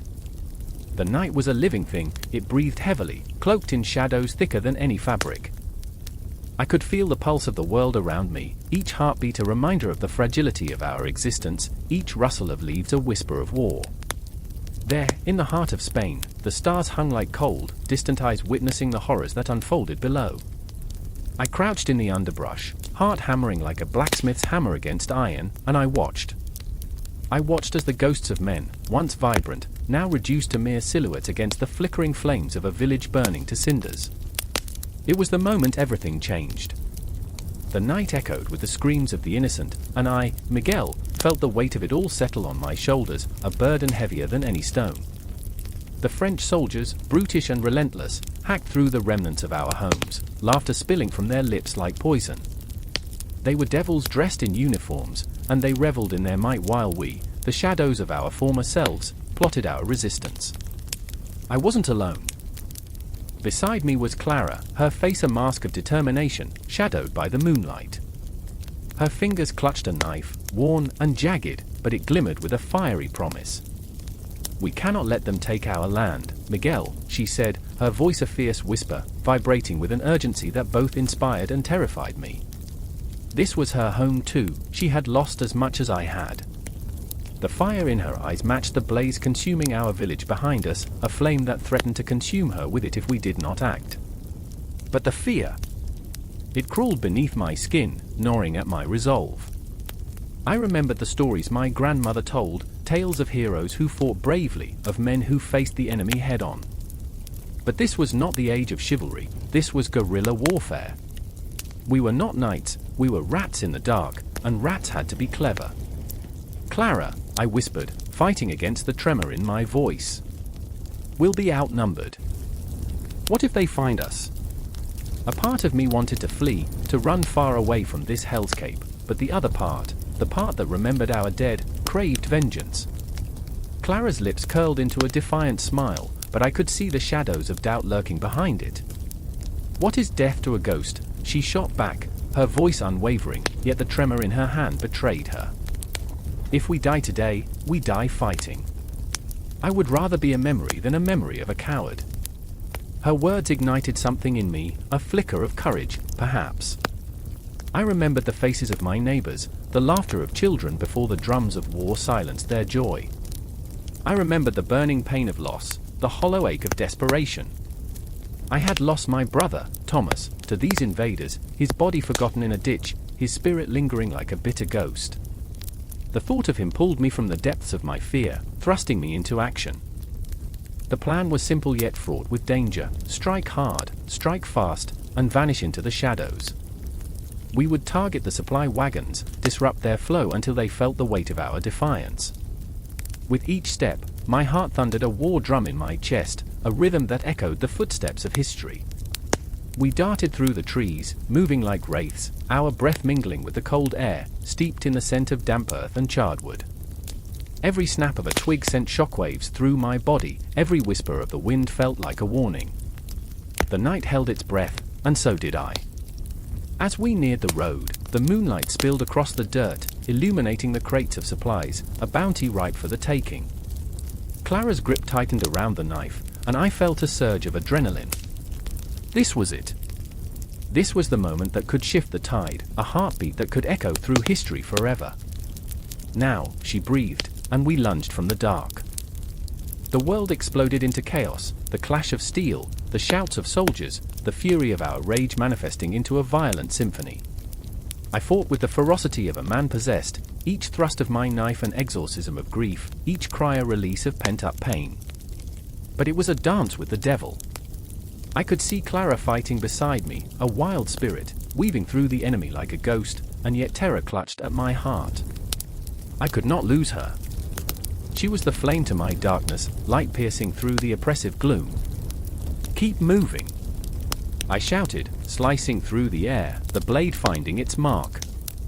A soldier fell, and I felt a rush of adrenaline, but then the weight of my actions crashed over me. I was becoming what I despised, a killer. The chaos was intoxicating, and yet I felt the world tilting beneath me, the ground shifting as if it sensed the weight of our choices. I could hear the cries of men, both friend and foe, mixing together in a cacophony of despair and defiance. The night grew thick with smoke, and it choked me, the scent of burning flesh mingling with the acrid tang of gunpowder. "Retreat!" Clara's voice cut through the madness, a siren's call pulling me back from the brink. We had to escape, we had to live to fight another day. The shadows were closing in, and I felt the claws of despair gripping my throat. The wildness of the battle faded into the background as we slipped back into the night, our hearts racing, our bodies trembling. I looked at Clara, her face streaked with dirt, eyes wide with a fierce light. We had tasted blood, but we had escaped. I remembered the weight of her gaze, the warmth of her spirit igniting something in me. We had become something more than mere survivors. We were resistance, an embodiment of hope in the face of despair. As we vanished into the darkness, I could feel the ghosts of our pasts trailing behind us, whispering tales of courage and sacrifice. The fight was far from over, yet in that moment, I knew that every heartbeat, every breath, was a step toward reclaiming our lives. Tonight, we were not just shadows, we were the flame rising from the ashes, defiant and unyielding. The night might engulf us, but our spirit would echo in the ages to come, a testament to the fight that would never truly end. A single cannon blast shatters the dawn, a harbinger of chaos. The acrid scent of gunpowder mingles with the cold, clammy air, clinging to the skin like an unwelcome ghost. I stand there, heart racing, as bodies, once vibrant dreams, become mere echoes, trapped in a dance of death. I remember the first time I saw war. I was naive, an unwitting child, captivated by tales of heroism and honor, not knowing that glory wears the mask of suffering. In the distance, a woman screams, the wail piercing the fog, slicing through to the marrow of my bones.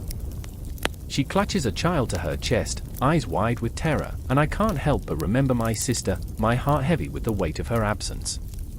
The world seems to tilt, time stretching, warping like a funhouse mirror. Each heartbeat reverberates through the ground, a countdown to a confrontation I cannot escape. Louise, my beloved, stands at the edge of the chaos, her hands trembling, fingers brushing the hilt of a sword she barely knows how to wield. She's bold, yet her courage feels like a flimsy veil over a deep well of fear. We can't let them win, she shouts, voice cracking in the air thick with smoke and sorrow. I want to reach for her, to tell her that bravery can't shield us from death, that love is often the first casualty of war. Yet, I am frozen, a statue of indecision, paralyzed by the need to protect her and the gnawing realization that I might not be able to. Then there's Jean, my comrade, a man with laughter like thunder, but whose eyes hold storms too fierce for anyone to weather. He charges forward, reckless, the very embodiment of the soldier's creed, sacrifice. For France, he cries, spitting defiance into the fray, but I see the cracks beneath his bravado, the way he flinches at each scream. He fights not for glory, but to drown his own ghosts, the faces of comrades lost, the weight of their unfulfilled dreams. I remember his stories, nights spent under a canopy of stars, where we were kings of the universe, untouchable. We laughed about the absurdity of life, how we were but pawns in a game played by fools and tyrants. You know, he'd said, they bathe once a year. Love must have been earthy. I had chuckled, yet now I wonder how much of our laughter was a shield against the chilling reality of existence, how much was a wish to escape the encroaching shadows of our fate. Gunfire erupts, a cacophony of despair. I feel the ground tremble beneath my feet, a pulse of its own, as if the earth mourns the loss of innocence. In this moment, time seems to fold, memories crashing into one another like waves against a dying shore. I see Louise laughing in a sunlit field, her hair ablaze with the colors of autumn, the way her smile could light up the darkest of nights. But that laughter is swallowed now, drowned by the thunder of cannons, the cries of the wounded. Keep moving! I scream, pushing past her, past my own doubts. I feel the weight of my heart, a drumbeat loud enough to drown out the chaos, a stark reminder of everything I stand to lose. I become a blur of motion, dodging death, yet every step is heavy, burdened with the knowledge that I might not return. A figure looms ahead, a soldier draped in the enemy's colors, eyes wild with fear, or is it hatred? I can't tell anymore. The air thickens, the world narrows to this moment, this breath. He raises his weapon, and I see the glint of desperation in his eyes. In that instant, we are not enemies, we are two souls caught in the same merciless storm, each a reflection of the other's nightmares. I remember him, huddled in a corner of a tavern, sharing tales of lost homes, of families torn apart by a war that seemed never-ending. It's madness, he'd said. A curse upon us all. And now, standing here, poised on the edge of fate, I wonder if he remembers those words too. I want to scream, to tell him there's still time to turn back, to forsake the violence, but the universe has no ears for whispers. The clash of steel rings out, a sound more chilling than I ever imagined. It's the symphony of despair, a cruel reminder that humanity is capable of such darkness. I swing my sword, the motion instinctual, visceral, but with every strike, I feel a piece of my soul fracture, splinter like glass. I see Jean fall, his laughter silenced, and the world collapses into a monstrous void. Louise's scream echoes in my ears, a haunting melody that refuses to fade. Time stutters, seconds stretch into lifetimes as I kneel beside him, blood pooling around us, a grotesque reminder of the fragility of life. You were meant to live, I whisper, my voice breaking, and as he fades, I feel the weight of my own survival like a noose tightening around my throat. Fight for those who can't, he gasps, his last breath a flicker of hope, a candle in the suffocating dark. I want to scream at the heavens, to curse the stars that watch in silence as we tear each other apart. But I can't. The conflict rages on, unrelenting, a beast that knows no mercy. The twilight creeps in, shadows stretching long, swallowing the remnants of who we once were. I stand, blooded, haunted, I am a canvas of scars, both seen and unseen, each stroke a testament to a struggle that feels endless. Louise approaches, her eyes glistening with unshed tears, and in that gaze, I see the promise of a tomorrow, one not built on the ashes of dreams, but on the defiance of love. The battle thunders on around us, but in that moment, the chaos fades, the screams become a distant echo. We are bound in a fragile understanding, a shared grief that transcends the madness. I want to hold her, to promise her the world, but the weight of reality presses down, reminding me that the war is far from over. The clock ticks, a cruel reminder of time slipping through our fingers, each second a whisper of what's to come. The shadows loom, the night thick with uncertainty, but deep within the darkness, a flicker of light remains. We fight not just against the enemy, but against the ghosts of our own despair. As I look into Louise's eyes, I feel the pulse of humanity, a raw connection that defies the chaos surrounding us. And in that moment, surrounded by ghosts and echoes of the past, I understand, this war is more than just a clash of swords. It's a battle for the very soul of our existence, and we are but the pen in history's hand, scratching upon the parchment of time, each mark a testament to the love and loss that define us. And so, the war continues, a relentless tide that pulls us under, each heartbeat a reminder of what has been lost, what yet may be found. The night is alive with whispers, and as we stand in the eye of the storm, I feel it, the aching, the longing, the bittersweet promise of a tomorrow yet to come. The clang of metal against metal reverberated through the air, a sickening symphony of chaos. I stood knee-deep in mud, slick with the blood of men whose names would never be uttered again. A cannonball roared overhead, its sheer force a reminder that we were mere pawns on a board, every move dictated by the madness of a man far removed from our reality. I clutched my musket, its weight a comfort and a burden, a lifeline to my sanity amidst the storm of battle. I remember the faces, oh, those faces. Pale and hollowed, eyes wide with terror, or glazed over in the serene acceptance of their fate. There was Henri, whose laughter once danced through the ranks like a sonnet.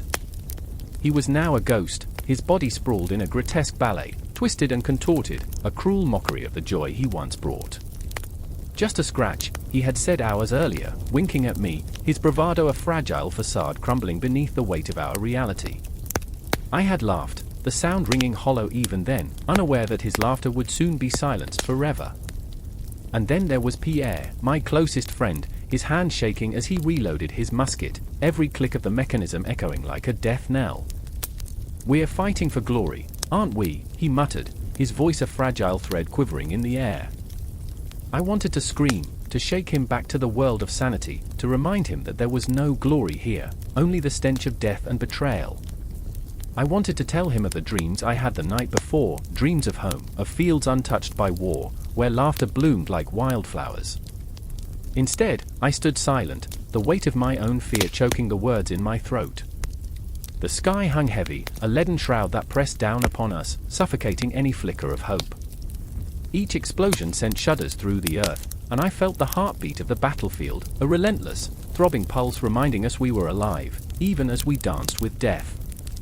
I remember the tremor in my hands, the sweat trickling down my spine as I peered into the distance, where shadows wove between the trees, and the cries of the wounded echoed like anguished spirits. What had we done to deserve this, I wondered? What crime had we committed to be thrust into this nightmare? It was a question that burned in my soul, an ember of doubt that flared into a conflagration when I met the gaze of my comrades, men who had once fought for a cause they believed in, now reduced to mere survival. We were not soldiers, we were desperate souls clinging to the fraying threads of our humanity. "Keep firing," the sergeant barked, his voice sharp, cutting through the air like a blade. But how could I? How could I pull the trigger when every shot felt like a betrayal against all that I held dear? The war had not just taken lives, it had devoured dreams, gnawing at the very fabric of our existence. I remember the whispers of the wounded, their voices frail but insistent, weaving tales of love and loss, of families waiting for their return. "Tell her I love her," one soldier gasped, his breath ragged, blood oozing from a wound that would never heal. I felt my heart shatter, fragments of my own longing slicing through the fog of battle, visions of Clara, her laughter ringing like a bell, her arms opened wide as I returned home. But home was a distant memory now, swallowed by the unforgiving maw of war. We pushed forward, our bodies moving on instinct, but I felt time unraveling, seconds turned to hours, hours into an eternity. The battlefield morphed into a grotesque theater where the actors wore masks of horror. I stumbled upon a body, an enemy soldier, perhaps, but in that moment, he was just a boy, no more than 18, his face frozen in an expression of disbelief. I knelt beside him, a torrent of emotions flooding my heart, anger, sorrow, guilt. I remembered my own youth, the The carefree days spent dreaming of adventure, unmarred by the reality of pain. "Why?" I whispered, though I knew the answer would forever evade me. Why had we chosen to follow a madman into this abyss? The question lingered like the smoke hanging in the air, choking the remnants of our humanity. I closed my eyes, grasping at the fleeting memories of laughter and warmth, desperate to hold on to something, anything, that reminded me I was still alive. "Pierre!" I shouted, searching for my friend amid the chaos, my voice cracking, a desperate plea against the cacophony of war. I could feel the cold grip of despair tightening around my heart as I pushed through the throng of bodies, the mud sucking at my boots, as if the earth itself wanted to pull me down into its depths. And then I saw him, a figure silhouetted against the flames, but he was not unscathed. Pierre was on his knees, clutching a gaping wound in his side, his face pale, eyes wide with fear. I lunged forward, the world falling away, and in that split second, time stretched infinitely, the air thick with unspoken words. I reached for him, but the ground shook beneath us, and a cannon roared, the earth erupting into chaos and fire. "Stay with me!" I screamed, but deep inside, I felt the fraying edges of hope unraveling. The shadows teased me, whispering of a fate I could not accept, and as I knelt beside him, the weight of everything I had lost crashed upon me like a tidal wave. I remember, he gasped, his hand gripping mine, squeezing with a frailty that ignited a fire deep within my chest. I remember the fields, the laughter, the dreams, his voice faded like smoke in the wind, and I felt my soul shatter, 1,000 pieces scattering into the void. But the battle raged on, unyielding, and the darkness loomed ever closer. I could feel the grip of despair tightening, a vice around my heart. "I will not let you go," I bellowed, but the words felt hollow in the face of my own impending doom. Time twisted like a knife, and chaos enveloped me, the battlefield a swirling vortex of anguish and terror. I was lost, adrift in a sea of grief, and as I clutched Pierre's hand, I realized that we were all victims of a war that had long forgotten its purpose, its glory replaced by a haunting silence that echoed through the night. The darkness beckoned, but I would fight. I would hold on to the memories, to the laughter that had once filled the air, even as the shadows threatened to consume us whole. In that moment, I understood, the trials of our era were not just battles fought on foreign soil, they were the wars we waged within ourselves, the unending struggle against despair, against the loss of all we held dear. And so, we pushed forward, the screams of the dying echoing in our ears, our hearts heavy with the weight of unshed tears. The fight was far from over, the spectre of war looming above us, but in the midst of the chaos, I clung to the flickering flame of hope, a fragile ember in a world consumed by darkness. The trials of the Napoleonic era were only just beginning, and I would not let them extinguish the light within me. The air hung heavy, thick with the scent of gunpowder and desperation. It was a moment suspended in time, the echoes of cannon fire still resonating in the hearts of those who bore witness. A young woman stood at the edge of a battlefield, her dress torn, fingers trembling as she clutched a tattered letter, her brother's last words. She could almost hear his laughter, feel the warmth of his embrace, but now all that remained was silence, a haunting void that swallowed her whole. "Elise," she whispered, the name a prayer on her lips, a lament for everything that had been lost. The shadows danced around her like ghosts, memories of a war that had carved through Europe like a relentless storm, leaving scars deeper than any wound. The revolution had been a spark, Napoleon's ambitions were the wildfire. And now, here she stood, in the ashes, feeling the weight of history pressing against her chest, suffocating. Across the field, a man knelt, eyes wild, his hands stained with the remnants of battle. Louis thought of his dreams, once so vast, filled with glory and honor. Now they lay shattered, like the broken bodies scattered around him. The clamor of victory rang hollow, he could hear the cries of the fallen, their voices a relentless chorus that haunted his every waking moment. What have I done? The thought spiraled, relentless. He had fought for a cause, for a vision that now felt like a cruel joke. He glanced at Elise, standing there, a fragile figure against the chaos. She was a reminder of what he had once hoped to protect. "I remember," he choked out, words heavy with grief, "the laughter in your eyes, the dreams we wove together." But now, her gaze was distant, lost in the fog of morning, searching for a brother who would never return. Their lives, once intertwined like the threads of a tapestry, were now unraveling, frayed by the relentless march of fate. Time was a fickle beast, twisting and turning, pulling them back to moments they wished to forget. The clock in the town square had struck 13 when Elise first heard the news: her brother conscripted, dragged into a war that felt larger than life, yet so painfully insignificant. "I remember the clock," she would say, "how it marked the end of innocence."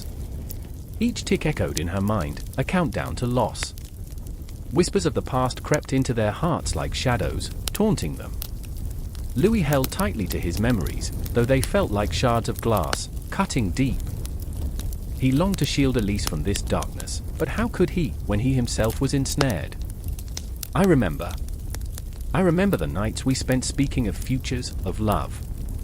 But those futures had crumbled like the lands they fought to defend, commands and cannons replacing dreams. The stars had always been their solace, twinkling promises in the night sky, but now they felt like distant lies. In a world where men fought with honor, where glory awaited the victorious, what remained for those who had lost? Louis looked up, searching for answers. The cosmos offered none, only silence.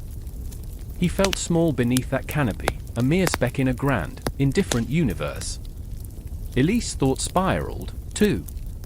She could feel the tug of her brother's spirit, beckoning her to remember the warmth of their childhood, the shared secrets under moonlight. Yet the memories grew heavy, laden with sorrow. "I remember," she murmured, "the moments before the war, when our laughter danced through the air like a melody." Each word was a prayer, a plea for the past to return, but the ghosts of her brother and countless others loomed, a reminder of their sacrifice. In the distance, the fires of conflict burned bright, illuminating the darkness that threatened to consume them. Louis felt the pull. This was their moment, their chance to reclaim what had been lost. "I will not let this end me," he vowed, though doubt gnawed at his resolve. The shadows whispered, recounting tales of despair, but he would fight against them. He would face whatever ghostly remnants haunted the battlefield, for Elise, for his brother. Suddenly, a thunderous roar erupted nearby. A cannon had fired, shaking the ground beneath their feet. In that moment, everything shifted. Elise turned, her heart racing, the fear potent in the air. "We can't stay here." The urgency in her voice pierced through the haze, cutting through the fog of grief, igniting a spark of survival. She grabbed Louis's arm, pulling him towards the remnants of a nearby structure, a crumbling wall that offered scant protection. "Stay close," he urged, the bond between them solidifying amidst the chaos. They were two souls adrift in a sea of loss, clinging to each other as the world around them threatened to collapse. The weight of the Napoleonic legacy pressed down, a reminder that their lives were forever intertwined with the bloodshed and ambition that had shaped Europe. The cries of the wounded pierced the night, and in the distance, the flickering flames of war cast an eerie glow. They were caught in a storm, a maelstrom of emotion swirling around them, dragging them deeper into despair. Yet within that storm, there was a glimmer of hope, the knowledge that together they could face anything. As they huddled against the wall, the echoes of the past mingled with the present, a haunting chorus of what had been and what could never be. "I remember the dreams we had," Elise whispered, eyes glistening with unshed tears. Louis nodded, his heart pounding in rhythm with her words. In that moment, they were warriors of their own making, battling against the unforgiving tide of time. Time was relentless, yet it also offered the faintest glimmer of healing. The echoes of the Napoleonic Wars remained etched in the fabric of their lives, intertwined with their very identities. They would carry the weight of history, but they would also forge a path forward, navigating a landscape forever altered, yet still brimming with possibility. As the night deepened, the stars blinked overhead, indifferent to their plight, yet somehow holding a promise. They were not alone in their struggle. The legacy of the Napoleonic Wars would echo through their lives, a reminder of sacrifice, resilience, and an unyielding hope for a better tomorrow. And so, they leaned into the darkness, ready to confront whatever lay ahead, knowing that the haunting memories would shape their journey, but not define it. The cycle would continue, each heartbeat a testament to those who had come before, and those yet to come, all bound together by the invisible threads of history.